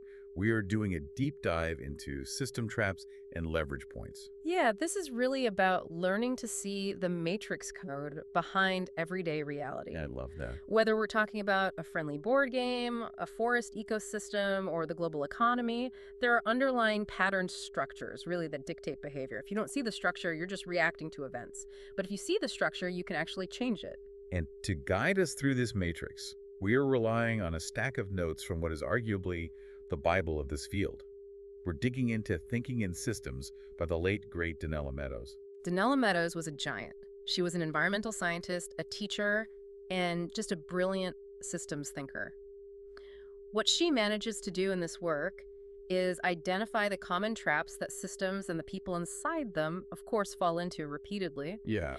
But she doesn't just leave us in the trap. She identifies leverage points. I really love that term, leverage points. It sounds like a martial arts move. Like, I don't need to be stronger than you. I just need to know exactly where to push. That is the perfect analogy. It's about finding the place in a complex system where a tiny, small shift in one thing can produce huge changes in everything else. Yeah. It's about using the system's own momentum to correct it rather than trying to, brute force a solution.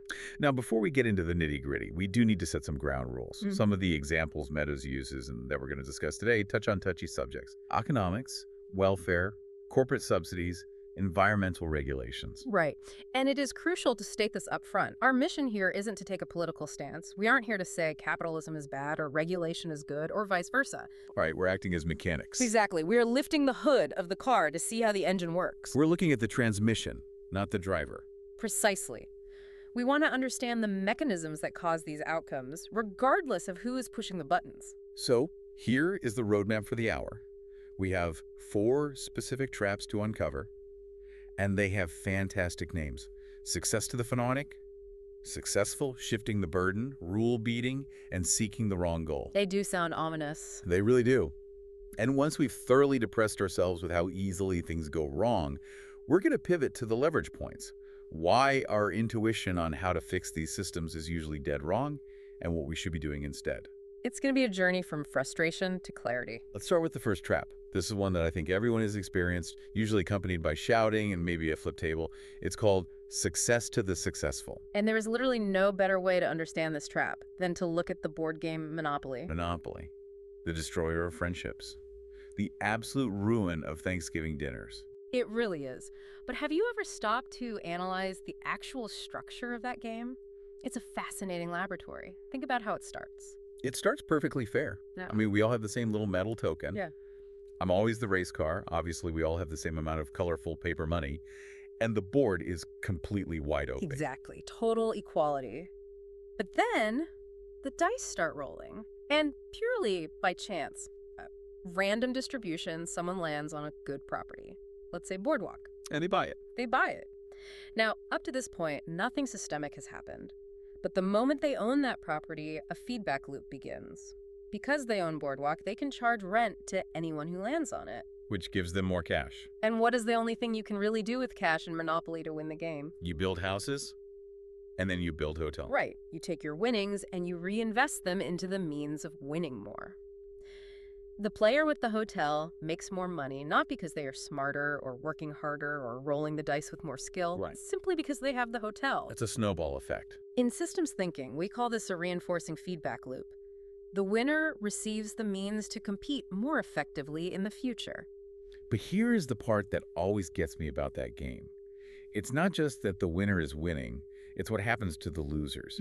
Because every time I land on your hotel, I'm not just paying you, I'm losing my own resources. Exactly. Your ability to compete decreases exactly in proportion to the winner's ability to dominate. You have less money to buy your own properties or build your own defenses. So the gap doesn't just widen linearly, it explodes exponentially. And that is why the end of a Monopoly game is so miserable. Yeah, it drags on forever. It's usually just one person counting their thousands while everyone else is slowly bleeding out, mortgaging their utilities just to survive one more turn. The system is fundamentally designed to eliminate competition. You know, the source material had a hilarious but kind of tragic real-world example of this. It wasn't about high finance. It was about a neighborhood Christmas light contest. The lights arms race. Yes. So there was this neighborhood that decided to hold a contest for the best outdoor Christmas light display. And the prize was $100. Which seems harmless enough, just some festive spirit. It does. Until the first family won. Mm-hmm. Now imagine you win $100 for having the best lights. What do you do with that money if you're competitive? Well, you buy more lights. Exactly. So the next year, their display was $100 bigger than everyone else's. So naturally, they won again. And they took that $100 and bought even more lights. The reinforcing loop is in full swing. By the third year, they had this massive, blinding display that nobody else could even touch. The contest had to be suspended because the playing field had been completely destroyed. The winner used the winnings to ensure they could never lose. That is a perfect contained example of success to the successful. The resources won are reinvested to ensure future winning. Now, that's just holiday decorations. But the text says this happens in nature too. It's not just a human flaw. No, it's a fundamental law of ecology. It's called the competitive exclusion principle. That sounds intense. What does it actually mean? It basically says that two different species cannot occupy the exact same ecological niche. If two species are competing for the exact same food source in the exact same territory, they cannot coexist indefinitely. Why not? Can't they just share? The math doesn't allow it, because one of them will inevitably have a tiny, slight advantage, Maybe they reproduce 1% faster, maybe they digest the food 1% more efficiently. And over time, that tiny edge compounds. Right. The species with the edge wins a larger share of the resource, which lets them multiply more, which lets them take even more of the resource. Eventually, they don't just beat the competitor, they drive them to extinction. Wow. And usually it's not through fighting, it's just by appropriating all the resources. That is terrifyingly efficient. It's a monopoly game played out with survival. And this is where the source material brings in a critique from Karl Marx. Now, again, putting political ideology aside, Marx's analysis of this specific mechanic was quite sharp. He pointed out that market competition systematically eliminates market competition. Wait, unpack that for me. We usually think of the market as competition. Sure. You're saying competition kills competition. Think about it. If you have 10 small car companies competing, one will eventually gain an edge. Maybe better technology or just a lucky marketing campaign. They get more profit. They invest that profit in even better technology or bigger factories. The reinforcing loop spins faster than the other guys. So eventually, the little guys just can't keep up. They go bankrupt or get bought out. Look at the U.S. auto industry. In the early 20th century, there were hundreds of car manufacturers. Over time, through this very mechanism, it shrank to the big three. Or look at newspapers. Most major cities used to have multiple competing papers. Now, usually just one, if that. Or family farms. Fewer farms, but the farms are getting massive. It is the natural drift of the system. Without intervention, the winners take all. This brings us to the most painful part of this trap, which is the poverty trap. Because if success to the successful means the rich get richer, the inverse is that the poor get poorer. And Meadows breaks this down mechanistically. It's not just bad luck or bad choices, it's structural. The system imposes penalties on being poor. Let's look at specific examples. The text mentions education. This is a classic reinforcing loop. In many societies, schools are funded by local property taxes. So if you live in a wealthy neighborhood, your school has high funding. Good computers, small class sizes, well-paid teachers. And if you live in a poor neighborhood? Low funding. Old books, crowded classes. So the children in the poor neighborhood receive a poorer education, which means they leave school with fewer marketable skills. Which means they get low-paying jobs. Which means they remain poor, and they have to live in poor neighborhoods which have underfunded schools, and the cycle continues to the next generation. Or look at loans. This one always frustrates me. If you have money, banks are begging to lend you more at low interest rates. Please take our money. But if you have low income and few assets, you are high risk. So you either can't borrow at all to start a business or buy a home, or you have to go to a moneylender who charges exorbitant interest. So the poor pay higher interest rates than the rich. The rich collect interest, the poor pay it. It's a structural transfer of wealth. Even with simple things like buying food or fuel, the text calls this the high cost of being poor.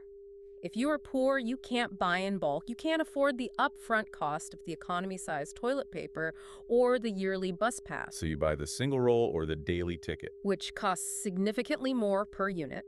You are structurally forced to pay the highest price for everything. That is the essence of the trap. It's like running up a down escalator. Exactly. Okay, so this sounds inevitable, like gravity. Is there a way out? How do we break the loop? Because in Monopoly, the only way out is to literally flip the board. Well, we want to avoid flipping the board on society if we can. The source material offers a few strategies. One is diversification. If you are a species or a company and you are losing the game, stop playing that specific game. Don't compete where you can't win. Right. Find a new niche. Invent a new product. Eat a different kind of food. If the big company is making mass-produced furniture, you make artisanal, handcrafted furniture. You step out of the trap. But what about the systemic stuff, the poverty trap? That requires structural intervention. We're talking about things like antitrust laws. Breaking up the winners. Strict limits on how much one winner can win. But there is also the concept of leveling the playing field. This is where things like tax laws come in. Yes. Inheritance taxes, progressive income taxes, universal health care, universal education. These are all mechanisms designed to reset the starting line, or at least keep the runners relatively close. The text mentioned potlatch rituals, which I found totally fascinating. Yes, in some Native American cultures in the Pacific Northwest, the person with the most wealth would give it away in a massive ceremony. That was how you gained status, not by hoarding, but by giving. It acted as a cultural redistribution mechanism to prevent anyone from dominating the tribe. Or look at sports. We do this in golf or bowling with handicaps. And that is the key insight. Why do we handicap sports? Why does the NFL draft give the worst team the first pick? To keep the game interesting. If one team won every Super Bowl for 50 years, nobody would watch. Exactly. We level the field to preserve the game. So leveling mechanisms in society aren't just about morality or charity, they're often about system preservation. If you want the game of the market or democracy to continue, you can't let one person own all the hotels forever. Because if the losers have absolutely no hope of winning, they might just burn down the casino. Precisely. Okay, that's trap number 1, success to the successful. Let's move to trap number 2. This one feels a bit more personal to me. It's shifting the burden, also known as addiction. This is a fascinating structure because it explains everything from heroin addiction to corporate subsidies to why we can't do math in our heads anymore. Let's start with a definition. How does this trap snapshot? It starts with a problem, a gap between how things are and how you want them to be. Let's say you have a farm and your crop yield is dropping. That's a signal. The soil is trying to tell you something. It's saying, hey, I'm tired. I'm out of nutrients. Right. Now you have two choices. Choice A is the fundamental solution. You rotate the crops, you compost, you let the field rest. Which is slow and expensive. And I have bills to pay right now. Exactly. So you go with choice B. You buy a bag of high-intensity chemical fertilizer, you dump it on the field. And boom, bumper crop. Problem solved. The symptom is gone. The yield is high. But this is where the trap engages. Because you used the fertilizer, you didn't do the composting, you didn't rebuild the soil biology. In fact, the chemicals might have killed off the few earthworms you had left. So the underlying system, the actual soil, got weaker. Meadows calls this atrophy. The system's own ability to maintain itself degrades because the intervention is doing all the work for it. It's like wearing a back brace every day. Eventually, your actual back muscles just turn to mush because the brace is doing all the lifting. Perfect analogy. So next year, the soil is even worse. So you need more fertilizer just to get the same result. You have shifted the burden of fertility from the earth to the chemical company. And now you're hooked.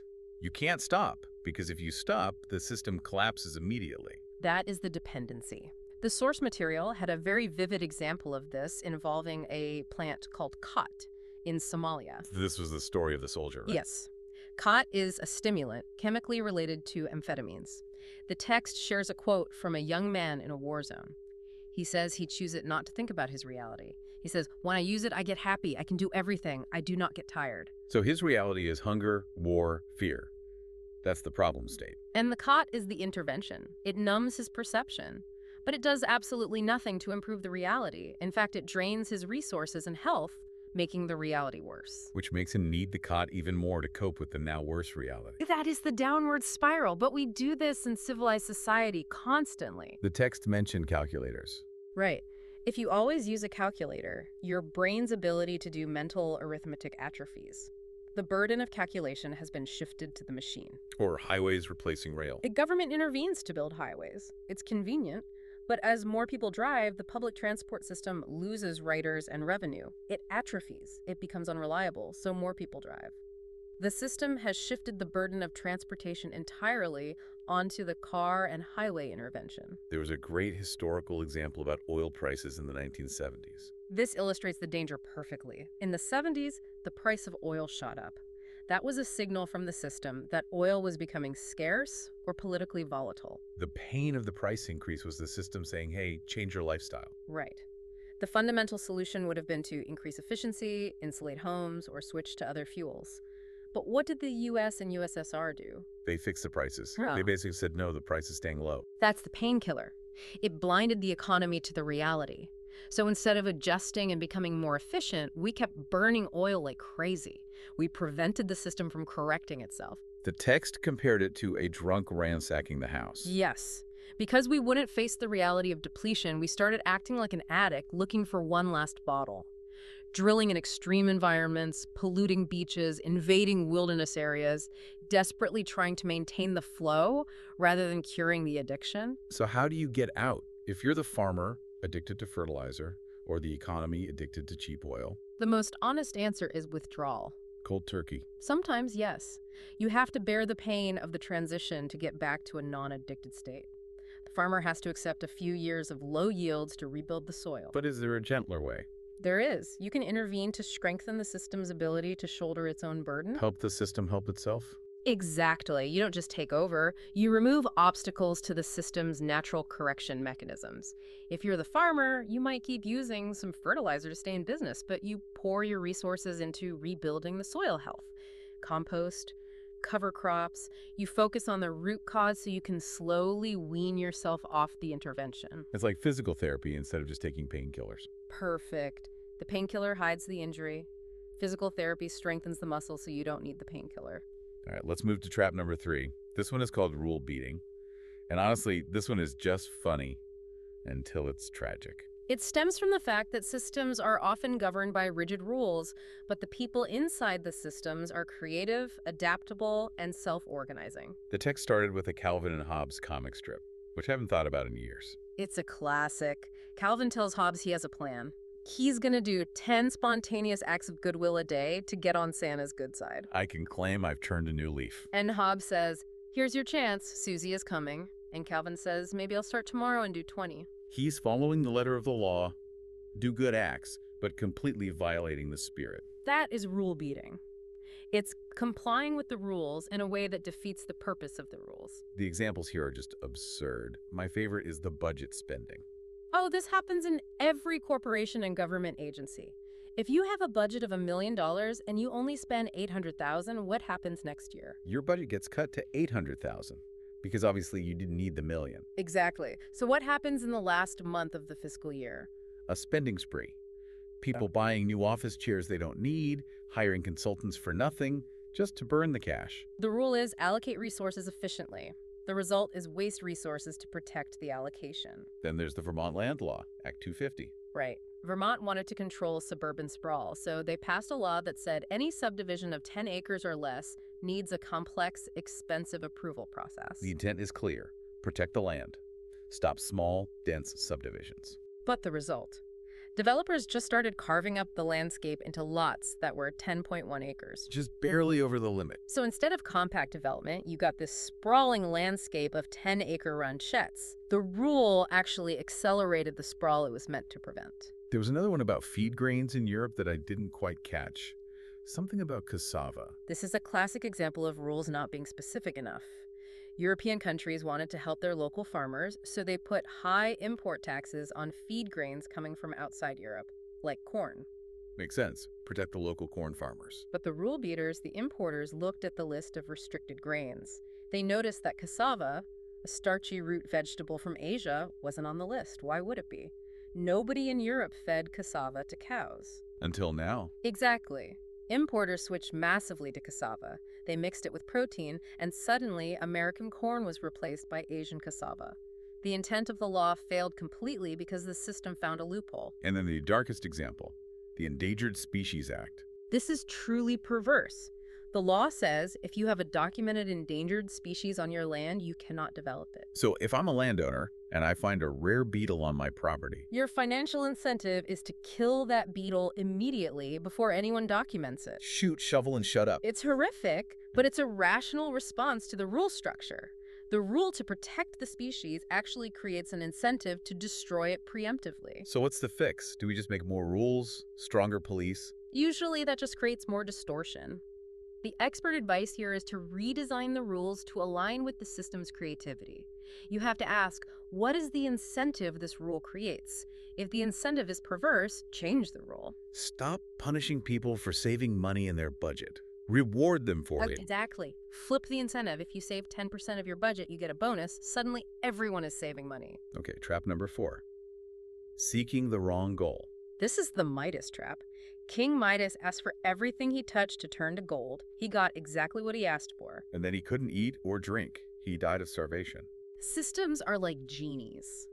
If you define the goal badly, the system will optimize for that bad goal with ruthless efficiency. Be careful what you wish for. We see this in education constantly. If the system's goal is defined as spending per student, what do you get? You get a lot of spending, but not necessarily better learning. Or if the goal is high test scores. You get teaching to the test. Right. You get students who can bubble in answers but can't think critically. Precisely. The system is obeying the goal. The goal is just wrong. The most shocking example of the text was the family planning program in India. This was a tragic case. The government wanted to reduce the birth rate, but they defined the goal as number of IUDs implanted. They gave doctors targets. So the doctors. In their eagerness to hit the targets, they were performing procedures without the women's full approval or understanding. They were hitting the number, but violating human rights and trust. Confusing effort with result. This leads us to the biggest wrong goal of all. The one that runs our entire world. GNP. Gross National Product. This is a deep dive all on its own. We treat GNP or GDP as the ultimate measure of a country's success. If the line goes up, we are winning. But the source makes a scathing critique of this. GNP measures throughput. It measures the flow of stuff. It measures money changing hands. It does not care why the money is changing hands. So as the text says, if there are more car accidents, GNP goes up because you have to buy a new car, pay the tow trucks, pay the hospital, pay the mechanics. if there's a massive divorce rate, GNP goes up, lawyer fees, second households being set up. if we get sick from pollution. Medical bills drive the GNP up. It counts the babs as goods. There was a beautiful quote from Robert F. Kennedy in the notes. It's one of the best summaries of this trap. He said that GNP measures everything, production, consumption, destruction, except that which makes life worthwhile. It doesn't measure the health of our children, the quality of our education, the joy of our play. It measures neither our wit nor our courage, neither our wisdom nor our learning. It measures everything, in short, except that which makes life worthwhile. That gives me chills. We are optimizing our entire global civilization for a number that counts car crashes as progress. And this is why we feel so burned out. We are running a race toward a finish line that is in the wrong place. Before we get to the solutions, the leverage points, there was a little interlude story about sailboats that I think connects rule beating and wrong goals perfectly. The evolution of racing yachts. Right. Originally, boats were for fishing or transport. Then people started racing them for fun. And to make the races fair, they introduced rules. Classes of boats, length, sail area, and so on. And then the designers took over. They started optimizing only for the rules. They squeezed every ounce of speed out of the specific parameters allowed by the rule book. And the result. These bizarre, freakish boats, they were incredibly fast but completely unseaworthy. They were dangerous, they couldn't handle rough water, they were useless for anything except winning a race under those specific rules. The optimization destroyed the resilience. That is the danger. When you hyper-optimize for a narrow goal or rule, you lose the general health and stability of the system. Okay. We have covered the traps. We've seen how winners take all, how helping creates addiction, how rules get beaten, and how we chase the wrong goals. It's a bit depressing. It is heavy, but this is the pivot point. Right. How do we fix it? This is where we talk about leverage points. Leverage points are these magical places in a system where a small shift in one thing can produce big changes in everything. But here's the catch, and the source material emphasizes this. Our intuition about where these points are is usually wrong. This comes from the work of Jay Forrester at MIT. He found that people often know where the leverage point is, but they push it in the wrong direction. The example given was economic growth. World leaders see poverty, hunger, and environmental destruction. Their intuition says, we need more growth to solve these problems. Build more factories, make more money, pay for the solutions. But Forrester's models showed that growth was actually the cause of the problems. Resource depletion, pollution, these are byproducts of growth. Pushing for more growth to solve the problems caused by growth is, well, it's a loop. It's pouring gas on the fire to put it out. Another controversial one was low-income housing. Forrester showed that building massive subsidized housing projects, which seems like the obvious solution to slums, actually made the cities worse in the long run. How? It increased the migration of poor people into the city, exceeding the city's ability to create jobs. It concentrated poverty. It led to urban decay. Which we actually saw happen in city after city in the 20th century. Exactly. The intuitive solution of build houses failed because it ignored the complex feedback loops of migration and employment. So systems thinking is hard. It goes against common sense. It requires looking deeper. So Donella Meadows created a list, a hierarchy of leverage points, places to intervene, ranked from least effective to most effective. And today, we are going to start at the bottom of the list, the places where we spend the most time but get the least results. We spend a lot of time on how things break. I want to talk about how to fix them, the leverage points. But the source material throws a massive curveball here. It really does. It says that the things we spend 90% of our time arguing about, taxes, interest rates, minimum wage, are basically useless. Useless might be a bit strong, but Meadows puts them at the absolute bottom of the leverage hierarchy. She calls them numbers. Leverage point number 12. But this is the news. Turn on any news network and it's all numbers. The Fed raised rates by 0.25%. The tax rate should be 39%, not 37%. Why does she say this doesn't matter? Because changing a number doesn't change the plumbing. Imagine you have a house with a broken heating system. The windows are open, the insulation is gone, and the furnace is rusty. Okay, so it's freezing in there. Now, imagine you walk over to the thermostat and dial it up from 70 to 75. I mean, the furnace might try a little harder, but the heat is still flying out the window. Exactly. You changed the target temperature, but you didn't change the structure of the house. You didn't close the window. You didn't fix the furnace. The system behavior, losing heat, remains exactly the same. So when we argue about whether the corporate tax rate should be 20% or 25%, we're just fiddling with the thermostat. Essentially, unless the number is so huge that it breaks the system, like setting the thermostat to 5,000 degrees, the system just adjusts and keeps doing what it was doing. There was a great anecdote about a landlord trying to figure out the fair rent. Yes. He was agonizing over the numbers, calculating his expenses, the tenant's income, the mortgage, trying to find the exact dollar amount that was fair.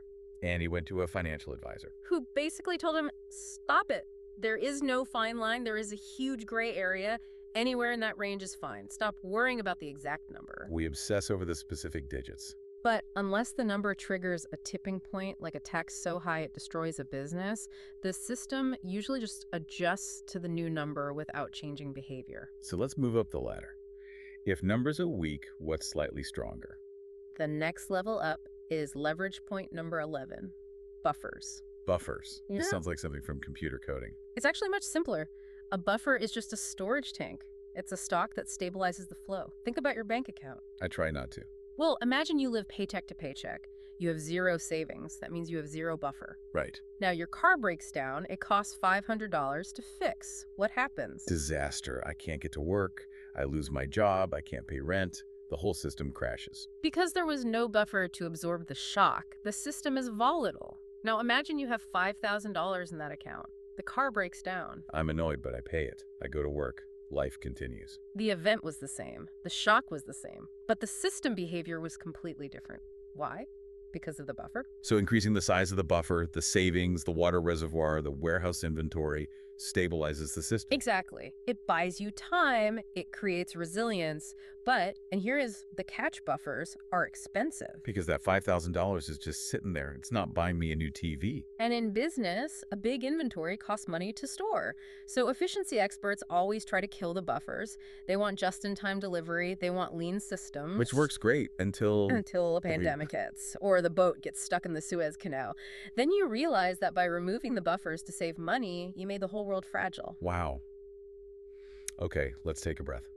We've covered a lot of ground today. We really have. We've looked at the traps. Success to the successful, shifting the burden, rule beating, wrong goals. And we started to look at the leverage points, realizing that the numbers we fight about are actually weak, and buffers can save us from volatility. And this is just the tip of the iceberg. The leverage points get much more powerful as you go up the list, changing the rules, changing the information flows, and ultimately changing the goals and the mindset.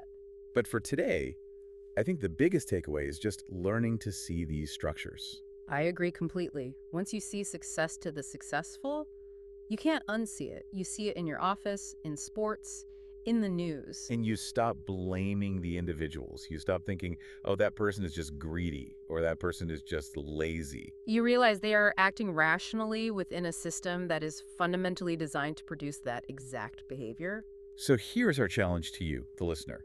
Look at your own life this week. Look at your workplace. Are you solving a problem, or are you just taking a painkiller? Are you shifting the burden? Are you chasing a goal like a number in a bank account just because the system measures it, even if it doesn't make your life worthwhile? And next time you see a disaster on the news or a stubborn problem in your community, don't ask, what number should we change? Don't ask, whose fault is this? Ask, what trap is this system in? That is the beginning of real change. Thank you for diving deep with us today. Keep exploring, and keep looking for the structures beneath the surface. Keep thinking in systems. We'll see you next time. So, I want you to picture a scenario. Okay. It's Monday morning. You're driving to work. You're already late. And you hit that exact same bottleneck on the highway that you hit every single day. Oh, yeah. You're just sitting there staring at the bumper in front of you, and you think to yourself, if the city would just, add one more lane right here, this whole problem would completely vanish. The classic fix, just add more asphalt. Exactly. I mean, it seems so incredibly obvious. But then, let's say the city actually does it. Right. It's been millions of dollars. They put everyone through 2 years of miserable construction, and they finally add the lane. And for about 2 weeks, the traffic is great. Yes. 2 weeks of bliss. But a month later, you are sitting in the exact same traffic jam, except now it's 5 lanes wide instead of 4. And you are probably even later than you were before the construction. Right. And it's not just traffic. I mean, it's everywhere in our lives. You have a project at work that's falling behind, so you push the team to work overtime. Yeah. But because they're exhausted, they make mistakes, which requires rework, which makes the project even later than it was to begin with. Or think about personal finances. You're trying to save money, so you buy the really cheap boots. Oh, the boot trap. Right? The boots wear out in 3 months, so you have to buy another pair, and you end up spending way more over a year than if you just bought the good, expensive boots up front. It's this pervasive feeling of total frustration. Yeah. We are constantly pulling levers, pushing buttons, trying to fix things with what feels like basic common sense. Yeah. But the machine, the world, basically, isn't responding the way we think it should. In fact, it often pushes back harder. And that pushback is exactly what we are deep diving into today. Yeah. Because that feeling you have, it isn't just bad luck, it's a fundamental property of complex systems. And the reason we consistently fail to fix these problems is that we are almost always intervening in the exact wrong places. We are pushing the low leverage buttons. Exactly. So today we're looking at the foundational work of Donella Meadows. She was brilliant. An absolute titan. She was a pioneering environmental scientist and systems modeler. And she wrote this legendary essay called Leverage Points, Places to Intervene in a System. And the premise of her work is just fascinating. She argues that in any complex system, whether it's a whole city, a multinational corporation, a forest ecosystem, or just your own physical body, there are specific places, specific points where a tiny shift in one thing can produce massive system-wide changes. But, and this is really the hook for today, the places we instinctively look for solutions, the places our brains naturally gravitate toward, are usually the least effective places to push. They are what Meadows calls low leverage points. Right. And the high leverage points, the interventions that actually work and change the world, are often completely counterintuitive. Yeah. They are invisible to us simply because of how we've been trained to think about problems. So our mission today is to go on a journey. We're going to walk up a hierarchy of interventions. A ladder, essentially. A ladder. Meadows identified 12 specific places to intervene in a system. We're going to start at the bottom of that ladder with the least effective levers. Which, spoiler alert, are the exact ones you probably try to use every single day. Right. And we were going to climb all the way to the top to the #1 most powerful way to change a system. Which is going to require us to change how we think entirely. It gets a little bit philosophical at the top. I am so ready for it. Yeah. But before we start climbing this ladder, we need to lay some basic groundwork. Let's do it. We keep using this word system, and in this context, we aren't talking about like an IT network or a computer server. What exactly is a system? Good question. A system at its core is just a set of things. Things like what? It could be people, cells in a body, molecules, bank accounts, whatever, that are interconnected in such a way that they produce their own pattern of behavior over time. Okay, give me a concrete example. Okay, take a forest. A forest is not just a collection of trees standing next to each other. It's the soil chemistry, the rainfall, the insect populations, the birds, the amount of sunlight hitting the canopy. It's the interactions. Exactly. If you spray a pesticide and change the insect population, the birds might starve and die off. Yeah. Which then changes how seeds are distributed, which eventually changes the actual types of trees that grow there 50 years later. It's a completely interconnected web. If you touch one single strand, the whole web vibrates. Or think about a family. Oh, perfect example. A family is a classic system. Right, because if one person starts acting differently, say one of the parents loses their job, or a teenager starts acting out and rebelling, the whole dynamic of the house shifts. Absolutely. Everyone else in the house subconsciously adjusts their behavior to compensate for that change. Yeah, you can't just pull the teenager out and look at them in isolation. You have to look at the entire system they are embedded in. And what Meadows tells us is that there is a hierarchy of ways to fix these deeply embedded systems when they go wrong. A countdown. Right, from 12 down to 1. Though in her detailed essay, she really focuses the deep discussion starting around point 10. Okay, so let's jump right in. We've grouped these points to make them a bit more digestible for you listening.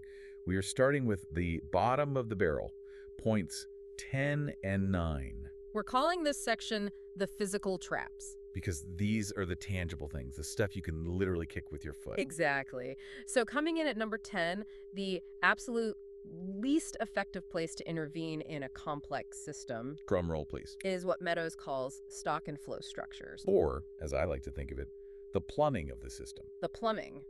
This refers to the physical construction, the physical layout of the system itself, the literal pipes, the road networks, the building infrastructure. And the source material uses a really stark example here involving the Hungarian road system. Right. So if you visualize a map of Hungary for a second. Okay, about it. The way their national road network was built historically meant that practically all traffic moving from one side of the entire country to the other essentially had to funnel right through the capital, Budapest.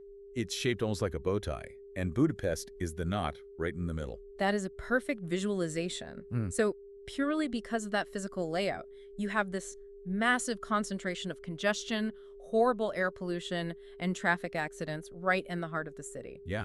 Now, imagine you are the newly elected mayor of Budapest. What do you do?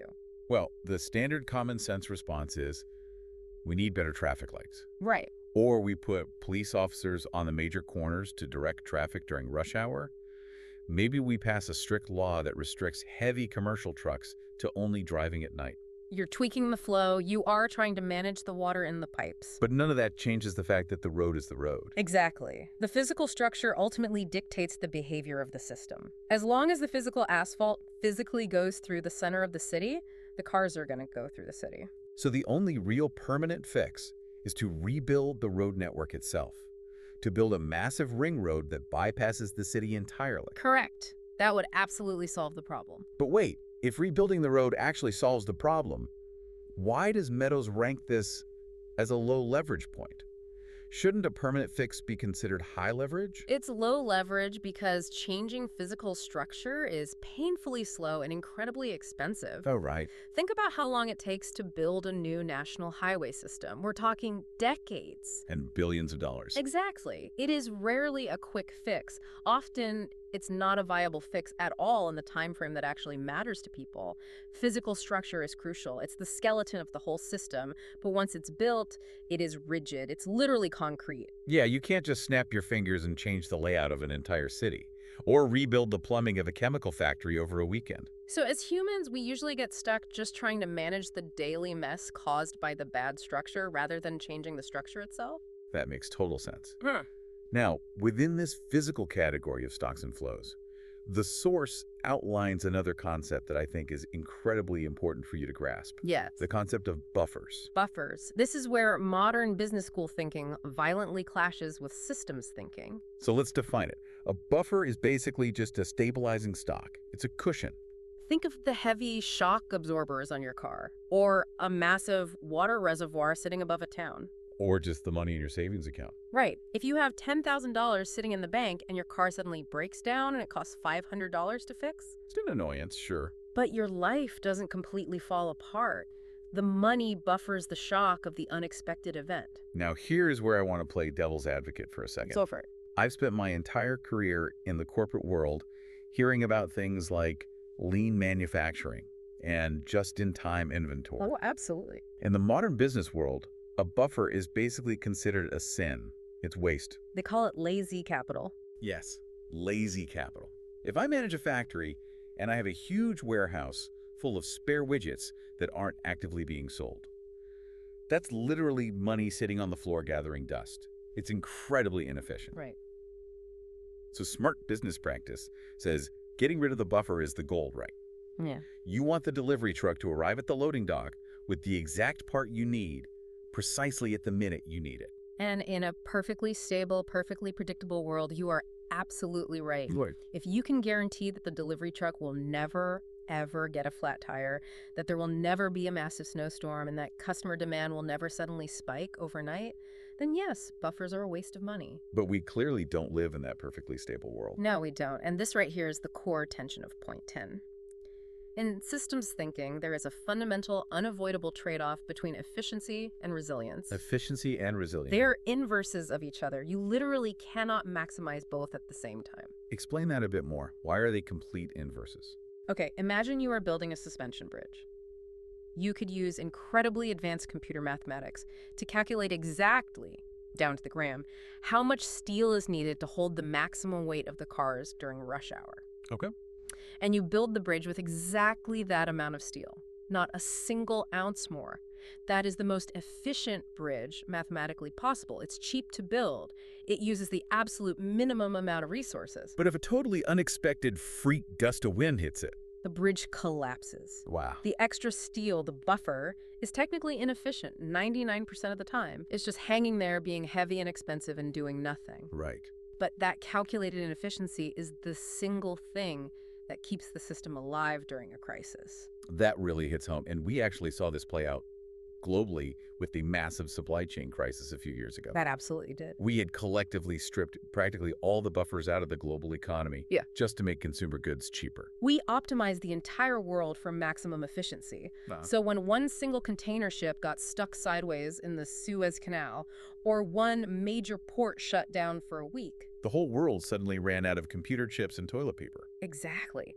We built a highly efficient, incredibly brittle global system. The source outlines another brilliant example of buffers in nature that I want to mention regarding soil. Oh, the acid rain example, yes. Right. So if you look at the soil in the western United States, it naturally has a huge amount of calcium in it. And calcium acts as a natural base. Right. So it neutralizes acid. It acts as a chemical buffer. So when acid rain falls in the west, the soil chemistry barely even registers it. The buffer absorbs the shock. But if you look at the eastern United States, Exactly. Eastern soils lack that calcium naturally. They have almost no chemical buffer.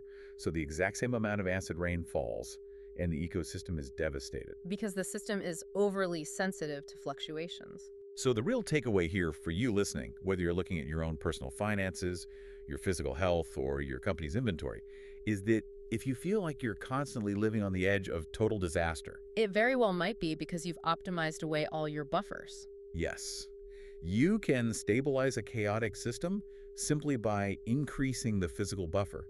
Save more cash, keep more food in the pantry, over-engineer the bridge. But you have to consciously accept that it will cost you something in terms of day-to-day efficiency. It's a physical lever, a low lever on the ladder, but a vitally important one. Okay, let's move one rung up the ladder to point number 9. Delays. Delays. These are the silent killers of systems. Tell me about it. A delay is simply the time lag between when you take an action and when the system actually responds to that action. The source material uses the classic shower analogy here, which I think literally every human being has experienced. It's universally understood. You're in a cheap hotel shower, you turn the water on, and it's absolutely freezing. So what do you naturally do? I turn the handle sharply toward hot. But the physical hot water has to travel from the ancient boiler down in the basement all the way up through the pipes to the 4th floor. Let's say that takes 10 seconds. But I don't wait 10 seconds. Nobody does. I wait maybe 2 seconds, it's still freezing. So my brain thinks, oh, I didn't turn it enough, so I tune it even more toward hot. And then finally, the hot water arrives. And it completely scalds me. I'm practically screaming in the shower. So you frantically jerk the handle all the way back to cold. Right. But the cold water also takes 10 seconds to travel up the pipes. So for 10 agonizing seconds, you are standing there getting burned, thinking, why isn't this working? So I turn it as far to cold as the handle will physically go. And then 10 seconds later, you're freezing again. It's miserable. This phenomenon is called oscillation. The system violently bounces back and forth between two extremes simply because you are reacting to old information. You aren't properly accounting for the delay in the system. And while that's a funny annoyance in a bathroom, Meadows points out that this exact dynamic routinely destroys entire economies. It creates massive boom and bust cycles. Like the power plant example she gives. Exactly. Let's talk about electricity. Say demand for power goes up in a region. The energy company says, wow, we need more capacity. We need a new power plant. But you obviously can't build a power plant overnight. Right. It takes 5 to 10 years to secure permits, pour concrete, build reactors, and get it online. That massive time gap is the delay. Okay. So for years, the region is experiencing brownouts because they don't have enough power. The politicians panic. They think, we aren't building enough, so they authorize 3 more power plants. Just like turning the shower handle further to the hot side? Exactly. Then, 7 years later, all 4 power plants come online at the exact same time. Suddenly, the market is completely flooded with electricity. So the price of power crashes. It crashes. The energy companies go bankrupt. They have to lay off thousands of workers. It's a massive economic disaster. And it's not because the customers suddenly stopped wanting electricity. It's purely because the system has an unavoidable lag. So here is the psychological trap we fall into. When we face a frustrating delay, our instinct, our so-called common sense, is to try and force the system to speed up its response. Yeah, we want better forecasting data, faster computers, overnight shipping. We want to force the shower water to get hot instantly. Which is usually impossible based on the laws of physics. Right. You can't make a baby in 1 month by getting 9 women pregnant. Some delays are just fundamental facts of reality. Exactly. So what is the actual leverage point here? If you mathematically cannot get rid of the delay, what do? Tell me. You have to dramatically slow down the rate of growth. Slow down. Yeah. But that sounds like giving up. That sounds like losing. Think about driving a car in incredibly thick fog. There is a severe delay between when you see an obstacle appear in the fog and when your brakes can actually stop the car. If you can't magically clear the fog and you can't invent instantaneous brakes, your only mathematical option to survive is to drive slower. So going back to the hotel shower. You turn the handle a tiny, tiny bit, and you stand back. You wait. You force yourself to give the system enough time to catch up to your action before you make another move. That requires an enormous amount of patience. It really does. But in a sluggish system with long delays, extreme patience is the only way to avoid oscillation. Aggressive, impatient action just guarantees a crash. Man, that is profound. Okay, that covers the physical traps, the plumbing and the delays.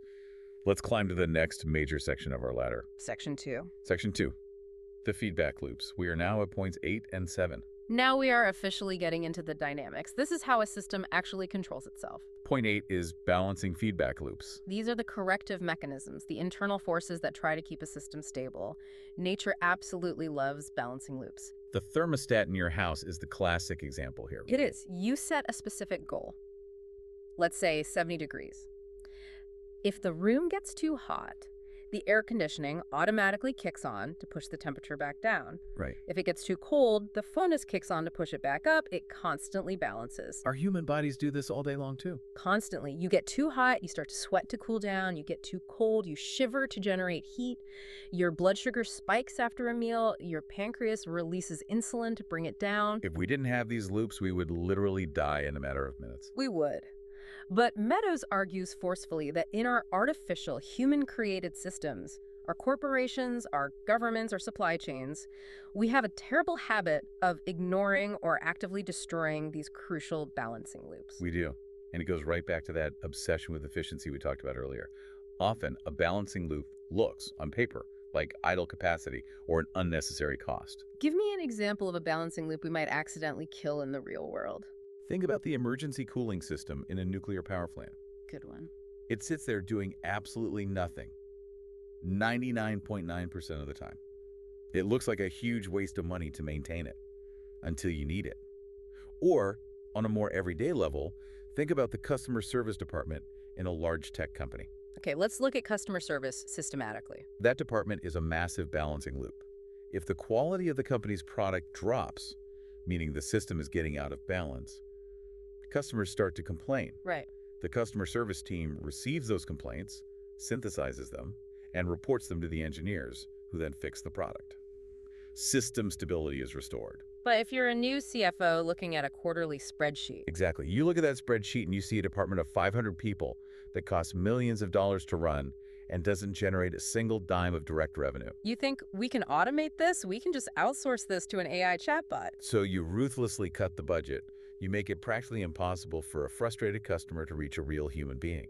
You have completely severed the balancing loop. So now, when product quality drops, nobody in charge hears about it until it's way too late. The company loses its entire reputation and the stock crashes. Yep.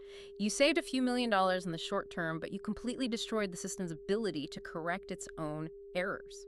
The essay also mentions democratic governance as a macro balancing loop. Yes, it does. In democratic theory, an election is a massive feedback mechanism. Right. The government implements policies the people don't like, the people suffer, they vote those politicians out, and the new government corrects course. But, and this is a massive but, that entire mechanism relies entirely on the signal being clear and accurate. Exactly. Balancing loops depend completely on accurate information. If the sensors are broken, the correction will be wrong. Give me an example of a broken sensor. Well, if the price of a manufactured product doesn't reflect its true cost to society, like the cost of the pollution it creates or the health impacts on the workers, the free market cannot properly balance itself. Because the market is blind to the actual damage. Right. Or, in a democracy, if the voters are fed constant misinformation or biased media propaganda, the democracy can't balance.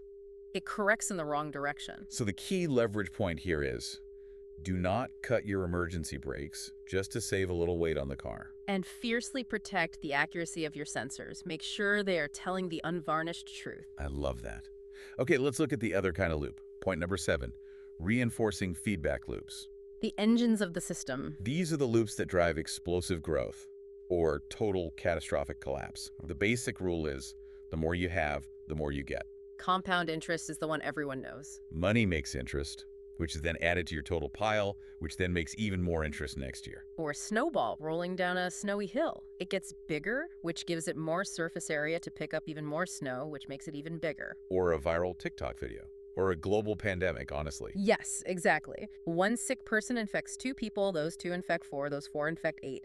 It's an exponential curve. Now, generally speaking, in our culture, we absolutely love reinforcing loops. Oh, we worship them. Every startup founder wants exponential growth. We all want our retirement investments to compound indefinitely. We do.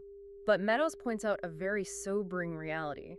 In a finite physical world, reinforcing loops are incredibly dangerous. Because nothing can grow forever. Right. Eventually, the snowball hits the bottom of the mountain. Eventually, the virus runs out of healthy hosts to infect. The growth phase always ends, and usually violently. Meadows brings up a specific, very famous type of reinforcing loop called success to the successful.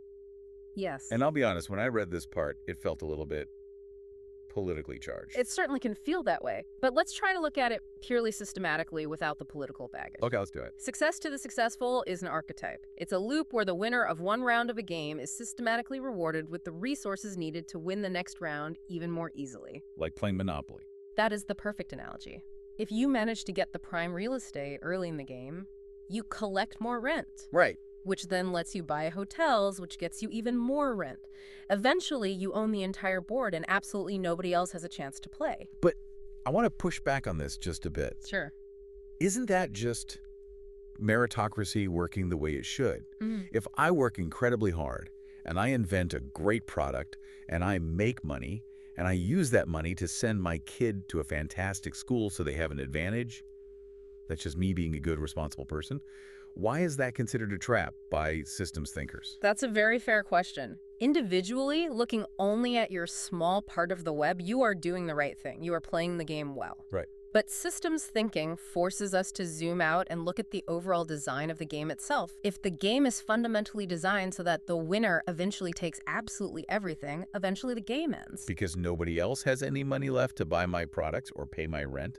Exactly. If a giant, incredibly successful tech company uses its massive profits to simply buy out or crush every single small startup that might ever compete with it, the free market ceases to exist. it becomes a pure monopoly. The reinforcing loop eats the entire system that gave birth to it.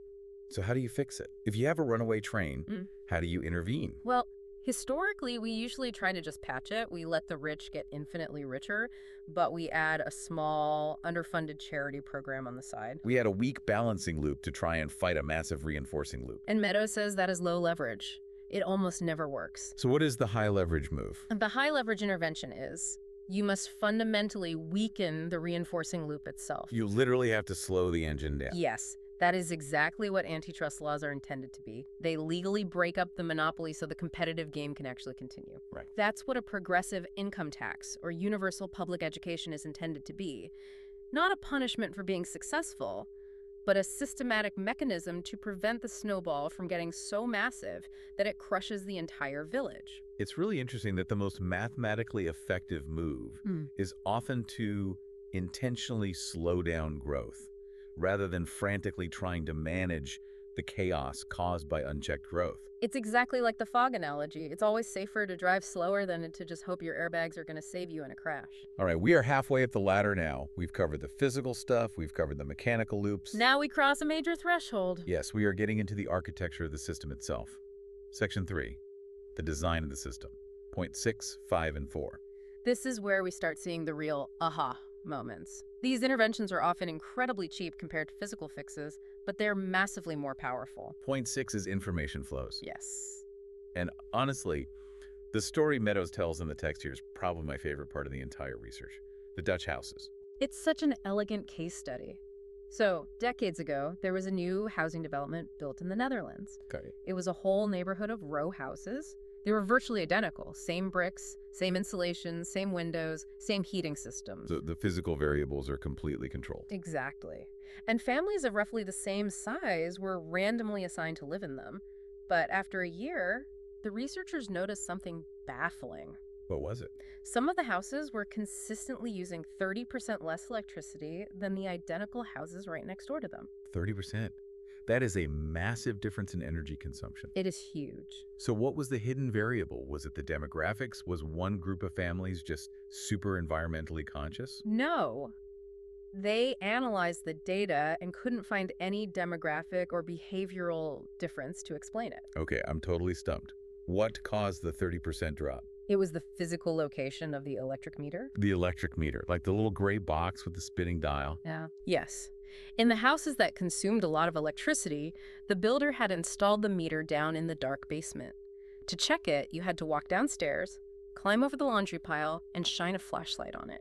Out of sight, out of mind. Completely.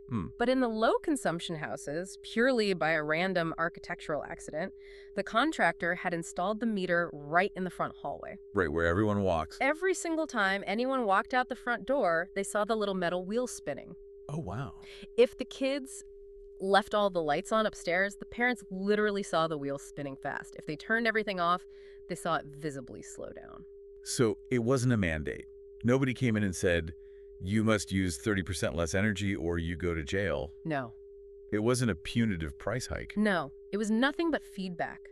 Pure information delivered to the right people at the exact right time. The feedback loop was made tight and visible. And that 30% savings cost absolutely nothing to achieve. It was just an information flow. That is incredibly powerful.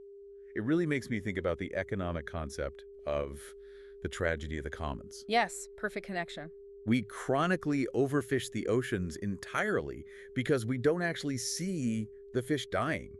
All we see is a neat little price tag at the grocery store. And that price tag usually doesn't reflect the catastrophic scarcity of the fish until it's way too late to save the population. Right. Imagine if every time you went to buy a can of tuna, there was a giant digital sign above the aisle showing exactly how many tunas were left in the entire ocean, counting down in real time. Honestly, that would change human behavior faster than any global regulation ever could.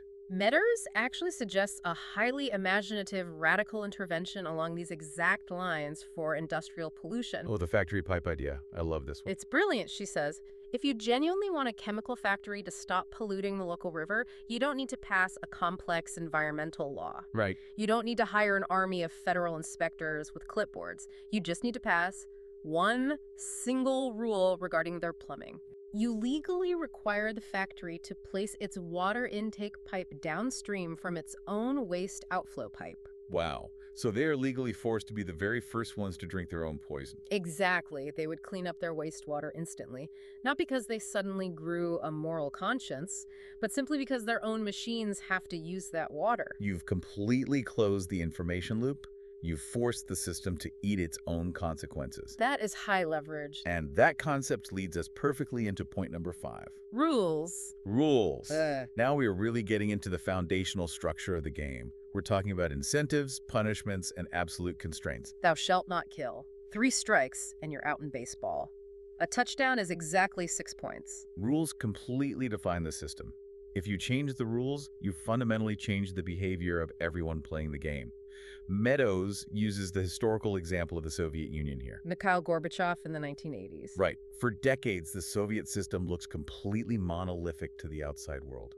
Totally unchangeable. But it would last 1,000 years. But then Gorbachev came into power, and he fundamentally changed just 2 rules. Glasnost, which was freedom of information, and perestroika, which was economic restructuring. And within a few short years, the entire empire completely crumbled. The whole system transformed and eventually dissolved, not from an external military invasion, but simply by changing the internal rules of the game. There's a really fun thought experiment here that really helped me visualize the power of rules. Oh, the college classroom one? Yeah, imagine a standard college classroom. Okay, I'm picturing it. The current standard rules are: the professor stands at the front and lectures. The students sit and listen. The students take individual tests, and the students get individual grades based on their own performance. Right. That specific set of rules creates a highly competitive, highly individualistic system. Exactly. Now, imagine we change just 2 rules. Okay. Rule 1, the students now grade the professor's performance. Rule 2, the entire class gets the exact same final grade, and that grade is entirely based on the lowest score of any student in the room. Oh, wow. The entire social dynamic shifts in an instant. Tell me what happens in that room. Well, suddenly, the smart kids aren't fiercely competing against the struggling kids anymore. No. They are frantically organizing study groups to tutor the struggling kids because their own GPA depends on it. Right. And the professor isn't just lazily droning on from 10-year-old notes. They are actively checking to ensure every single person understands the material because their actual job security depends on the students' grades of them. It's the exact same people, the exact same brick building, the exact same subject matter. But because you change the rules, you get completely different, radically collaborative behavior. And this, by the way, is exactly why corporate lobbying is a multi-billion-dollar industry. How so? Corporations don't spend hundreds of millions of dollars in Washington just to change the furniture of society. They aren't tweaking balancing loops. No. They are there to legally write the rules. Meadows explicitly mentions global trade agreements here. If the complex rules of international trade are drafted by multinational corporations, in secret, the entire global system will predictably optimize for corporate profit. Of course. But if environmental groups or labor unions wrote those exact same trade rules, the global economy would naturally optimize for sustainable wages or ecological health. Power over the rules is the truest form of power. That is a heavy thought. Okay, let's move to point number 4, self-organization. This is a beautiful concept. This is the system's innate ability to completely change its own structure, to evolve over time. So in biology, this is literal Darwinian evolution. And in human economics, it's technical innovation or even social revolution. Yes. It's the ability of the system to spontaneously add new physical structures, invent new rules, and create new feedback loops that you, the original designer, never even planned for. And what is the crucial engine that actually drives this self-organization? One word. Diversity. Why is diversity so important mechanically? Think about a mechanic's toolbox. If your toolbox only contains a hammer, you can only ever solve problems that involve nails. Right. Biological evolution works purely by maintaining a massive chaotic library of genetic options DNA. It constantly tries new mutations. Some fail miserably, some work beautifully. If you systematically wipe out that genetic variation, you completely stop evolution. So a system that relies on only one crop or only one dominant idea is inherently brittle. Incredibly brittle. If a farmer plants a massive monoculture, say 10,000 acres of identical corn, and a new microscopic bug comes along that specifically eats that strain of corn. The farmer loses absolutely everything in a week. But if you have a wild meadow with 100 different species of plants, the bug eats the corn, but the wild wheat and the clover and the weeds survive just fine. The overall system is highly resilient. And Meadows makes it clear that this biological truth applies heavily to human culture as well. Absolutely it does. If we, as a global society, force everyone to speak exactly one language, to think in one specific economic framework, and to follow one homogeneous culture, We are destroying the diversity. We are systematically destroying the genetic code of human adaptability. We are making our entire species incredibly brittle to future shocks. So Meadows says the proper intervention here is to let 1,000 flowers bloom. Which, let's be honest, is utterly terrifying for people who hold traditional power. Because it means losing control. Exactly. Encouraging self-organization requires giving up central control. It means letting the system organically experiment and get messy. But that exact messiness is the only proven way a complex system survives over the long haul. Wow. We have arrived at the summit. Section 4. The mind and spirit. The big ones. These are the top 3 highest leverage points in any system. They are the most profoundly difficult to actually reach, but they are unimaginably powerful if you can shift them. This is where we completely stop talking about the mechanics, we stop talking about the grass on the field and the goalposts, and we start asking deeply uncomfortable questions about why we are even playing the game in the first place. Point 3 is goals. The ultimate goal of the system literally dictates every single thing we've just talked about. It dictates what the rules are, where the feedback loops are placed, and how the physical plumbing is built. But isn't a system's goal usually super obvious? Like if you look at a publicly traded corporation, their stated goal is to make money for the shareholders. Is it? Or is making money just a necessary rule to stay alive in the game? Meadows argues very strongly that you have to closely observe what the system actually does in reality, not what its PR department says it does. Actions speak a lot louder than glossy mission statements. Precisely. If a massive corporation consistently acts to ruthlessly destroy all its competitors, secretly buy off government regulators, and exploit its own workforce to the breaking point, Its real goal isn't just profit. its real goal is total dominance. Its goal is engulf everything and remove all uncertainty from its environment. Which, when you say it like that, sounds an awful lot like cancer. Biologically speaking, yes, it's exactly the same dynamic. A cancer cell has a very simple goal: unlimited, unchecked growth. But the human body it lives inside has a very different goal: internal balance and long-term survival. Those two goals are fundamentally incompatible. If the cancer actually achieves its goal and wins, The entire system, including the cancer itself, dies. Meadows gives a remarkably powerful political example here regarding shifting a system's goal. Ronald Reagan. This is a masterclass in high-level systemic intervention. So before Reagan was elected, the implicit, broadly accepted goal of the American federal government, this is the post-World War II Great Society era mindset, was essentially the government exists to actively solve major public problems. Right, think of JFK's famous line, "Ask what you can do for your country." Exactly. The government was broadly viewed as a necessary tool for the collective social good. But then Reagan came into office, and he aggressively, intentionally changed the stated goal. He famously said, "Government is not the solution to our problem. Government is the problem." And he shifted the paradigm to get the government off the backs of the people. And that one single philosophical shift, that new goal, changed absolutely everything down the ladder. It did. It completely changed the rules of taxation. It radically altered the information flows by cutting funding to regulatory agencies. It physically changed the infrastructure of the country. It altered the entire trajectory of the nation for the next 40 years. Just a single leader, forcefully articulating a new goal, swung the entire massive ship of state. That is what high leverage looks like in the real world. But that begs the question, where do these overarching goals actually come from? And that brings us to point number 2, paradigms. The paradigm, the fundamental mindset. These are the deeply unstated assumptions residing in our collective heads that we don't even consciously realize are there. Give me a solid example of a paradigm we currently live in today. Okay, how about this? Land can be legally owned by a person. Wait, but that's just a hard fact. I have a literal paper deed to my house. You have a legal document, yes, but the concept itself is a pure social invention. What do you mean? If you traveled back in time and explained the concept of a real estate deed to a Native American living in the year 1400, they would have looked at you like you had lost your mind. Oh, right. They would say, how can a human being own the earth? That's as crazy as claiming you own a piece of the wind. So it's not physics, it's a shared belief. It's a shared hallucination that structures our entire modern society. Right. Endless economic growth is inherently good. Money accurately measures a person's value.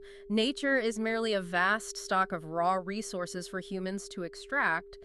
None of these are laws of physics like gravity. They're simply stories we all agreed to tell each other. Meadows brings up a great quote from Ralph Waldo Emerson here. He said, "Every nation surrounds itself with a material apparatus which exactly corresponds to their state of thought." It's so true. We physically build massive glass skyscrapers in city centers because our current paradigm believes that dense, centralized commerce is the most valuable thing in the world. Yeah. The ancient Egyptians built massive stone pyramids in the desert because their paradigm valued the afterlife and the divine status of the pharaoh above all else. So if our deep paradigm suddenly changed tomorrow, If we magically woke up tomorrow and everyone suddenly believed that the ultimate, highest goal of human existence was, say, maximizing quiet leisure time in nature, our cities would physically look completely unrecognizable in 50 years. the physical infrastructure always follows the mental paradigm. But changing a paradigm sounds functionally impossible. How on earth do you change the foundational beliefs of an entire global society? It's incredibly hard. It takes immense amounts of time. But Meadows gives us a roadmap. She says, you have to relentlessly keep pointing at the anomalies. The anomalies. You keep clearly showing people where the old accepted paradigm completely fails to explain reality. Like showing people the data that endless economic growth on a finite planet is actively destroying the climate we need to survive. Exactly. And importantly, she offers a strategic warning. Do not waste your precious energy trying to aggressively convince the die-hard reactionaries. Don't argue with the people who are deeply financially married to the old system. Right. You can't teach an old dog new systemic tricks. So who do you talk to? You work with the open-minded. You work with the youth. You simply speak loudly and confidently from the new paradigm as if it is already a fact. You actively build working models of the new way of living. And eventually, the old paradigm doesn't get violently overthrown, it just slowly fades into irrelevance as the people who held it age out. Wow. And finally, after all of that, we are here. Point number 1. The absolute highest, ultimate leverage point in any complex system. The apex. Point 1 is transcending paradigms. This is the step completely beyond. This is genuinely the matrix moment of systems thinking. It sounds almost intensely spiritual. It very much is. Point 2 was realizing that our current paradigm is just a made-up story. Point 1 is the terrifying realization that no paradigm anywhere is fundamentally true. That's a bit paralyzing. The idea of just letting go into total not knowing. Meadows explicitly connects this to the Buddhist concept of emptiness.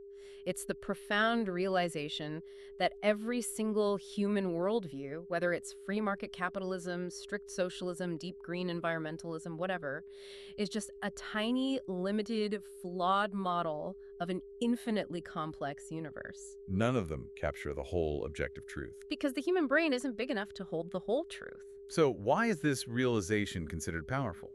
Because to me, it sounds like a recipe for becoming completely paralyzed with indecision. It's powerful precisely because it gives you radical, total flexibility. If you realize you aren't trapped by any one rigid belief system, you are suddenly free to consciously choose whichever paradigm is most useful for solving the specific problem right in front of you. So you aren't a slave to your own tribal ideas anymore. Exactly. You can put on a ruthless capitalist hat on Tuesday to quickly solve a factory efficiency problem, and then completely take it off and put on a deeply communal socialist hat on Wednesday to solve a neighborhood healthcare problem. Because you know the hats aren't real. They're just tools. Exactly. But Meadows strongly warns us here. This is a very dangerous psychological space to inhabit. Why dangerous? Because people who live fully in this space, people who clearly see through the illusions of society's games, are historically the ones who managed to bring down massive corrupt empires. Yeah. But they also, very frequently, get martyred by the system for doing it. Like Gandhi or Martin Luther King Jr. Yes. It's a space of radical, almost terrifying personal empowerment, but it requires radical ego-destroying humility to survive it. Man. So we've climbed the entire ladder. We've gone all the way from moving physical dirt and fixing plumbing, all the way up to shifting the deepest spiritual minds and paradigms. It's a journey. But before we let the listeners go today, Meadows leaves us with one final crucial warning. Section 5. Living in a world of systems. Yes. There is a massive intellectual trap that really smart people consistently fall into when they first learn all this leverage point stuff. We call it the trap for logicians. It's the hubris trap. We suddenly think, haha, I completely understand the math of the system now. I know exactly where the leverage points are. I can completely control it. Exactly. We arrogantly think we can become the omniscient conqueror of the world, But Meadows says that is a dangerous, total lie. Right. Complex, self-organizing systems are mathematically inherently unpredictable. You cannot control them fully, ever. You can push what you think is a perfect high-leverage button, and the system might unexpectedly do something completely catastrophic. So if we can't fully control these massive systems we live inside, what are we supposed to do? Do we just give up and let the chips fall? Not at all. Meadows says we have to stop trying to conquer the system, and instead we learn to dance with it. I really love that visual image. We are dancing, not aggressively marching. And she gives us 3 highly practical final tips for how to actually execute this dance in our daily lives. Tip number 1, get the beat. This means before you arrogantly rush in and try to fix a complex problem, you need to shut up, sit down, and simply observe the system's natural rhythm. You have to actually look at the historical data. Not just what angry people on the news say is happening. Right. We often try to desperately fix problems based on complete myths, like, oh, violent crime is at an all-time high. Is it actually? Or is the local news just reporting on it way more aggressively? Meadows actually mentions a great scientific example about rainfall patterns. Oh, right. Tell that one. So, local farmers were loudly complaining that the total amount of rain was drastically decreasing every year. They wanted to build massive dams. But when scientists finally looked at the raw data, the total annual average rainfall was exactly the same as it had always been. So the farmers were just lying. No, they were feeling a real change, but misdiagnosing it. What had actually changed was the extreme variability. There were way more severe, prolonged droughts, followed by sudden, massive, destructive floods. The mathematical average was identical, but the rhythm was violently different. So if you just blindly listened to the average data point, you would build the wrong infrastructure and solve the wrong problem.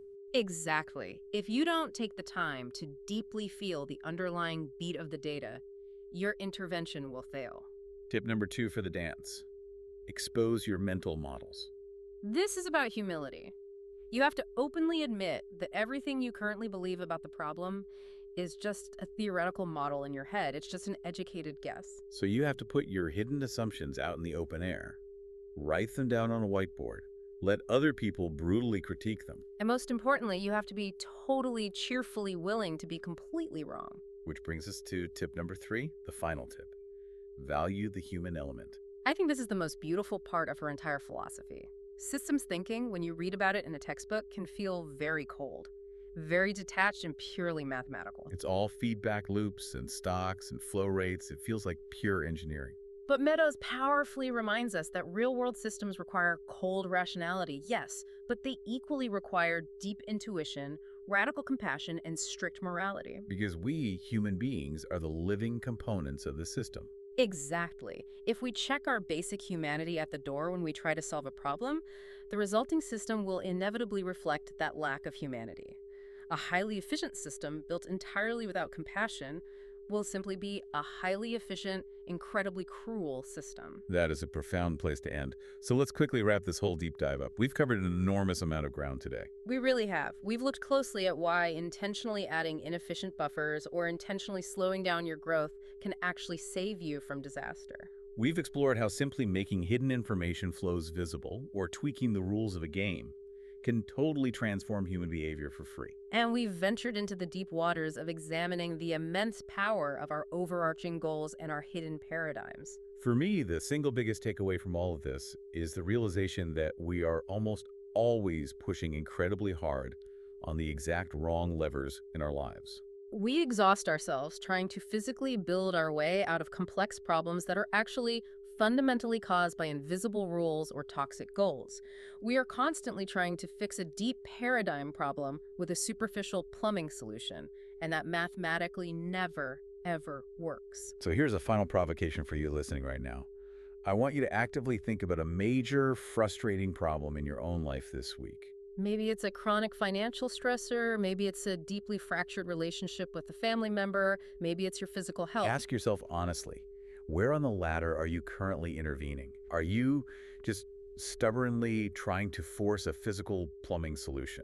Are you just trying to build a bigger financial buffer? Or Is the real hidden problem actually the fundamental goal you are pursuing? Or the unspoken invisible beliefs, the paradigm driving that entire area of your life? True mastery of a system isn't about achieving total authoritarian control over it. No, it's about bravely letting go into not knowing, listening closely, and finally finding the true rhythm of the dance. Observe the beat of your own systems this week.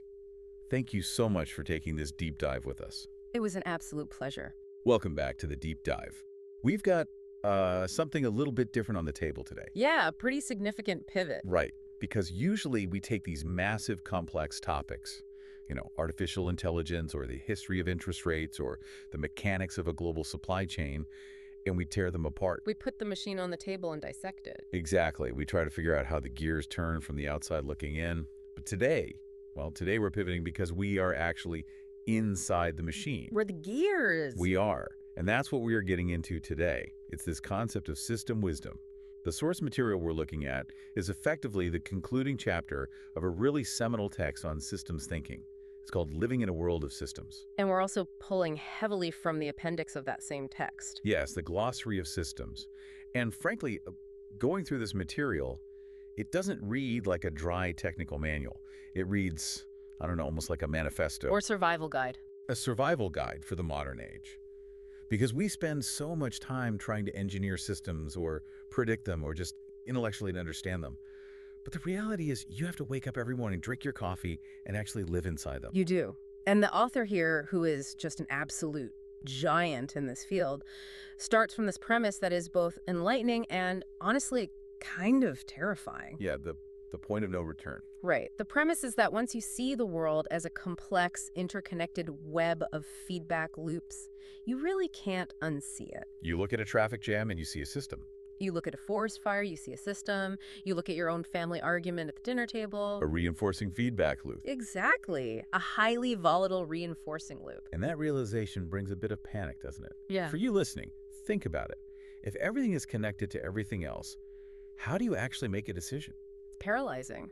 I mean, I start to feel afraid to buy a sandwich because I might unknowingly, crash the stock market or cause a drought 3 steps down the line.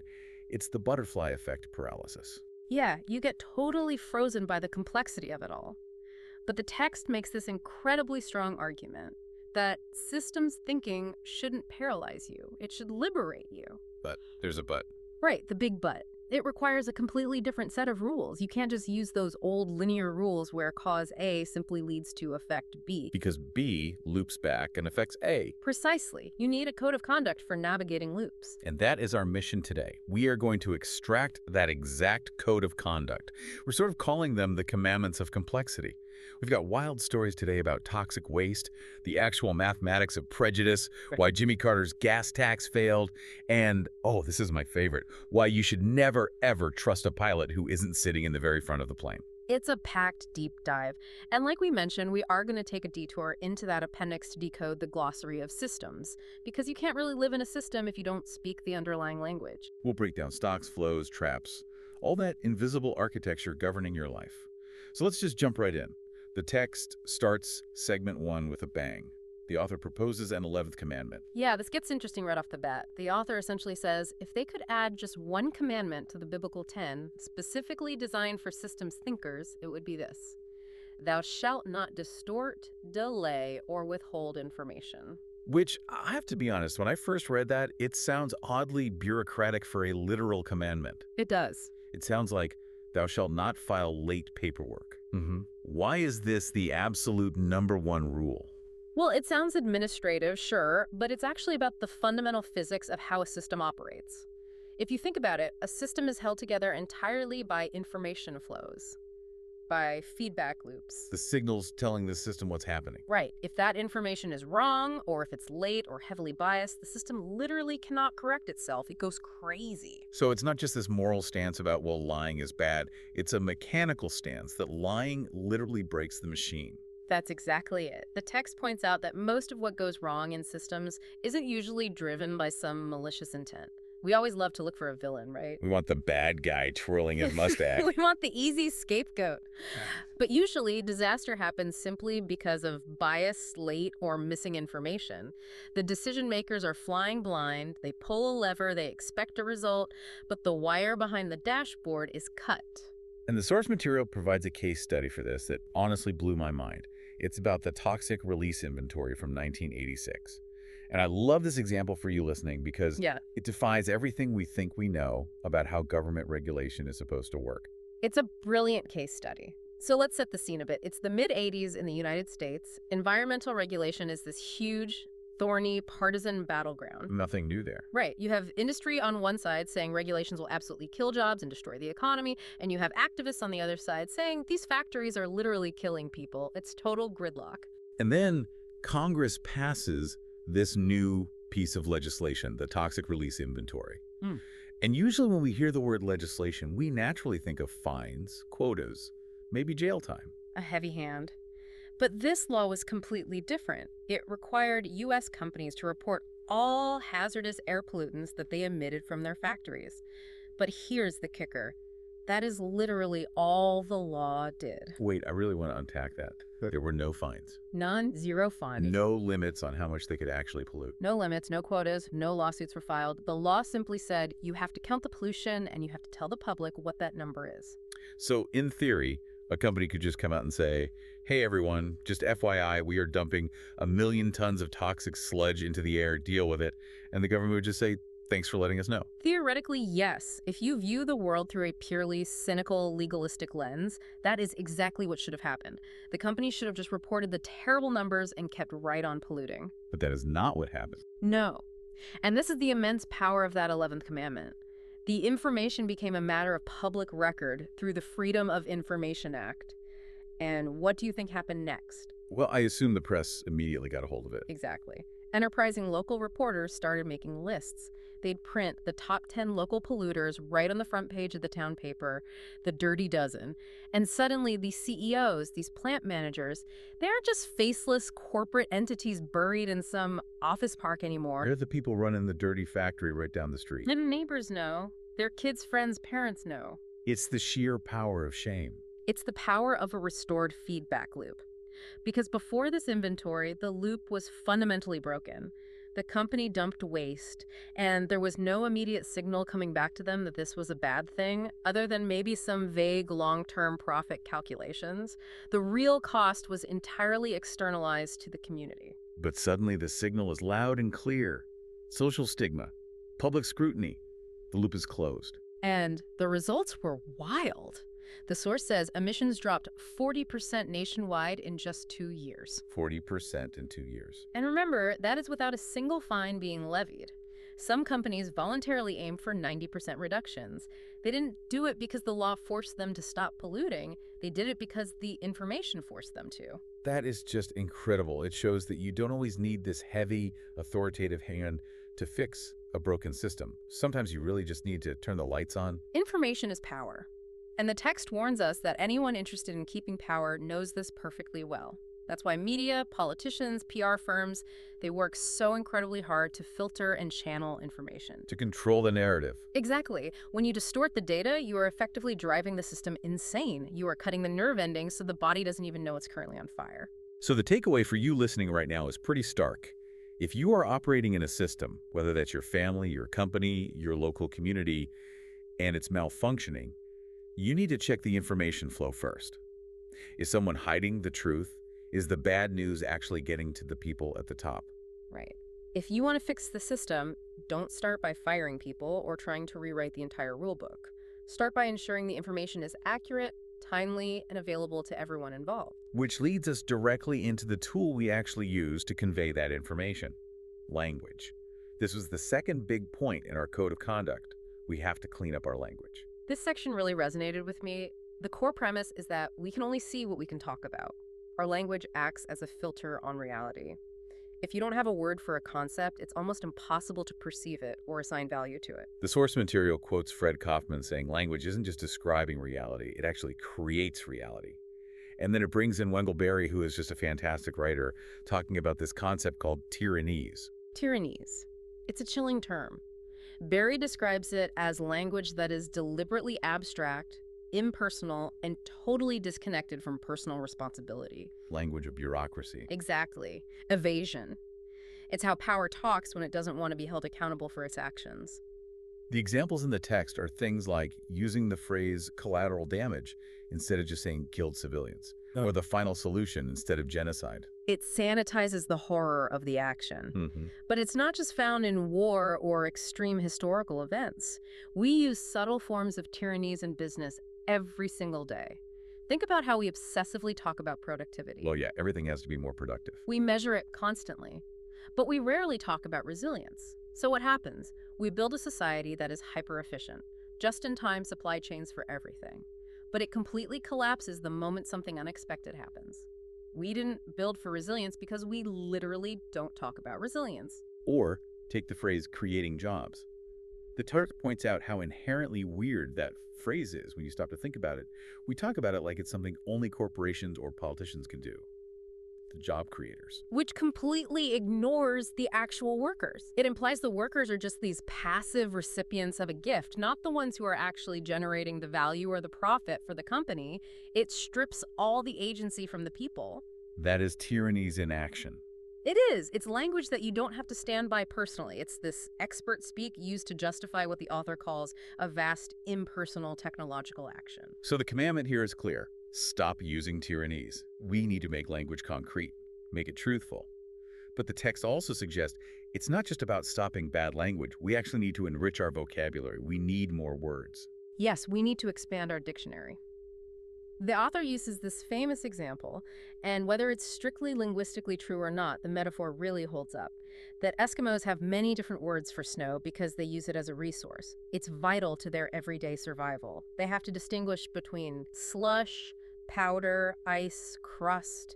And as a modern industrial society, we are really just starting to learn how to survive in complex systems. So we need new words for our snow. We need to get very comfortable using words like feedback, throughput, overshoot, self-organization, and sustainability.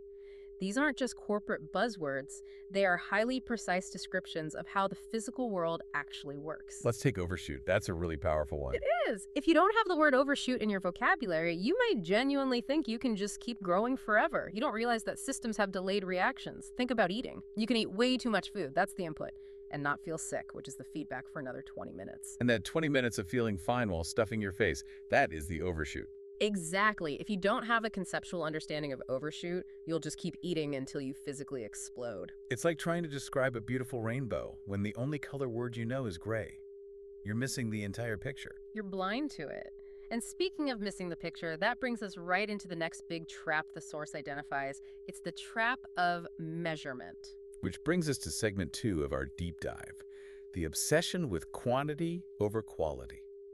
The text argues that our culture values what we can measure, and we conveniently ignore what we can't measure. It's the classic streetlight effect. You've heard the joke about the guy looking for his lost keys under the streetlight, not because he lost them there, but simply because that's where the light is. Numbers are our light. They are. They're crisp, they're clear, they're deeply comforting. You can put them in a spreadsheet and make a nice chart.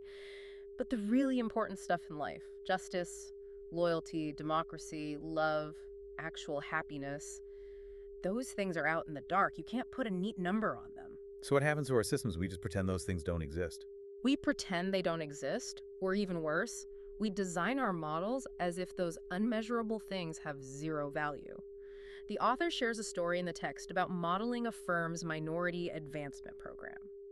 And this was frankly cringeworthy, but it is so revealing about the rigid scientific mindset. Oh man, the prejudice variable. Yes. Yeah. Walk us through this one. So the author is tasked with building a computer model to help a major company understand why their minority workers aren't getting promoted at the same rate. They map out all the standard factors, education levels, years of experience, hours worked, and they quickly realize that prejudice in the workplace is a huge, undeniable factor. Obviously, you can't accurately model that specific system without factoring in racism. Right. But when they try to actually put it into the mathematical model, their colleagues, the other hard scientists, absolutely ridicule the idea. Because you can't measure prejudice with a ruler. Exactly. Yeah. They said it was totally unscientific. They were demanding, where is your hard data? What is the exact unit of measurement for racism? But the author argues And I think this is just brilliant logic, that ignoring it is actually the unscientific approach. It's completely unscientific because if you leave prejudice out of the equation just because you can't measure it perfectly, you are effectively putting it into the equation with a value of precisely 0. You are scientifically stating as a fact that prejudice has 0 effect on the system. Which is demonstrably definitely wrong. We know the effect isn't 0. It's mathematically false. So they came up with a compromise. They just made up a scale, -10 to +10. A completely subjective prejudice scale. It sounds arbitrary, and sure, it is, but it allowed the actual workers to express their lived reality within the model. They could look at the researchers and say, man, the vibe in this specific department is a solid +8 on the prejudice scale. And the final result of the model showed a highly nonlinear relationship. Even a tiny little bit of prejudice did a massive amount of damage to overall performance. By quantifying the unquantifiable, they finally made the invisible visible. The call to action for you here is to become a quality detector. I really love this imagery. The text says you should walk around as a noisy Geiger counter for quality. It's a great image. It means you shouldn't let things pass by without comment just because they don't have a clear metric attached to them. If a decision is ugly or tacky or morally degrading to the people involved, you have to speak up and say so. Even if the quarterly spreadsheet says it's highly efficient. Especially if the spreadsheet says it's efficient. If we Right. don't actively speak up for quality, it ceases to exist in the system's design. The system will optimize for the hard numbers every single time. It's like school. It will give you a high GPA, but absolutely 0 actual learning. Or it will give you a sky-high GDP, but a completely destroyed natural environment. You have to be the human voice in the loop that says, wait a minute, this feels fundamentally wrong. Okay, let's unpack where we are. We've got tell the truth with information, use precise and enriching language, and fight for quality over sheer quantity. Now we need to move to segment 3 and talk about how we actually design the rules, the policy.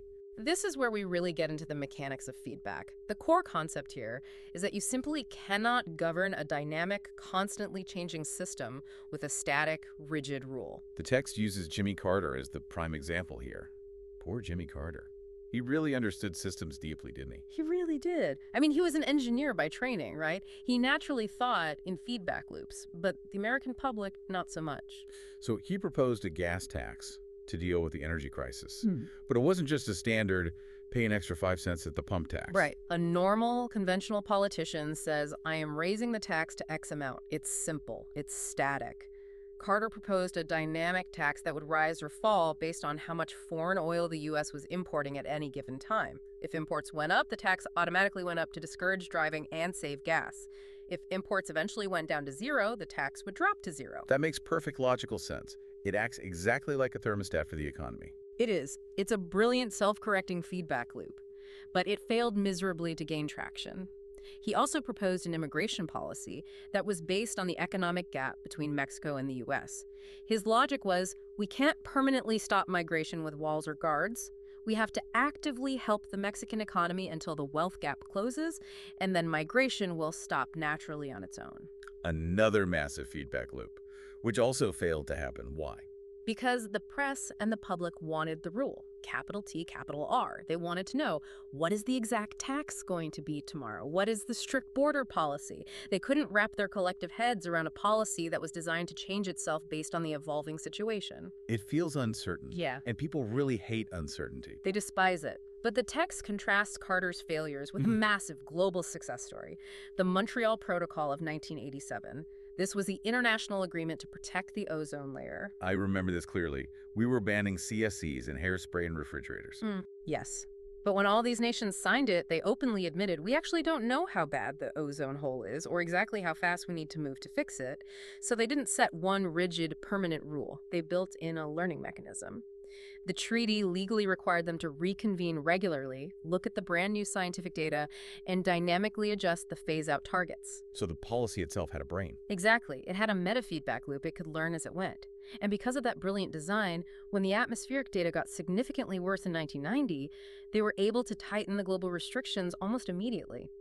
If that had been a standard, rigid law, we might have literally lost the ozone layer while politicians spent a decade arguing about passing a new amendment. That is such a crucial distinction for policy design, designing for learning versus designing for strict control. And speaking of design, we have to talk about intrinsic responsibility. This is maybe my absolute favorite analogy in the whole text, the pilot. It's so simple and profound, isn't it? Why do we universally trust a pilot with our lives? Because the pilot rides in the front of the very same plane. Right. If the plane goes down, the pilot is the first person to know, usually very abruptly. That is the essence of intrinsic responsibility. The decision maker experiences the direct consequences of their decision. But in modern society, our systems are almost always designed to completely separate the decision from the consequence. Which brings us to the Dartmouth thermostat story. This is a classic tragedy of the commons, but played out in a stuffy academic office setting. So Dartmouth College wanted to save money on energy. They decided to take the individual thermostats out of all the professors' offices and hand over total control to one centralized computer system. Which, again, sounds incredibly efficient on paper. Centralized control to optimize the total usage. It sounds perfect to an accountant, but the actual physical result was chaos. The professors were either freezing or roasting in their offices. They would have to call the central office to complain, which would take hours to raise the temperature. And then the computer would wildly overcorrect. The entire building system oscillated violently. Because the person or the computer program making the decision wasn't the one actually sitting there sweating or shivering. Precisely. The critical feedback loop was severed. The author suggests a much better systems-aware solution. Let the professors control their own individual heat, but charge their specific departmental budgets for the exact energy they use. Privatize the commons. Make them directly feel the financial cost of their comfort. The text gives some really provocative, almost radical examples of how to apply this pilot in the plane principle to other major societal issues. Oh, these are great. One of them is wastewater plants should be legally required to place their intake pipes downstream from their own outflow pipes. That is just brilliant. If you're dumping toxic sludge into the river, you have to drink it first before anyone else. It changes the entire incentive structure instantly, doesn't it? If the factory manager has to brew his morning coffee with the water coming directly out of his own factory's waste pipe, you better believe that water is going to be crystal clear. Or another one. Politicians declaring war should be required to lead the combat troops. Or that Congress should absolutely not be allowed to exempt itself from the very laws it passes for the rest of the country. It's all the exact same principle. If you don't feel the pain of your bad decision, you will inevitably make bad decisions. A system built with intrinsic responsibility essentially polices itself. And that is the holy grail. You want a system that naturally self-corrects, not one that requires a massive, expensive bureaucracy of external policing. It's all about having skin in the game. Okay, so we've covered telling the truth with information, using clear language, prioritizing quality, and embedding responsibility. Now for segment 4, we need to get a little philosophical. Humility in nature. This section is about the wisdom of the system. The core idea is, don't just charge in as an unthinking intervener. Recognize that the complex system you're looking at was probably working in some messy way long before you got there. There's a great story here about Nathan Gray, who was an aid worker down in Guatemala. This really perfectly highlights the fundamental difference between actual help and sheer interference. Yes, this is a very classic example of well-meaning Western intervention going totally wrong. International aid agencies would fly into these regions trying to aggressively create jobs or attract big outside investors. Which sounds exactly like standard economic development talk. We need to bring in a giant factory to save this struggling town. It does. It's the standard playbook. But Nathan actually looked around the community and saw that the local market was already full of highly motivated entrepreneurs. There were basket makers, butchers, vegetable growers. They were already doing the work. The local system had already successfully self-organized. Exactly. The core problem wasn't a lack of outside corporate investors. It was that the local internal system was choked by obstacles. Insanely high interest rates from local moneylenders, a lack of basic literacy, corrupt bureaucracy. So instead of parachuting in a foreign factory, the real solution was to help the inside investors. Provide microloans, start literacy classes, remove the block so the existing system can run itself efficiently. It's the difference between being a gardener and being a mechanic. You don't build a tomato from scratch. You create the right soil conditions for the tomato to grow itself. Beautifully put. And doing that requires a ton of humility. The text calls this necessary mindset error embracing. Error embracing. That honestly sounds like something I do accidentally on a daily basis, not a deliberate strategy. We all do it. But in a highly complex system, you have to accept that you will be wrong. Right. Frequently. Your mental model of the world is never, ever perfect. So the best advice is don't bluff. So the old political adage, stay the course, is actually bad advice. It's terrible advice if you're currently heading straight off a cliff. The text literally says, stay the course is only a good idea if you're absolutely sure you're on course. And in a complex, nonlinear world, you are rarely sure. So you have to take very small steps, keenly watch what happens, and be completely willing to change your mind. It's scientifically sound, but psychologically it's so hard. As humans, we hate admitting our mistakes, and leaders are utterly terrified of being accused of flip-flopping. They are, but the text argues that openly acknowledging your own uncertainty actually increases your credibility with people. Think about it. If a leader stands up and says, I know exactly what will happen with 100% certainty, we instinctively know they're lying to us. But if they say, here's my best educated guess based on current data, and we will aggressively adjust our strategy if I am proven wrong, we tend to trust them more. That's the great paradox. Vulnerability is actual strength when dealing with a complex system. We should also take a visual cue from nature on this. The text draws this fascinating contrast between human architecture and the natural world. Straight lines versus fractals. Humans absolutely love boxes. We build grid streets, square buildings, rigid organizational charts, but nature loves messy complexity. The text points to things like Gothic cathedrals, intricate Persian carpets, or just the branching veins of a leaf. The author says we need to celebrate complexity. The universe is inherently messy, non-linear, and dynamic. We need to stop trying to force everything into a neat little grid. Embrace the mess. I really like that. Okay, moving right along to our final major segment before we get the toolkit: time, disciplines, and morality. The section on time is effectively a direct mathematical attack on modern economics, specifically the concept of interest rates. How so? It seems like a big jump from nature. Well, think about what an interest rate or a discount rate in corporate finance actually does. It mathematically devalues the future. If I can confidently make 10% on my money today, $1 10 years from now is worth very, very little to me today.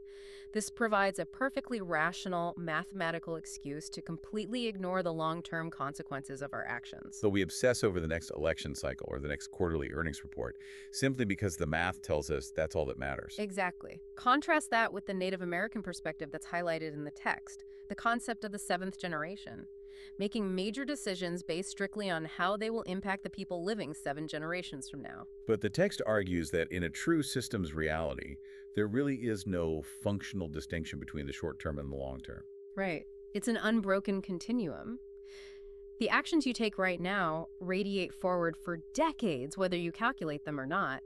The author uses this great analogy of walking along a very tricky, dangerous path. You'd be a complete fool to look only at your feet, which is the short term, because you'd walk off a cliff. But you'd also be a fool to look only at the distant horizon, the long term, because you'd trip over a root right in front of you. You have to train yourself to watch both simultaneously. That dual vision naturally leads to the next idea of defying the disciplines. This is a huge one for all the students and the academics listening right now. The real world doesn't care one bit about your college major.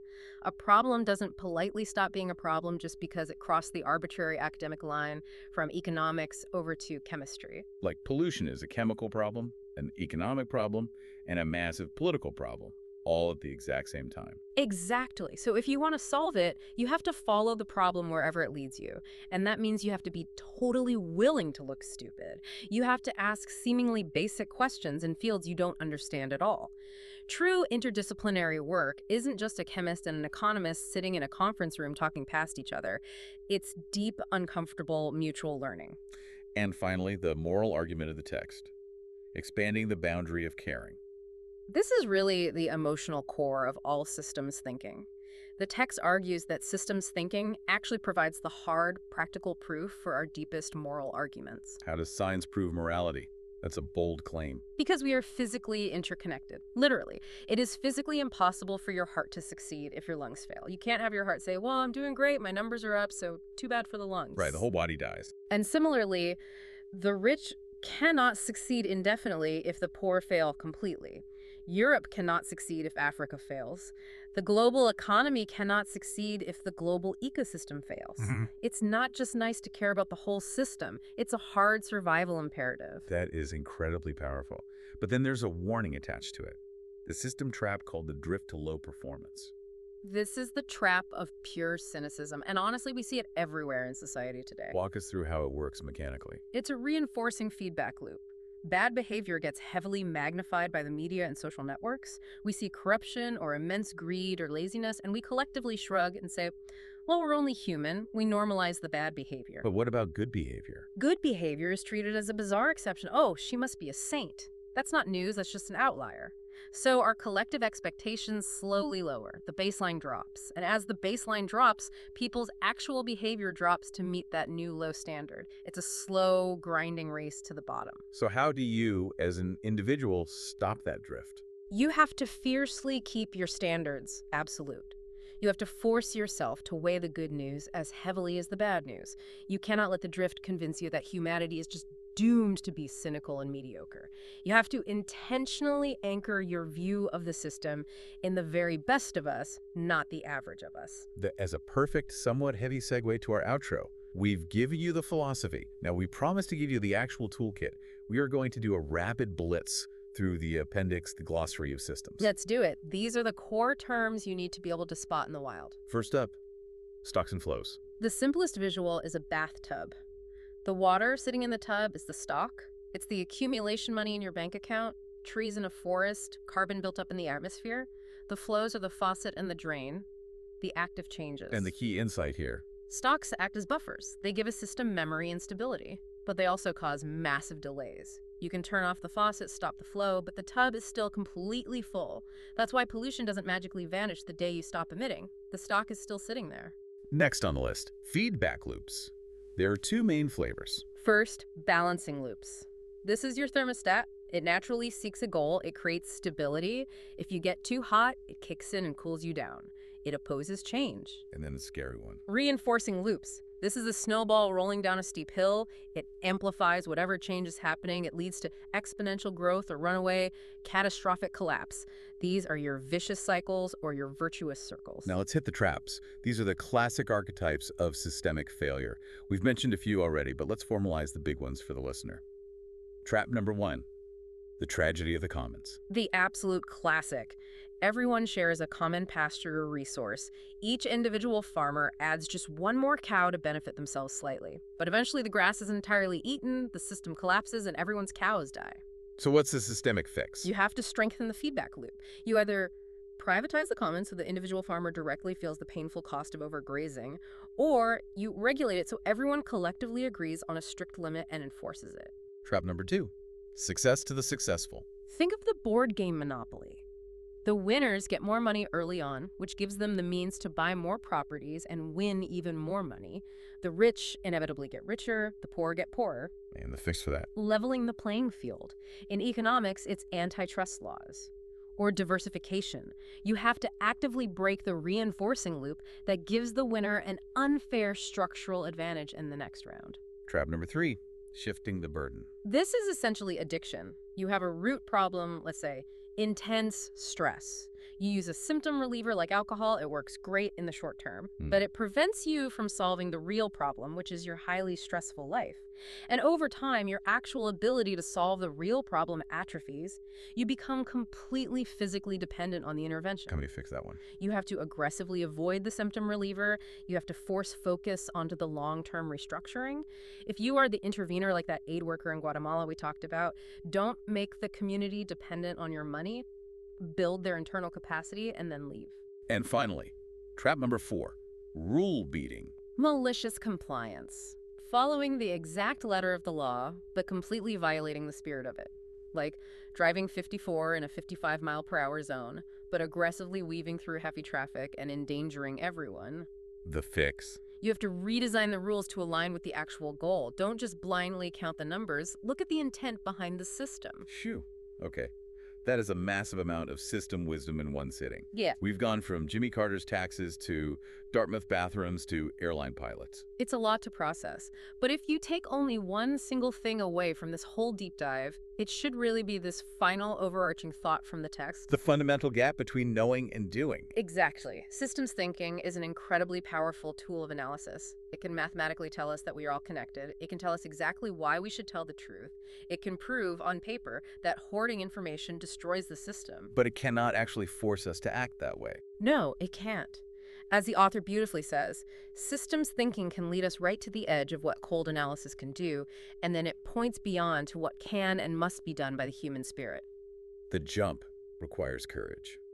It requires the courage to publicly admit you're wrong, the courage to tell the truth when it's highly inconvenient or embarrassing, the courage to actually care about a generation of people you will never even meet. That is the ultimate final feedback loop, the one that exists between your deepest values and your daily actions. So listener, here is our final provocative question for you to mull over this week as you go about your life. Look closely at your own life. Which system trap are you currently stuck in?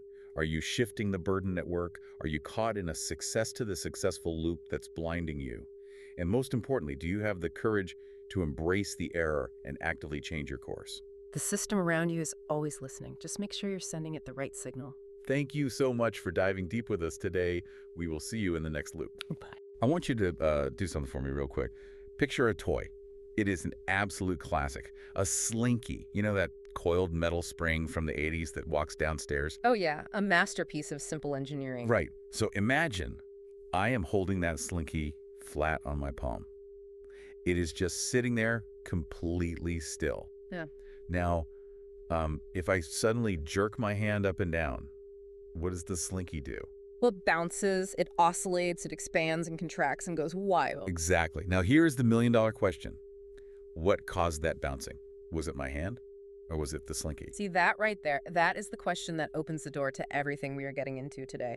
Because 99% of people are going to say it is your hand. I mean, that feels like the obvious answer. Right. You were the one who moved. You provided the force, so you are the cause. But, and bear with me here. If I were holding a brick and I moved my hand the exact same way, same speed, same force. The brick would not bounce. No. It would not oscillate. It would just sit there heavy and inert. You would just follow your hand perfectly up and down and then stop. So the behavior, the bouncing, the oscillation, all that chaos, it isn't just coming from the external push. No, it is not. It is coming from the internal structure of the spring itself. The slinky bounces because it is designed to bounce. Its structure dictates its behavior. And that is the massive shift. That is the red pill moment for today's deep dive. We spend our entire lives looking at events. The stock market crashing, a company failing, a sudden forest fire, a political scandal. And we always look for the hand. We look for the trigger. Exactly. We ask who is to blame or what sparked this. But today we are completely ignoring the hand. We are looking at the slinky. We're looking at the invisible machinery that dictates how our world actually moves and reacts and sometimes completely collapses. We're talking about systems thinking. And to do that, we are taking a very unusual approach to our source material. Usually on this show, we grab a bestseller or a series of long-form articles. Today, we are literally looking at the back of the book. Yeah, I love this. We are diving into a stack of back matter, appendices, model equations, footnotes, and a massive comprehensive index from the work of Donella Meadows. Donella Meadows, we really have to give her her due before we jump in. She was not just an author. She was an absolute giant in this field. She really was a biophysicist, a farmer, and the lead author of The Limits to Growth, which is probably one of the most controversial and important environmental books ever written. She did not just write about the world. She tried to mathematically model it. She tried to write the actual code for reality. She wanted to understand not just what happens, but why it happens based on the physics of the system. And we have that code right here in these notes and appendices. We have the math behind a cooling cup of coffee, the equations for a population explosion, and the graphs that explain why entire fisheries collapse. I know it sounds a little dry, appendices and equations. You hear that and you might want to immediately tune out. But I promise you, this is the DNA of your daily life. It absolutely is. If you can understand the rules in these appendices, these concepts of stocks and flows and feedback loops, you stop seeing the world as a series of random chaotic events. You start seeing the web. You start seeing the matrix. So our mission today is to decode these mathematical and philosophical rules of the road. We are going to move from the physics of a bathtub to the collapse of civilizations. Because it is literally the exact same math. It is. Let's prove it. Where do we even begin with something this massive? You have to start at the absolute foundation. If you look at Meadows' appendix detailing the model equations, she introduces us to the atomic unit of systems thinking. It is called the stock and flow. And she uses the most humble metaphor possible to explain the universe. A bathtub. It is the perfect metaphor. Visualizing this is key. So if you are listening, close your eyes if you have to. Imagine a standard bathtub, the water sitting in the tub, that accumulation of stuff that is the stock. Okay, so a stock is anything that builds up. Exactly. The water in the tub is a stock. But think bigger. The money in your bank account is a stock. The amount of carbon dioxide in the atmosphere. Yes. The number of people living in Tokyo, those are all stocks. It is just a pile of stuff at a specific moment in time. It is the history of everything that has happened up to now just sitting there. Now, stocks do not change by themselves. Water does not just magically appear in the tub. Right, they only change via flows. In the bathtub, you have the faucet. That is the inflow. That is stuff coming in. And you have the drain. That is the outflow, stuff leaving. Okay. And here's the fundamental rule of reality laid out in the bathtub model equation in the appendix. A stock only changes if the inflow and outflow are different. It sounds almost insultingly simple when you say it out loud like that. If you put in more than you take out, the level goes up.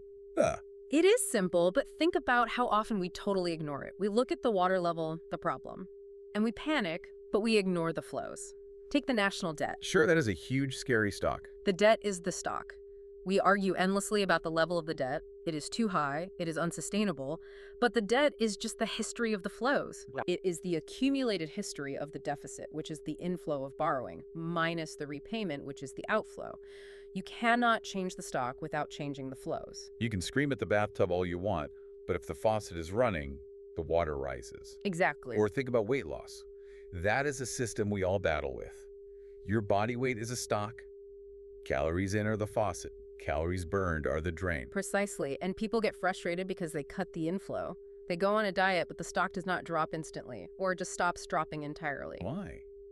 Because maybe the outflow slowed down too. Your metabolism adapted. The bathtub equation is absolute. The stock cannot drop unless outflow exceeds inflow.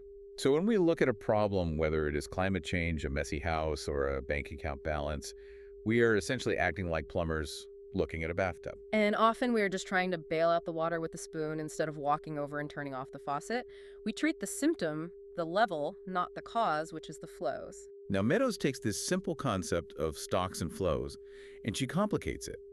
Because in the real world, the faucet and the drain are not just set at a constant fixed speed. They change. They react to the stock. This brings us to feedback loops. This is where the system wakes up and starts acting like a living thing. This is where it gets really interesting. She uses the cooling coffee model in the appendix to explain this. I love this because it actually gives us the variables. It takes the mystery out of it. Let's walk through the math of a cold cup of coffee. Okay, we start with a stock. Coffee temperature, initial value is 100 degrees Celsius. Boiling hot, fresh off the burner. And we have a room temperature of 18 degrees. So common sense says the coffee cools down, the heat flows out. Right. We have an outflow called cooling. But looking at the equation, the cooling is not constant. It is determined by something called the discrepancy. The discrepancy, that is a key word here. That is the gap between the coffee temp and the room temp. Exactly. At minute 1, the coffee is 100 degrees. The room is 18. That is a massive gap, a discrepancy of 82 degrees. Right. Because the gap is huge. The pressure, the cool is huge. The outflow is rushing. The coffee cools down rapidly, it plummets. But then, let's say 10 minutes later, the coffee is down to 30 degrees. The gap is small now, just 12 degrees. And because the discrepancy is smaller, the cooling slows down, the outflow trickles. So the graph is not a straight line down. It is a curve. It starts incredibly steep and then flattens out like a slide. This is a balancing feedback loop. This is one of the 2 types of loops that literally run the universe. A balancing loop seeks stability. It wants to close the gap. It resists change. Yes, it tries to find equilibrium. The coffee will never get colder than the room. It hits the floor and stops. Balancing loops are everywhere, aren't they? It is not just coffee. They run your biology. Your body temperature works this exact same way. You get hot, you sweat, that is an outflow of heat increasing to close the gap. You get cold, you shiver, inflow of heat increases. Your body is constantly fighting minute by minute to stay at 98.6 degrees. It is a balancing loop. So balancing loops are the stabilizers. They're the shock absorbers of the universe. They keep things from flying apart. Yes, they are the goal-seeking loops. But then Meadows flips the script entirely. She shows us the bank account model in the appendix. And this is the complete opposite beast. In this model, we start with a stock of $100, and the inflow is interest added. Now think about the logic here. In the coffee cup, as the stock went down or changed, the activity slowed down to meet a goal. Here, the inflow is linked to the size of the stock in a totally different way. Right, the equation is interest equals money in bank multiplied by the interest rate. So if you have $100 and a 10% rate, you get $10. Now you have $110. Next year, I do not get $10, I get $11. And the year after, $12.10. The inflow gets bigger because the stock got bigger. Which makes the stock bigger, which makes the inflow bigger. It is a snowball rolling down a hill. This is a reinforcing feedback loop. It does not seek stability. It does not care about a goal. It seeks runaway growth. Right. Or if it is working in reverse, runaway collapse. It is the engine of exponential change. And this is crucial for you to grasp. The human brain is notoriously terrible at understanding reinforcing loops. We think linearly. We think 1, 2, 3, 4. Reinforcing loops go 2, 4, 8, 16, 32. It sneaks up on you. It looks flat for a really long time, and then suddenly it is a vertical wall. It does. A virus spreading in a population is a reinforcing loop. One person infects two infect four. Panic in a stock market is a reinforcing loop. I sell because you sold, which makes the price drop, which makes him sell. Identifying which loop you are you in a cooling coffee cup balancing loop or a growing virus reinforcing loop, is the very first step to knowing if you are safe or if you are about to be overwhelmed. So we have the basic physics. Stocks, flows, balancing loops, reinforcing loops. That is the basic machinery. But real life is a lot messier than a simple bank account. Meadows introduces a concept in the appendix that I think explains about 90% of why my own life feels chaotic sometimes. Delays. Oh, delays. Delays are the absolute bane of systems thinking.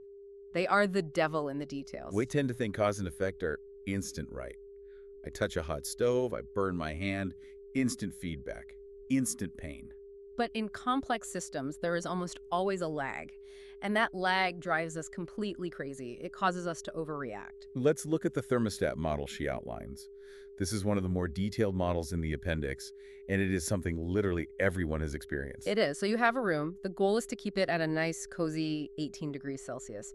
You have a furnace that is your inflow of heat, and you have leaky house variables that is the outflow of heat escaping to the cold outside. Now, in a perfect instant world, a world without delays, the temperature drops to 17.9.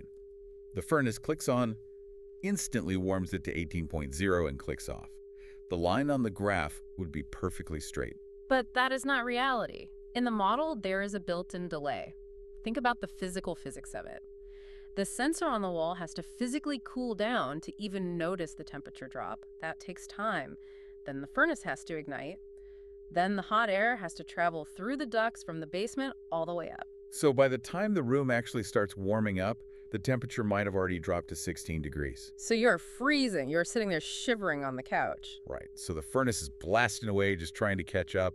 But then the exact same delay happens on the other side. By the time the sensor realizes, oh, hey, we're at 18 degrees and shuts off, there is still a ton of hot air in the ducts. The radiators are still piping hot. So the room keeps heating up even after the furnace is completely off. It overshoots to 20 or 21 degrees. Exactly. You get an oscillation. The temperature goes up and down, just hovering around the goal, but never quite sitting perfectly still. It is exactly like the shower problem. You turn the knob to hot, but the water is still cold because it is traveling through the pipes in the wall. Yeah. So what do? You turn it more to hot. And then suddenly you are being scalded. So you panic and jerk it back to cold, and 10 seconds later you are freezing again. You are oscillating because you aren't respecting the delay. You are reacting to old information. That is annoying in a shower. But Meadows shows how this becomes absolutely disastrous in business. She maps out the business inventory cars on the lot model. This is a classic system dynamics problem. It is often called the beer game in business schools, but here it is cars which makes the financial stakes so much higher.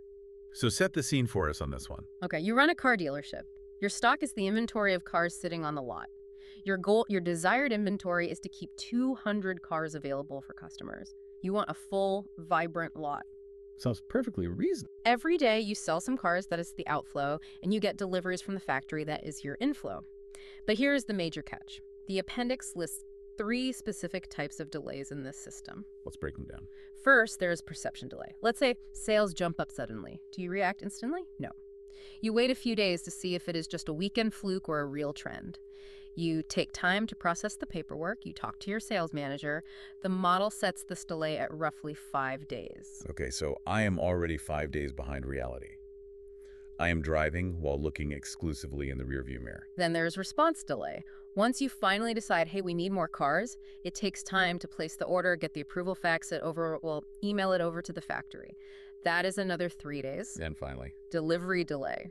The factory does not teleport the cars to you. They have to actually build them, put them on a huge truck, and drive them across the entire country. That takes at least 5 days, maybe more. so if we add that up, 5 plus 3 plus 5, we have nearly 2 weeks of lag time between a customer buying a car and me actually getting a replacement car physically on the lot. Correct. So let's play this scenario out. Imagine a sudden unexpected spike in demand. It is spring. Everyone suddenly wants a convertible. You sell 50 cars in 2 days. Your lot looks really empty. You panic.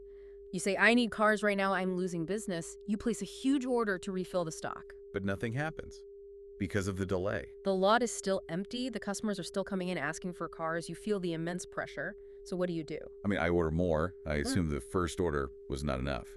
Or I just want to be totally safe. I pick up the phone and say, send me everything you have. Exactly. You keep ordering.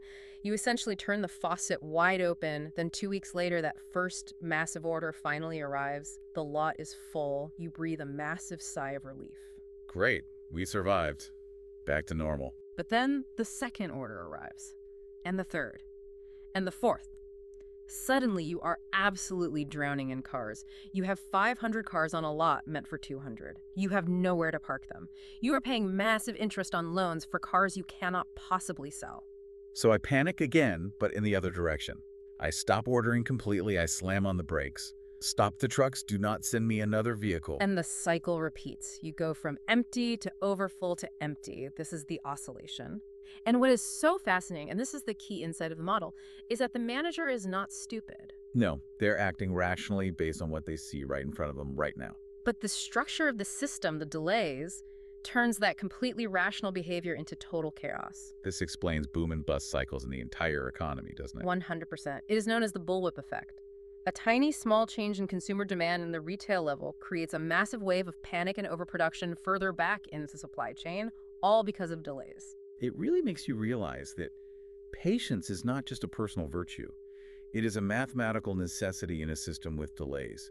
If you react too fast, you literally break the system. You have to trust that the water is coming through the pipes even if you cannot see it yet. You have to steer for where the road will be, not where the car is right now. That is a really hard lesson to put into practice. Now, speaking of running out of things, let's move to section 3. The ecology of constraints.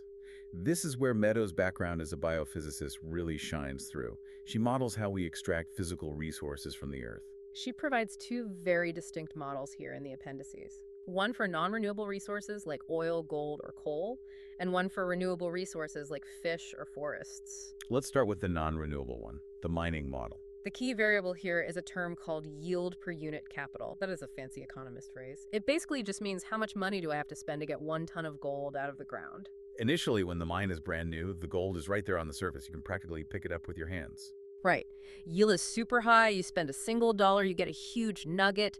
It is easy. Profits are absolutely massive. But as you mine more, the stock obviously declines. That is the literal definition of non-renewable. And the gold gets deeper. The physics of the situation change. You have to dig further down, buy much bigger machines, pump out groundwater, ventilate the deep shafts.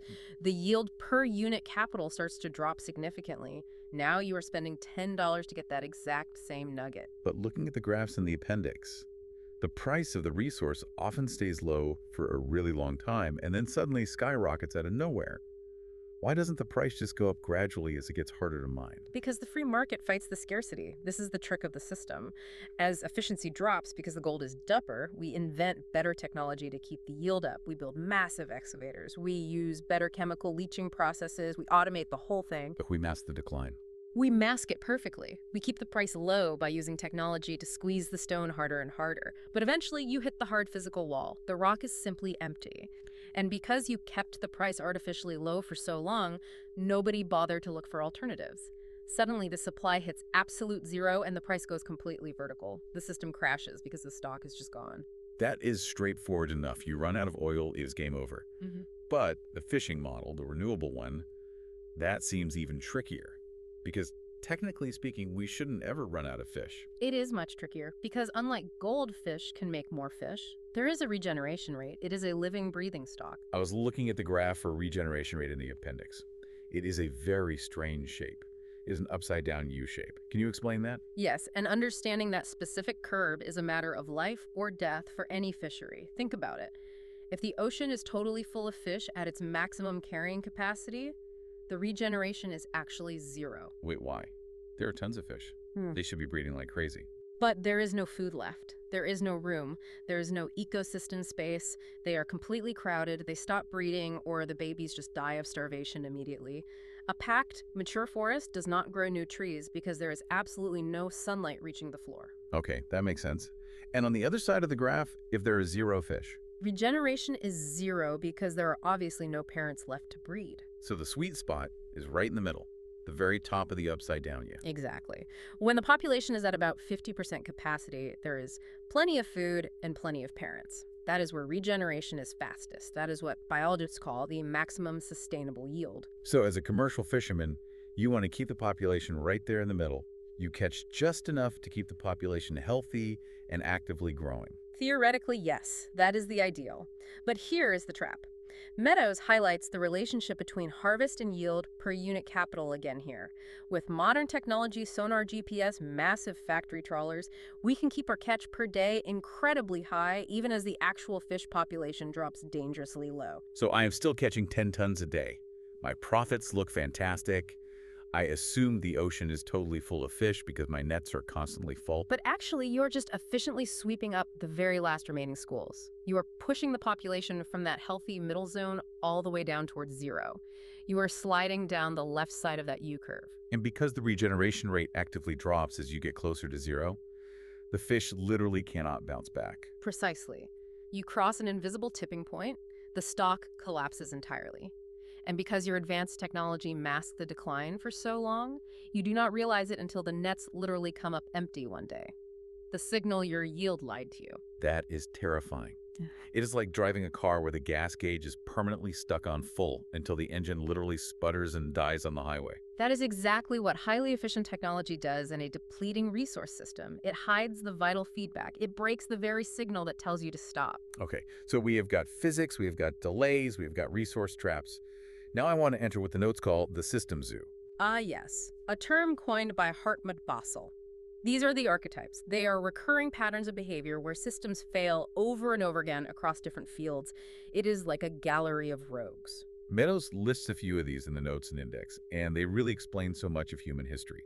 The first one is policy resistance, or as some call it, fixes that fail. The classic historical example given in the notes is Romania under Ceausescu. Right, this is note 3 in chapter 5. Yeah. So the goal was simple from the dictator's perspective. He wanted a drastically larger population, a bigger workforce for the state.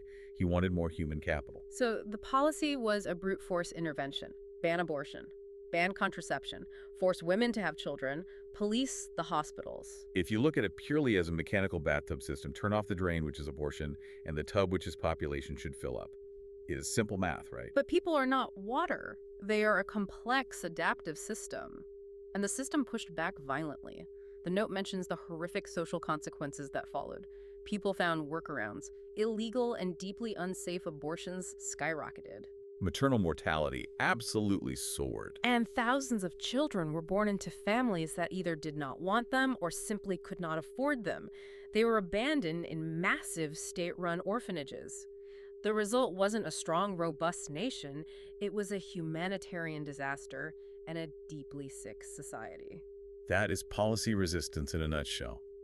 When you try to force a system to do something against its own internal logic, It usually just absorbs the blow and creates a completely new, much worse problem. It's exactly like squeezing a balloon. You squeeze one side really hard, it just bulges out the other side. You haven't reduced the air inside, you have just moved the pressure somewhere else. Another beast in the zoo is one we have likely all heard of at some point, the tragedy of the commons.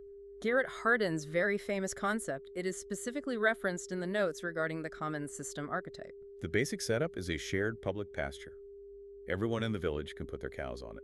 The logic of the individual farmer is entirely rational. If I add one more cow to this pasture, I get all the profit from that cow.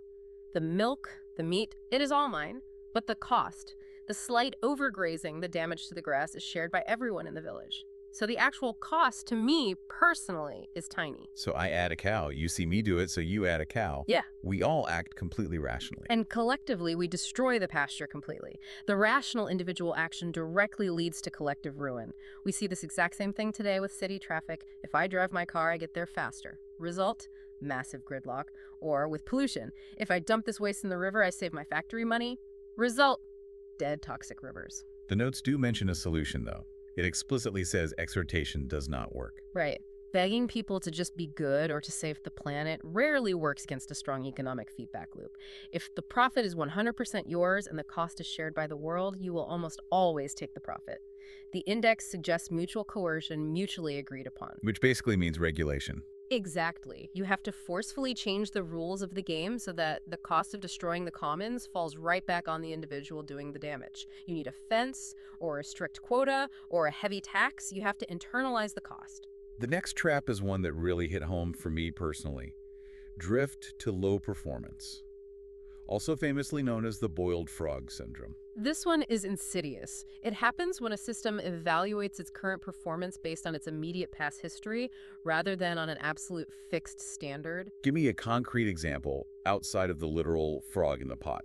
Look at city infrastructure. Let's say you have a strict goal of keeping the roads 100% pothole free. This year, some severe budget cuts happen and quality slips to 90%. You look at it and say, well, 90% isn't too bad compared to last month. You rationalize it. Right, so 90% becomes the completely new accepted baseline. Next year, it slips down to 80%. You look around and say, well, it is not that much worse than the 90% we had last year. You're constantly comparing yourself to yesterday, not to the ideal. You are eroding your own goals. Yes, you just drift downward slowly. You see this in personal health all the time. I am just a little more tired than last year. I gained just 2 pounds this holiday. 5 years later, you are completely exhausted and significantly overweight, but you never noticed the exact moment it happened because the change was so gradual. There is one more trap from the notes that I found utterly fascinating. Addiction. Or, as the text formally calls it, shifting the burden to the intervener. The notes specifically reference addiction Somali style. This originally refers to foreign aid intervention, but the mathematical structure is absolutely identical to drug addiction. How exactly is foreign aid and addiction? That sounds pretty harsh. The archetype works like this. The core system has a massive problem, say starvation or deep poverty. An outsider steps in and provides an immediate solution like free food aid. This outsider is the intervener. And the problem gets better quickly. People eat. That seems like a genuinely good thing. Temporarily, yes it is. But look at the feedback loop. Because the outsider is solving the problem, the internal capacity of the system starts to weaken. Local farmers cannot sell their grain because totally free food is arriving by the truckload, so they just stop planting. They go out of business. So the local agricultural capacity completely atrophies. And the next time there is a drought or a shortage, the local system is even less capable of solving it than before. So what happens? They need even more aid. The burden shifts entirely from the system to the intervener. The system becomes completely dependent. It is the exact same underlying structure as a daily caffeine addiction. Exactly. You are tired. That is the problem. You drink a cup of coffee. That is the intervention. You feel alert. But your body says, oh, I have all this artificial stimulation. I do not need to produce my own natural energy. Your natural baseline drops. So the very next day, you need the coffee just to feel normal. And eventually you need 2 cups, then 3. The solution actively undermines the system's ability to heal itself. Whether it is painkillers, corporate consultants constantly fixing a weak department, or massive government bailouts, if the intervention weakens the internal muscles of the system, it creates a deep addiction. This brings us to a huge, almost philosophical question. If our intuition is so often completely wrong, if we act rationally and destroy the commons, or try to help and accidentally create addiction, why are we so bad at this? Why don't we see the loops? Meadows points to a crucial concept called bounded rationality. The notes heavily reference the economist Herbert Simon here. Satisficing. I absolutely love that word. It is a great mashup of satisfy and suffice. Simon argued that humans simply do not make perfect, economically optimized decisions. We do not have perfect information. We cannot possibly see the whole massive system. We aren't gods looking down from above. We just see our own little tiny corner of the world. Right. We make the very best decision we can with the limited info we have right in front of us. We satisfy, we do what is good enough for our immediate circle in the short term. There is a story in the notes about the spruce budworm that illustrates this perfectly. It is note 4 in chapter 4. This story really felt like a Greek tragedy to me. It really is. It is a classic ecological lesson in human hubris. So you have a vast, beautiful spruce forest, and you have this natural pest, the spruce budworm, that eats the trees. Now put yourself in the shoes of a local forest manager. You have bounded rationality. Your specific job is to protect the timber industry's profits this year. You see a bug eating your profit. What do? I kill the bug, I spray DDT, I suppress every single outbreak as soon as it starts. Completely rational. And it worked. For decades, they successfully suppressed every small outbreak of the budworm. The timber industry was booming, profits were high. But what was happening to the invisible structure of the forest? By suppressing the small natural outbreaks, they stopped the forest from having its normal small die-offs. In a natural system, the bugs kill small patches of older trees, creating breaks in the canopy. It creates age diversity and physical fire breaks. But by quote-unquote saving every single tree, they allowed the spruce forest to grow into a massive, unnatural, contiguous monoculture of old trees. They essentially created an infinite, all-you-can-eat buffet for the bugs. They made the entire ecosystem incredibly brittle. So when the outbreak finally came, and nature always wins eventually, it wasn't a small, localized fire? No. The budworms swept through the entire massive forest because there were no natural breaks to stop them. The spraying did not work anymore. The collapse was absolute and total. They optimized for the short-term goal of having no bugs this year, and in doing so, they guaranteed a total catastrophe in the long term. That is the ultimate tragedy of bounded rationality. We rigidly optimize the part of the system we can clearly see, and in doing so, we completely destabilize the whole. We mistake stability, which is nothing changing right now, for resilience, which is the ability to survive and recover from a shock. They are not the same thing at all. So are we just totally doomed? If the systems are invisible to us, if delays constantly trick us, and our rationality is inherently bounded, how do we actually fix anything? This is where Donella Meadows leaves her greatest and most hopeful legacy. She did not just coldly diagnose the problems, she gave us leverage points. The index lists them out. These are places where a small shift produces incredibly big changes throughout the system. It is like acupuncture for a system. And they are strictly hierarchical. And here is the real kicker that surprises people. Most politicians and leaders spend all their time on low leverage points. These are the numbers, the constants, the basic parameters. Tax rates, interest rates, minimum wage levels. We argue endlessly on the news about whether the tax should be 20% or 22%, whether the farm subsidy should be $500 or $600. In the grand mathematical scheme of the system that is just twisting the bathtub faucet handle slightly to the left or right, it rarely changes the actual fundamental behavior of the system. It is basically just rearranging the deck chairs on the Titanic. Sometimes. I mean, it certainly helps a little in the short term, but it does not stop the ship from ultimately sinking.